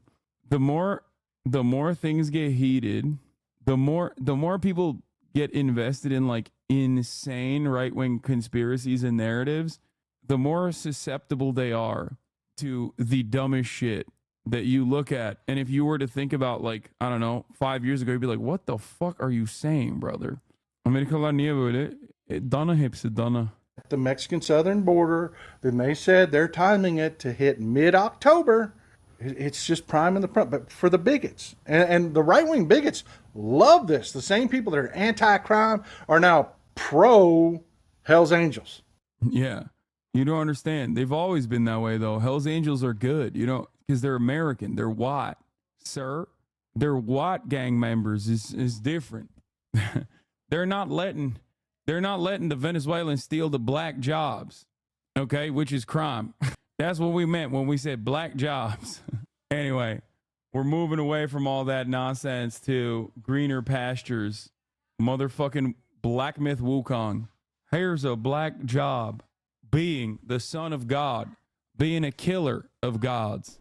Wukong. The most sexist Chinese game of all time. Early gaming. They said it couldn't be done. But it's happening. And by gaming, let's be real, it's gambling. Okay? I'm on Turtle Island trying to defeat this fucking one dragon who's cooking my ass. It's very frustrating. Do we have a blast off meme for Wukong or no? It's monkey time. They're making me addicted to gambling. That's the point, chatter. That's what we're here to do. That's why Steak is secretly funding me. Here you go, King, newer version. Let's go. All right, here it is. We blasted off. Thank you, Oliver, for the meme. It's Qian Long. Yeah, Cyan Long. I've been fighting it, and he's been beating my ass, dude. Like, left and right. No, I'm gonna get back to yesterday's boss after I fucking get my ass handily beat multiple times. I even changed my gear a little bit. I went back to perfect dodges with the Gale Guard Beast Mask instead of Pilgrim. Even though the Pilgrim fit is pretty good. I'm going full Gale Guard, even though, you know, off streams, shaking my head, I gotta pee. Fuck. Okay. Let's get it fucking twisted, dude. Yeah, I piss a lot. Shut up, chatters who worry about my pissing schedule. You can't lose, it's free points. Fuck me, bad start.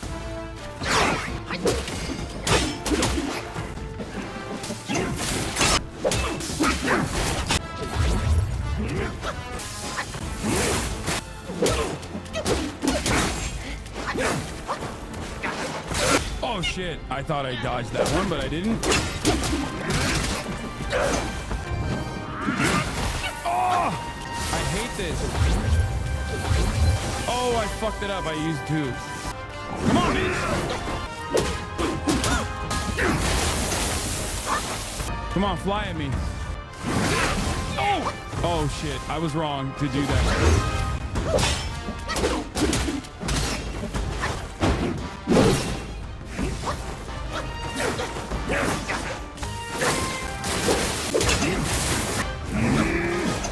Come on.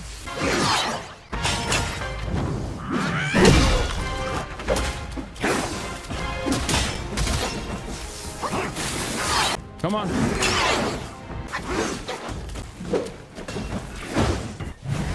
Oh, I hate this. Dude, I hate the thunder guys, dude. They're so fucking powerful. Oh, he's out of thunder.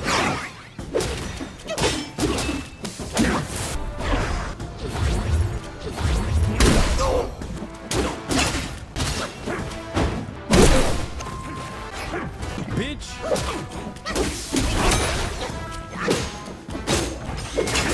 Oh shit.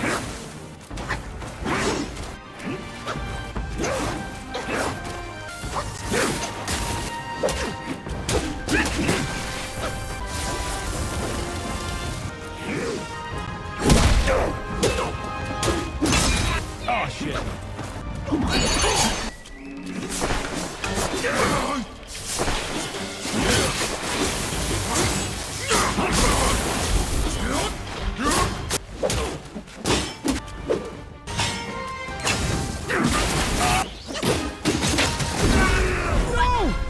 Oh no! I fucking thought I could close it out there.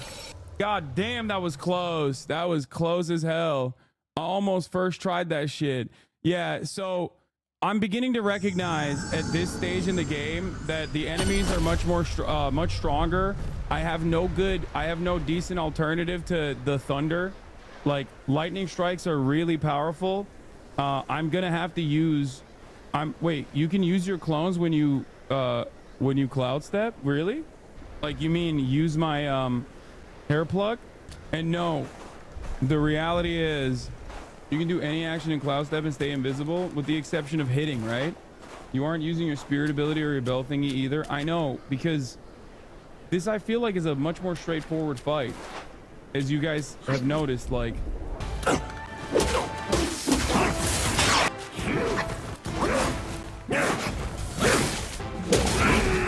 shit.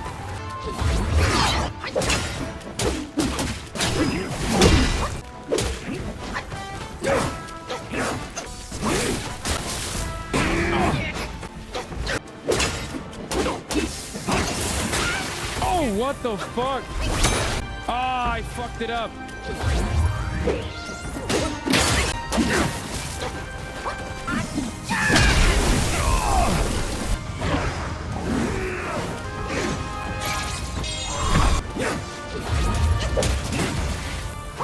He goes crazy, by the way, when you do this. Yeah, when you use the clones, he goes crazy and blows them up.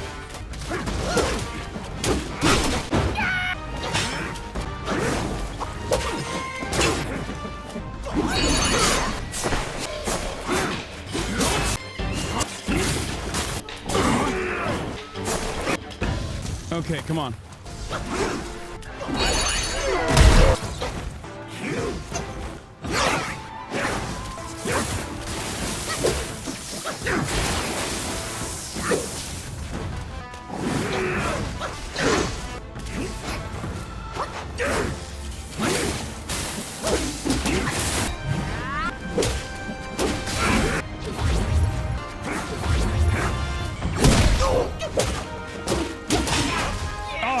Forget the backstep. He has a really fucking powerful tailspin. Oh! Wait, how did I fucking miss that, dude? I usually cook his ass on that. Oh, I'm out. I'm out!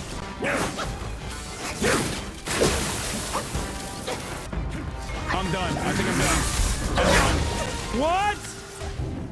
Fuck, dude, one accidental move in the opposite direction causes the entire fight to be thrown, by the way. It's just crazy.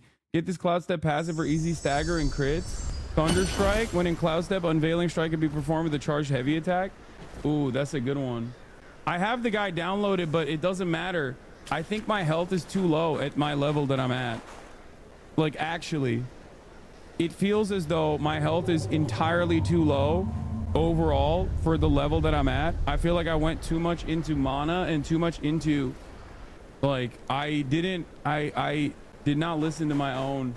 Use your vessel, it does stagger and has damage nullification during the animation. Nah, that dude just does a shit ton of damage. I feel like he definitely dodge faster. What do you mean? I demonstrated perfect dodges like. Come on, baby.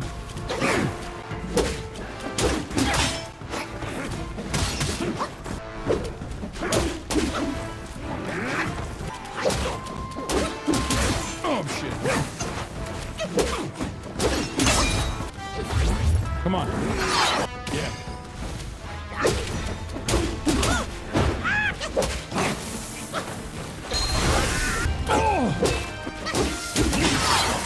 Fly me to the moon, baby. Let's go.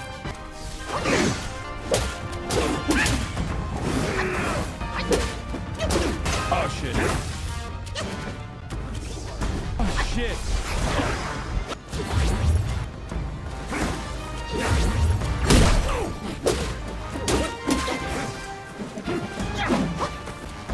Come on.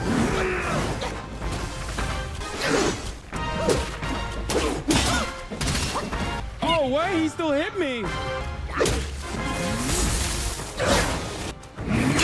Come on. Come on.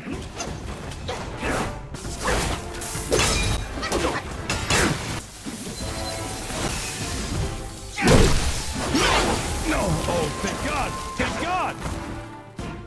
Get out of there. Oh, shit. Cloud step. Dude, he just cooks them, see?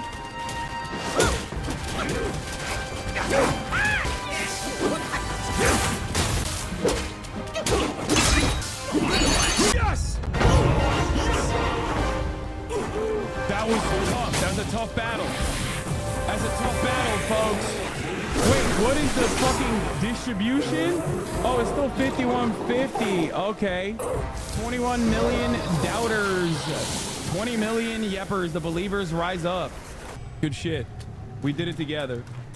I'm glad I wasn't able to do this off stream, because then we did it together, you know what I mean? And now it's fucking time. Infinite heals and you're still ass? Wait, what? Infinite heals? I'm still ass? There was like 2 times where he actually hit me. What are you talking about? I did like multiple perfect dodges throughout that entire fucking fight. Doubters are still, I see, coping heavily. Oh wait, now I can get a new weapon. The golden long staff moderately increases damage dealt by all pillar stance moves. Oh god, I'm not gonna do that. It's a pillar. What is this? I got a new brew. Use the gourd to significantly increase the attack for the next unveiling strike in cloud step for a short duration. Damn, that actually looks kind of sick. But I have an overarching refusal to use pillar staff, so you learn from your mistakes fast. Well, you spoke too soon. Because right here, I'm going to be repeating a lot of the mistakes I made over and over again, because this is the real fighter. This is the real sequence. Are you still recording when you play solo? No. Give it here. I'll get to pounding. Fucking hell, Yin Tiger. Yin Tiger. Oh yeah, let's see. Craft weapons. Craft armor. Upgrade armor. I could still upgrade armor. Oh, I got fine gold thread. Oh shit, I got fine gold thread, but only 2. I assume that's like really hard to find. I'm not going to use it to upgrade shit right now, because the current one I have is at 48. It goes up to 80. Shit, dude. Save gold thread. I feel like I need this, bro. This is shock resistance goes up too. Save the fine gold thread. Okay. New staff has 48 extra damage. Is way better. I can't even get that yet. Swap out cloud step for rock solid. I promise it'll make Yin Tiger so easy. I like cloud step. It gives me an opportunity to recollect my thoughts. Don't upgrade so I can get my points, please. Edge sharpened. Arm restless. I was looking for someone to test it. Oh, rock solid is a counter that staggers the fuck out of him. Okay, if I still big body.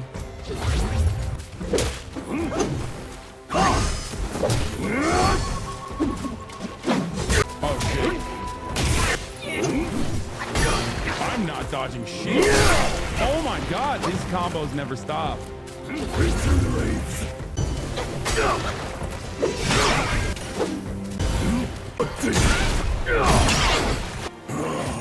Seem to be ineffective against the combos boss. Far below. Train well before This guy, returning here. I mean, he pounded my shit, dude. He pounded my shit. On God, he put lotion on it and he stroked it, dude.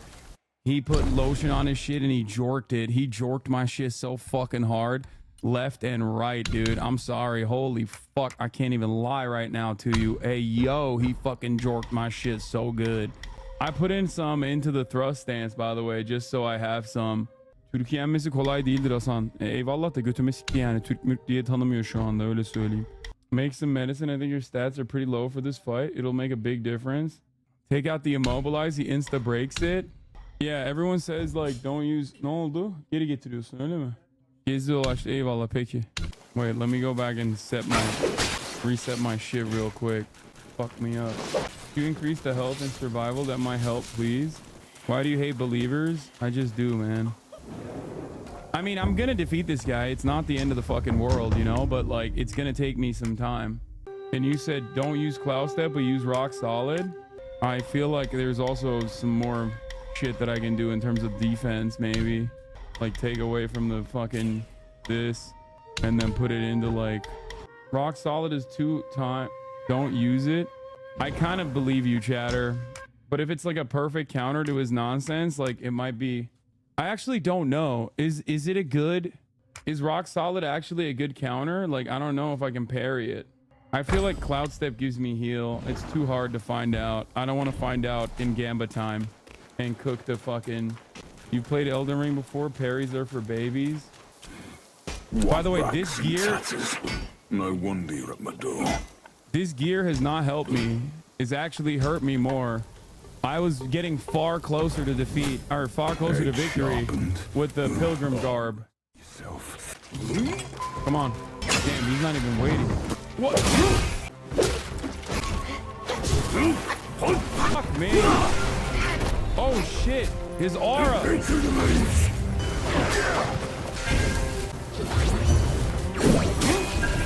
to him. Split the shrouded sky. Oh, I forgot that there's another one that he hits with.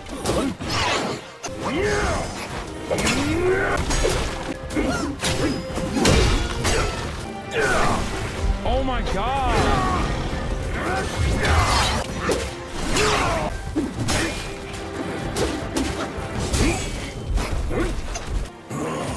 The Zodiac deities never hold back.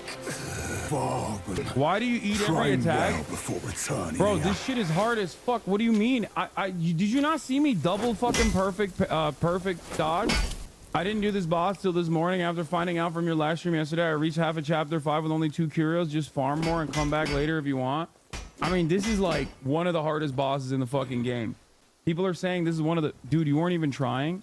I have gotten him down to like 25%, but with the pilgrim garb. And I don't know. I just like... I feel like this is... I have way more defense now. This boss today took like 20 plus tries. Yeah, it's a fucking hard ass boss. I'm on my like 14th try at this point. And I also am... Use a different spell. No, it's not that, man. I haven't downloaded his fucking attacks. Armor and arms. Just ask and they're yours. I do get annoyed when everyone is like, dude, change everything you've done so far in this entire game. It's not that hard of a boss, it's just harder.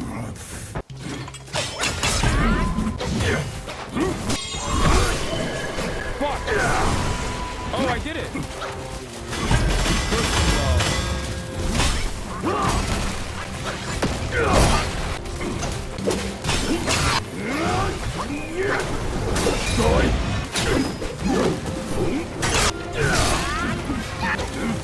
Oh shit. Right with the gale.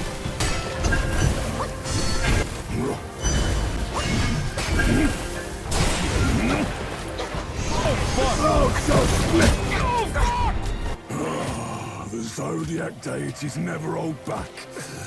Train well before returning here. Bro, I'm training well, man. Use the baby and the clones, please. Dude, I did use the clones. He fucking blasts through them like it's butter. What the fuck do you mean use the baby and the clones? Chat, you just watched him double tap me and you're like, oh, please use Immobilize with your pluck of many. Immobilize doesn't do anything to him. It takes him literally a second. He is notoriously... He considers Immobilize cheating and he fucking gets mad. And he bricks it in a second. I was looking for someone to test it. Mark me. This blade is metal.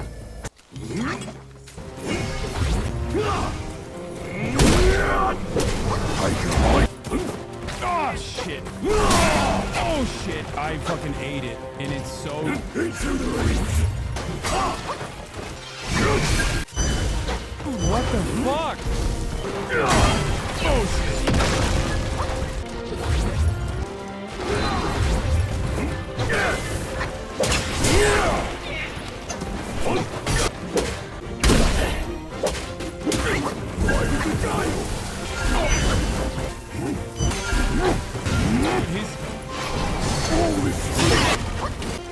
His fucking delayed attacks are devastating too.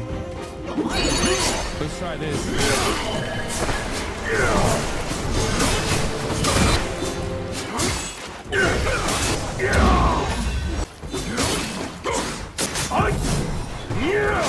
Oh shit. Down with might.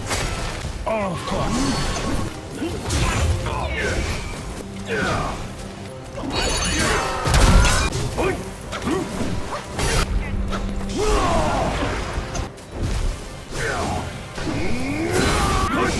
Oh, so split. Right with Gale.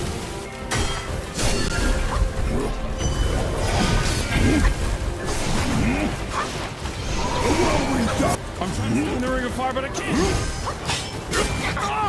I was trying to fucking stay in the ring of fire as best of my ability. Zodiac deities never hold back.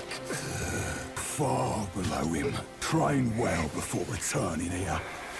You can't charge your attack after you immobilize. I don't have immobilize. I have Ring of Fire. That was close as fuck though. You can beat him, use your magic steel. Rags and tatters. No. Yeah. Edge sharpened. Arm restless. I was looking for someone to test it. Dude, there is no thrust stance against this fucking boss, bro. I'm sorry. From the best. You ate so many hits that run. Your mother ate my dick last run, okay? Shut the fuck up. You ate so many hits that run.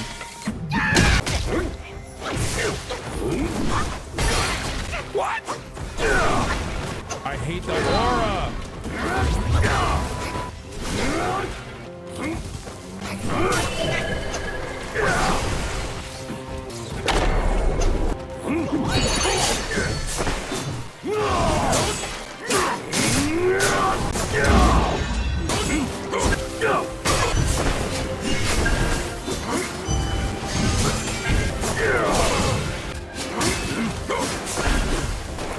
Don't use your cowardly tricks. You son of a bitch. Oh!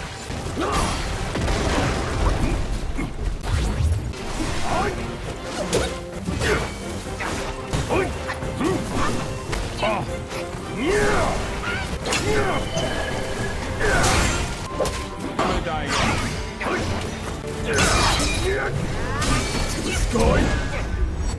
What just happened?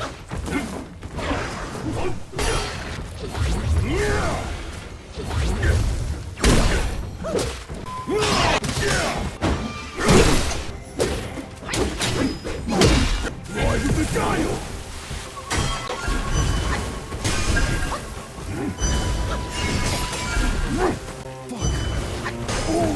The Zodiac deities never hold back. Far and train well before returning here. That was a good run too, but I know I ate too many. I can't charge in Cloud Step, chat. I cannot charge in Cloud Step. I don't have that power up. I'm pretty sure you need a power up, no? Isn't the ring too hard to use in that fight? Yeah, it is. But Immobilize doesn't do shit. So I just wasn't even going to use it, but there's a spell you can use in chapter 3 that I use to get to clap this guy. When you have to get the upgrade for it to charge it. Oh, it's annoying when chatters are fucking backseating and they just keep saying the same shit over and over again. Maybe try with Pilgrim Gear. I don't think the Pilgrim Gear has no defense though. So he just like one taps me. What do you think of my work? I guess I could just like take out points from everything else and just like dump it into fucking the top of the hour ad break, which is kind of like when you guys dump $6 a month into the broadcast to avoid the top of the hour ad break. Fucking got him. Here, let's see. Dun, dun, dun, dun, dun, dun, dun, dun. I'm gonna take points out of Immobilize because I'm not using it for this boss battle, and I'm gonna put it into Cloud Step with the hopes that I can. Wait, what is this? How do I get to Unveiling Strike? Okay, and then I need to do this as well. Wait, that's not enough. And then I need to do 2 more, and then 2 plus 2. I need 4 more. Where else can I take from? Oh, take away from that. No, I'm putting so much into this one fucking Cloud Step. I don't think I'm gonna be able to. I don't think it's gonna be that good, but we'll see. Perfect dodges leaves an illusion. That's good. Need that for this fight. Maybe I can take away one of these. I have a shit ton of stamina, but I need 4. How am I going to take 4? Where do I take 4 points out of? Take the points you have in Foundation. They're minuscule. What do you mean? Like these? These are minuscule? Stat points in defense. That's good though. Don't need HP if you don't get hit. Good one. Chatter. That's very funny. I really appreciate your contributions to the broadcast. I'm being sarcastic. You're pissing me off. Okay. I need 2 sparks. 2 more. I need 1 more spark. What else can we take it out of? 1 more spark. 1 more spark. Maybe this? No. Charging speed is important. Health recovery upon consuming a focus point. Oh shit. I lose. I can't do that. I'm at 20. I'm locked in there. All right. Foundational. Let's take out a foundational point. Dude, I'm dumping so much into this one fucking cloud stance, but like, I just don't even know if it's going to be worth it. Pillar stance would be great with this guy. Let's see. Let's see if this fucking works. Should I go Pilgrim Gear? Learning Pillar stance is wild. He ain't doing all that. Yeah, it is upgraded. My pillar, but like not super upgraded. It's just Back epic. so soon. Give it here. I'll get to pounding. At least he doesn't. At least no hard feelings. You know, he like still craft shit for me. Even after. I mean, I guess why should he have hard feelings? I should be the one with hard feelings. He's beating my fucking ass. All you lean on is a thick skull. He just pounds my ass, and then he's like, Headshot. Restless. I was looking for someone to test it. He said, I'm looking to someone to test my blade, bro. Like.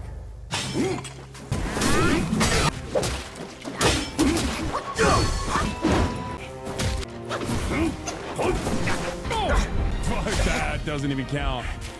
I mean, it does count, The but. Zodiac deities never hold back. Fuck me. Oh my lord. How did I get worse, dude? I am getting worse. I've downgraded. My skills have gotten worse. I should have never changed all my fucking my points. There's the eye. Transform immediately, no mana? What do you mean transform immediately? Wait.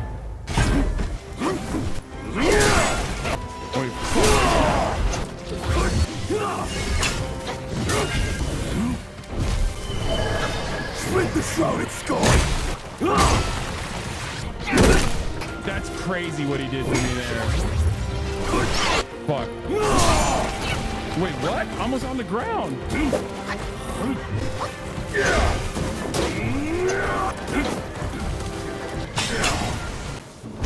Fuck, that didn't even stun his ass, bro. Wait, what the fuck? No! That's bullshit, dude. That's bullshit. That's fucking bullshit. Actually bullshit. Oh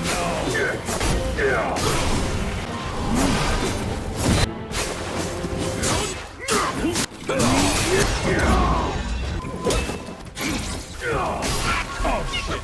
Got it so soon.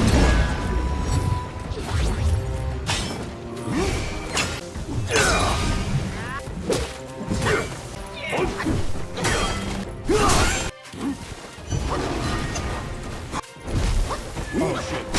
Oh fuck.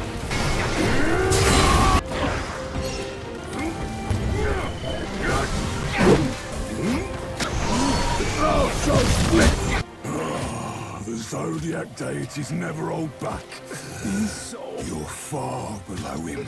Oh, Train he's well brawling. before He's returning fucking me here. up. He's brawling. He's fucking me up, dude. He's fucking me up. It's good tries, but I keep getting close. But why greedy? I'm not. It's not greed, man. I'm crying. Fuck, I hate that wind.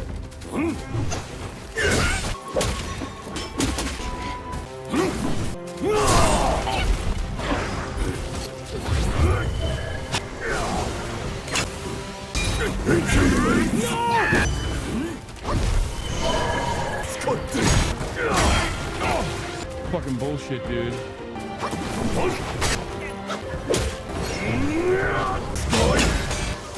Wait, what? How did he see me?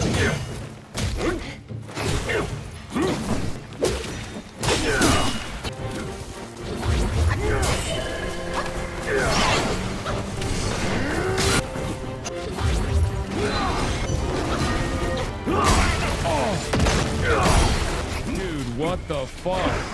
Wait! What the fuck did he do that?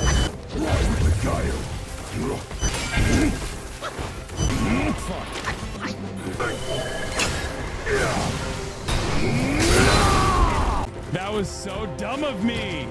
All right, last ditch.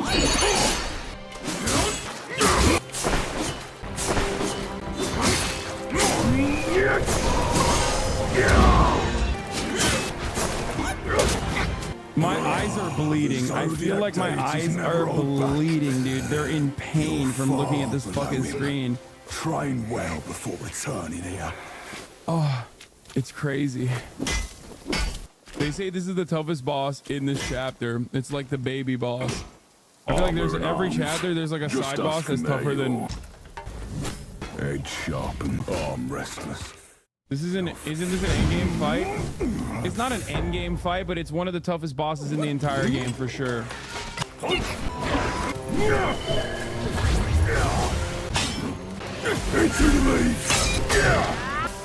what the fuck? Split the shrouded skull. Wait, how did that still hit me? That shit sucks, brother. I'm not gonna lie, that shit is ass.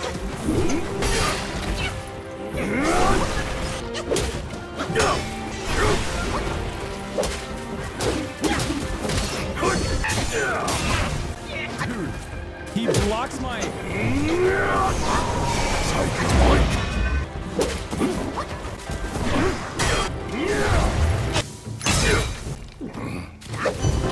No, don't do that. Oh, that's the cheapest one. Go with the wind. That's the cheapest trick that he has in his fucking arsenal. Ride with the dial.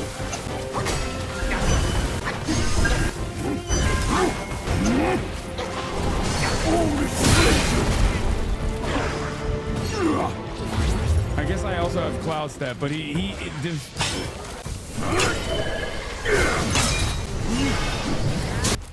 I fucked that up again, dude.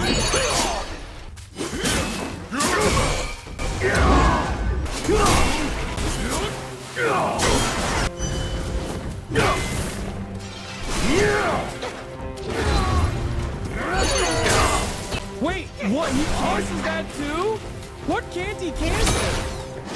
Dishonorable trick. There's like multiple instances where I've used Cloud Step and I failed to use it adequately because he just keeps doing so much AoE. Like it doesn't even fucking matter. Touch this.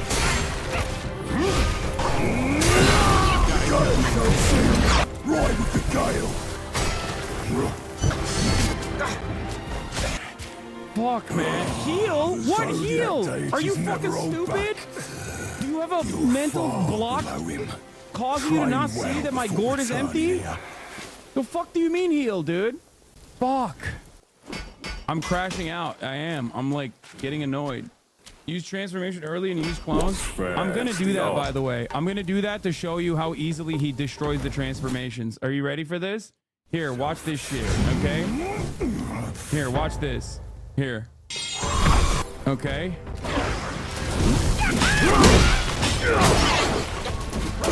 He blew him up already.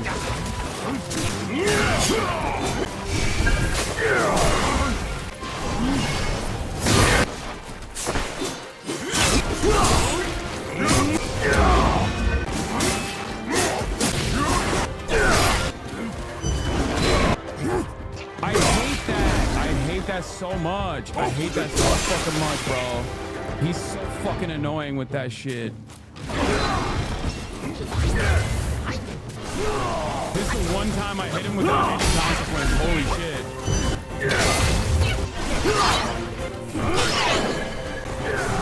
I'm down with Mike. Oh, so split. And take this. Wait, what? Oh. The Gale shall see. No! Why did the Gale?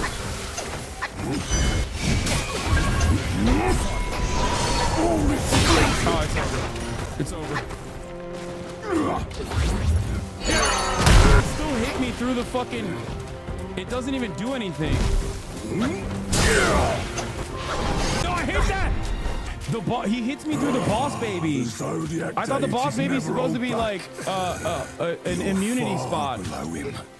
I'm getting close, but it's just like, it doesn't matter. He's just still cooking my asshole, dude.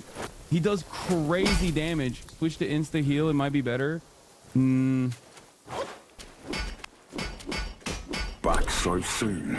The clones did work this time, but we'll see. Use your vessel earlier, it gives damage reduction. Freeze him when he comes out of the leaf form. I don't think it'll do that twice.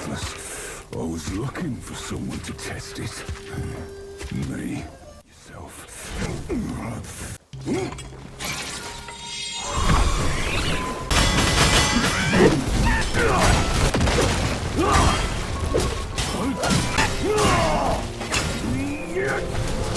the sky. Wait, what the fuck? What did he do? Down with Mike! Into the leaves!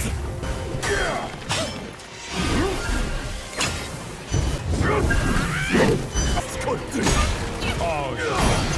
How did I eat that? That's the easiest fucking attack to dodge, too.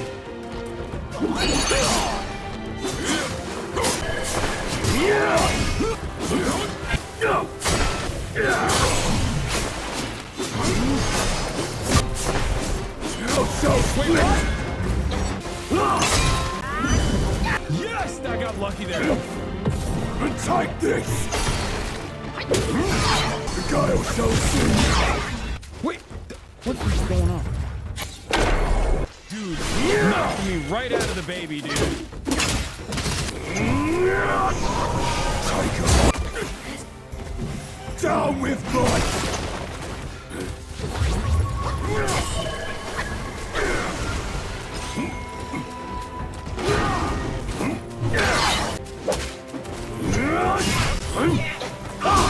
Oh shit.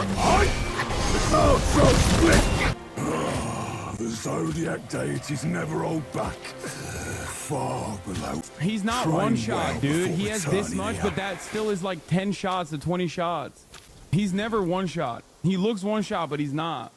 One shot is not real, okay? Understand that. This clip is going in the compy. I'm gambling the polls and it's getting loaded, but it's sad. Did you try it all offline like you said? Not this guy. Sharpened. Oh, I'm restless. I was looking for someone to test it. Mark me. This blade is PS5 or using PC? PC, but with a PS5 controller.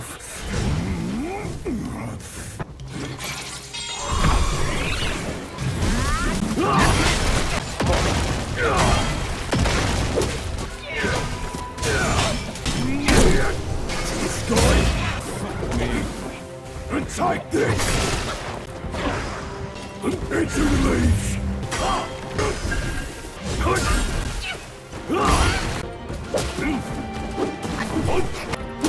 I swear I dodged that. Into the loop. Oh, come on. Nothing I can do there to like get him out of that, right? Ride with the gale. Oh my god, I got lucky. What a gift.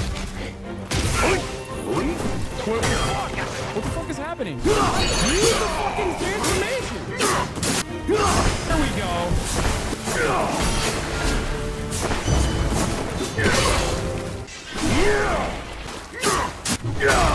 The gale shall sing. Zodiac deities never hold back. Train well before returning here. I can beat this guy at this level. I don't need to fucking train more, okay? I can beat this guy at this level. I'm certain of it. I already have his moveset pretty locked down. What rags and tatters? I'm gonna keep doing it. I don't fucking care. I don't care if like there's one viewer left by the end of this fucking process. I'm gonna do it. I don't give a shit that there's fucking doubters in the chat going, oh, I lost my house to this.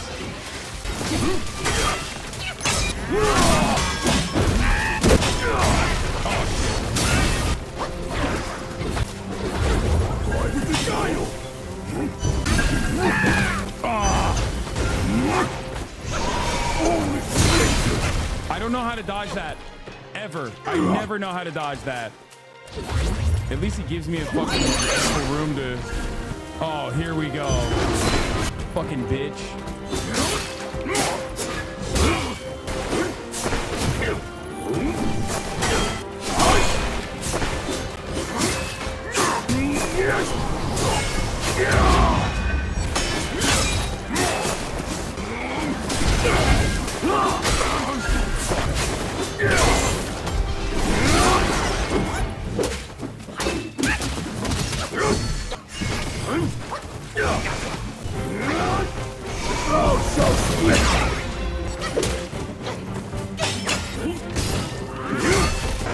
Bro, he's down with might. What the fuck? Bro, he sees me when I'm invisible. Bro sees me when I'm invisible, dude.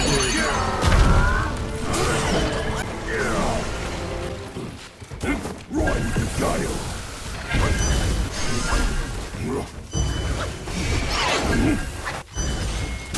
Oh, fuck. I swear he sees me when I'm invisible, bro. Not that it fucking matters, because AoE is too powerful. So split.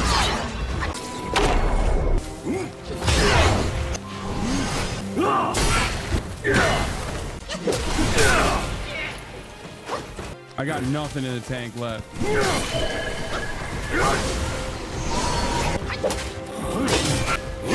The gale shall sing.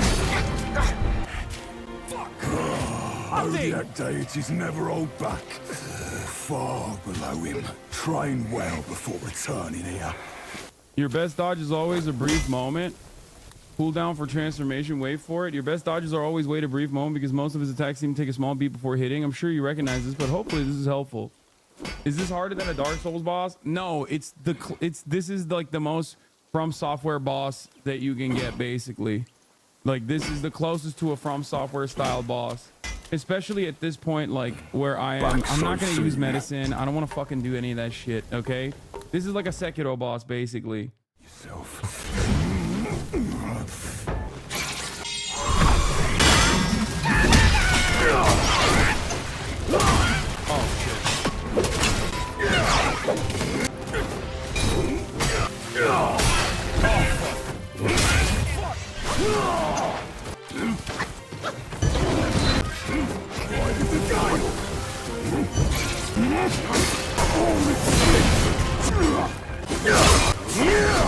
Wait, what? How did he shoot that? How did he do that?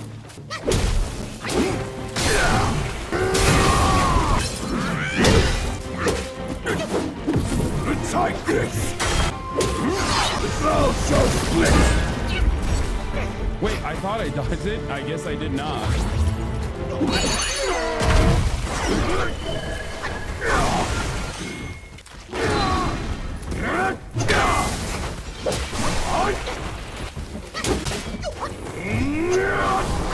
To the sky! Down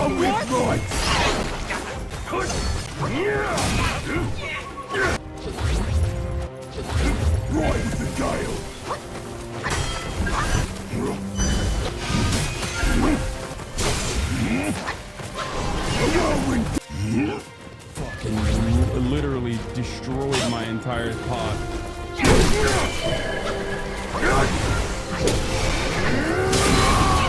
Oh, so slick! Take this!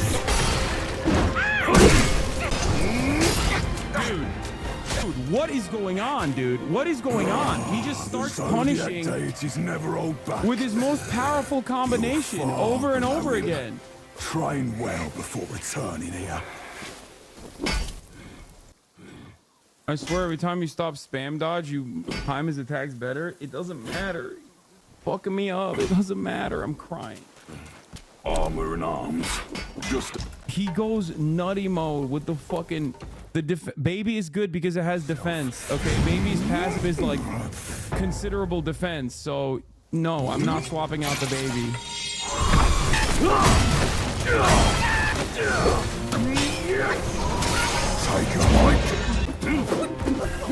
Oh, he used that.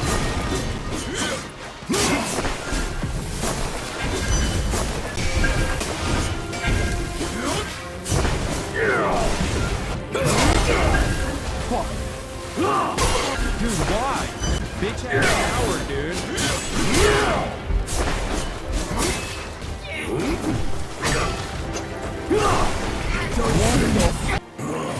Zodiac deities never hold back. Far below him. Train well before returning here. Baby deals massive damage. Use it in the beginning and end. Bro, I'm not gonna lie. I don't give a fuck if the doubters are, I mean, if the believers are losing a lot of fucking coin here, okay? I don't care. I'm sorry, dude. This is a matter of life or death for me, okay? The AC is no longer working. My entire fucking family's in the background. Wait, what? What is happening? What the fuck? Hello? No, this doesn't count. This doesn't count. This fight doesn't count. No, this literally doesn't count. The Zodiac deities never hold back. No, it literally doesn't count, dude. What the fuck? Are you kidding me? I couldn't even do my fucking actual attack. The AC's broken again? No, it's not. It just like automatically turns off because of fucking communism, okay? That's why. Which I hate. I despise it. I despise communism. I hate it so much. And socialism. All of it. Okay, I'm renouncing everything. Wait, what the fuck? It's not even off. It lies. The thermostat lies. This is off, but it's not. I don't know how the fuck it wouldn't let me. Back so soon. I don't have Spellbinder. That is an entirely separate boss I need to fight, okay? Jesus Christ. Chatters are like, dude, why don't you go do the fucking boss that is like, that you haven't done yet? Wait, what? It's still not letting me use it. Oh, it is now.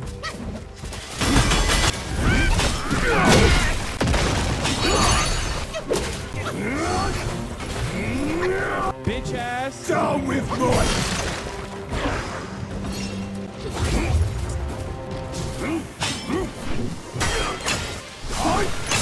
What? Into the leads. What are you aiming? Frisca Scottish.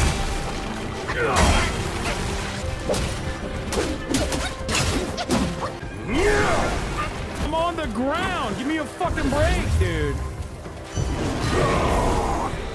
I'm done. I'm done. I'm done. I'm done with this boss. Fuck this boss. Actually, fuck this boss.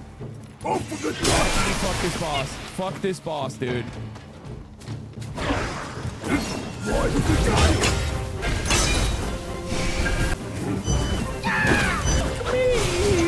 He literally instantly showed up right where the fucking clone was, dude.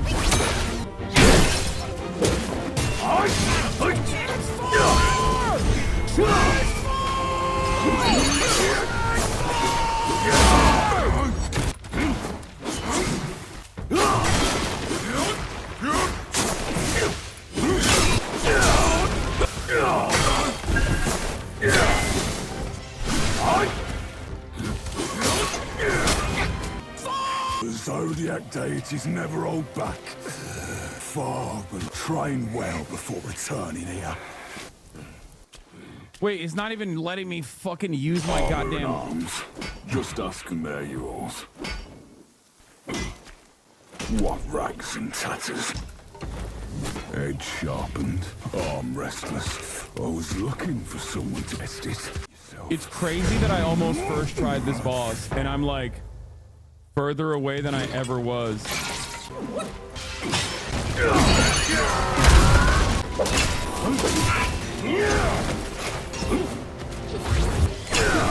Oh my god, it didn't work. He went invisible, and he sucked me! Go with the wind.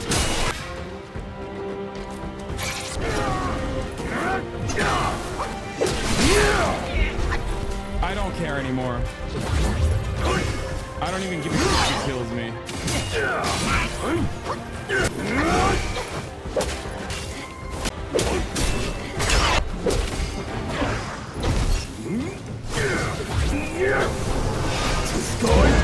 It gives you no rewards, but just like Take this. oh shit. Like perfect dodges all the way doesn't do shit. Oh, so split.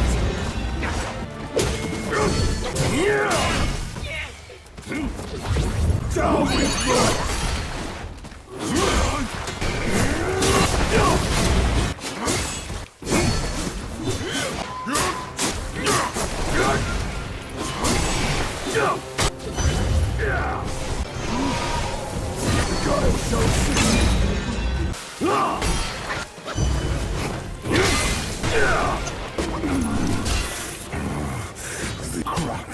Not even rewarding. Skill. It's yours now. Oh, just it's not even rewarding for me. I've lost. I should have beaten him so long ago. It's not even rewarding. It doesn't. This is a fucking hollow victory. Okay, but he gave me a really good spell. A hollow victory by every measure, by every metric. Doesn't even feel good. I fucking hate that. Armor and arms. Just ask and they're yours. Doesn't even give me confidence that 71 million doubters deployed to 8 million believers. One of the largest distribution of points in this fucking goddamn community. A Pyrrhic victory by every means. By every sense of the fucking word. Celebratory Yin Tiger.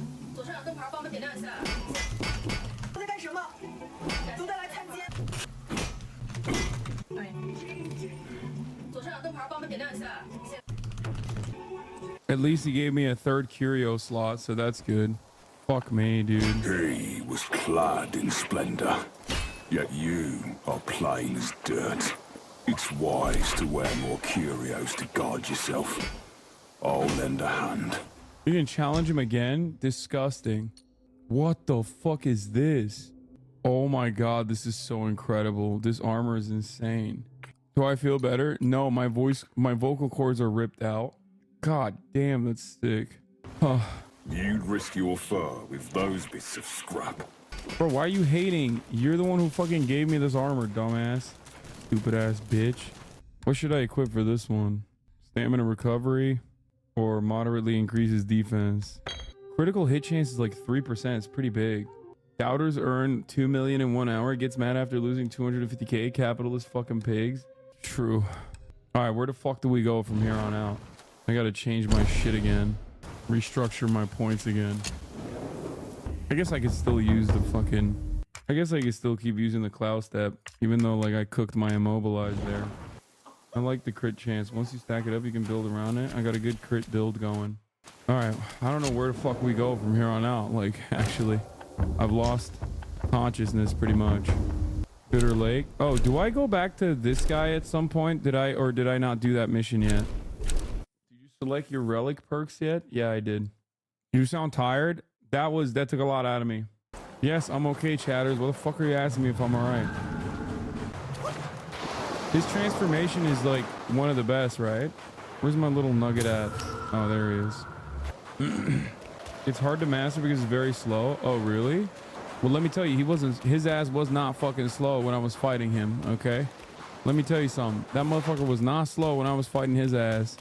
So I don't know where you're getting this he's slow shit from. It was a fast fucking cat.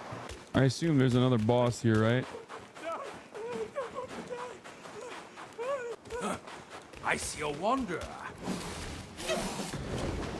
What the fuck is this thing?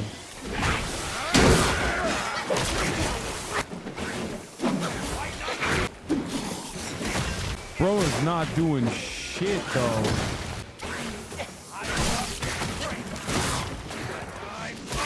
I mean, neither am I. Tired of this fucking thing. They should have treated their guests. Okay, he didn't do that much. I mean, he did some damage. Wait, you won't eat me, will you? Oh, I was on a treasure hunt, but I ended up being the hunted. I owe you my life, sir. I'll share the treasure with you once I find it. Say, why is... But it doesn't actually give you more than... I mean, Lambrew's still better, isn't it not? Oh, you can put 3 in this? Jesus Christ. Using the gourd significantly... Jesus Christ. Damn, you have no soaks? Wait, what? I feel like I've been pretty careful to, like, cover pretty much everything.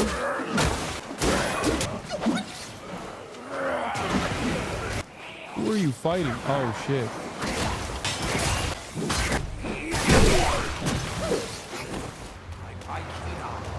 Or the stream, surely find something interesting.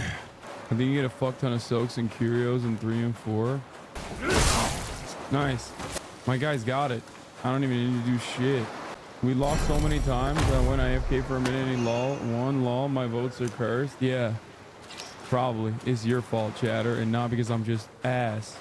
And I have no regulation over my... Oh, shit.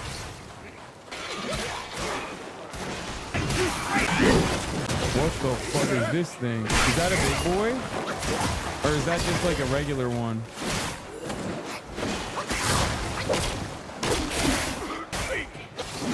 Fuck. Struggling with mobs? I know. I'm done. I'm cooked. I'm washed.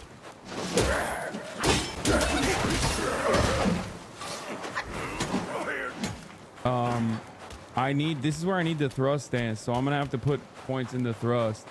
This must be the Snake General. No, nothing but bare bones. That yellow brow is surely cool. I'll give him that. A mute half-wit like you will be a lamb to the slaughter if you face him. Bro, I will cook. I cooked your girlfriend's ass, okay? Rat man. Calm the fuck down. I'll cook the snake boss too. I don't even give a fuck. Yo, I'll fuck the turtle up too while I'm at it. Give me all the reptilians, dude. I don't give a shit. Talking that big shit. His girlfriend's in chapter 4. Wait, I thought I cooked his girlfriend. This is a mission, right? Like, this is a quest. The bat.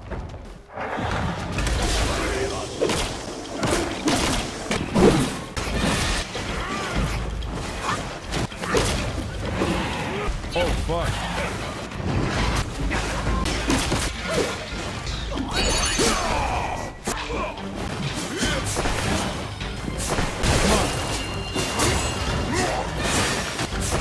Come on, come down here. Let me fuck you up.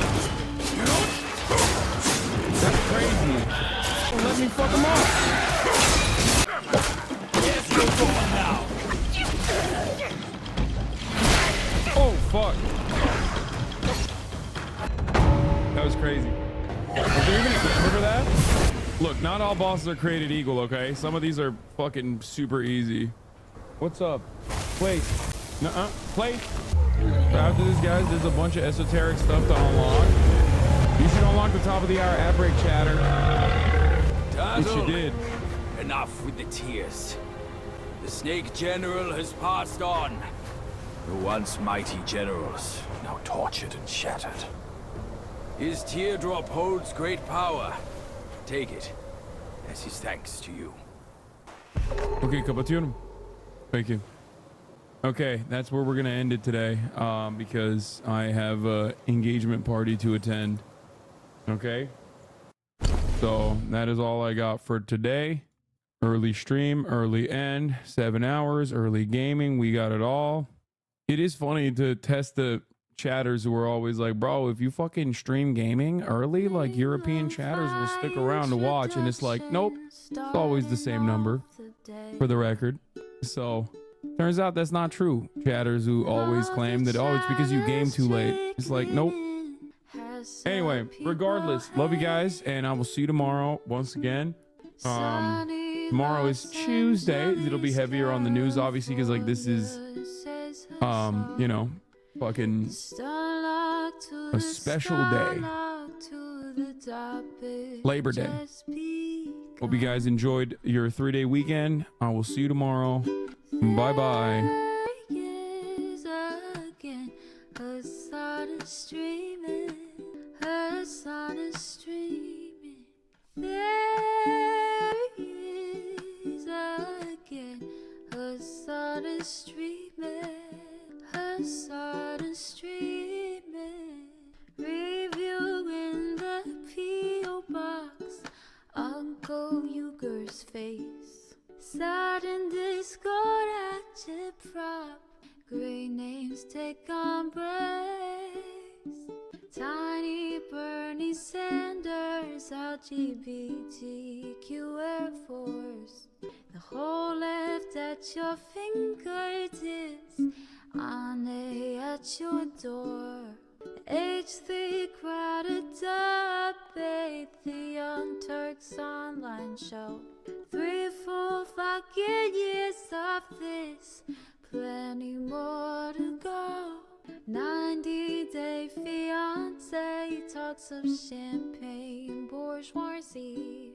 A Trump rally live reaction, a mass riot at DC. There he is again. Her sun is streaming. Her sun is streaming. There he is again. Her sun is streaming. Her sun is streaming. Reading live stream fair comments, Austin show chat advice, and all the ways the right-wing pipeline can suck you in online. JCS react, Lord frame gets broken, cover blown. A full-blown mass pandemic, months are streaming at your home. Total radicalization coming out to find. The system you were taught to trust in was broken the whole time. All these daily streams, whether big or whether small, have helped me and so many find the meaning through it all. There he is again. Her sun is streaming. Her sun is streaming. There he is again. Her sun is streaming. Her sun is streaming.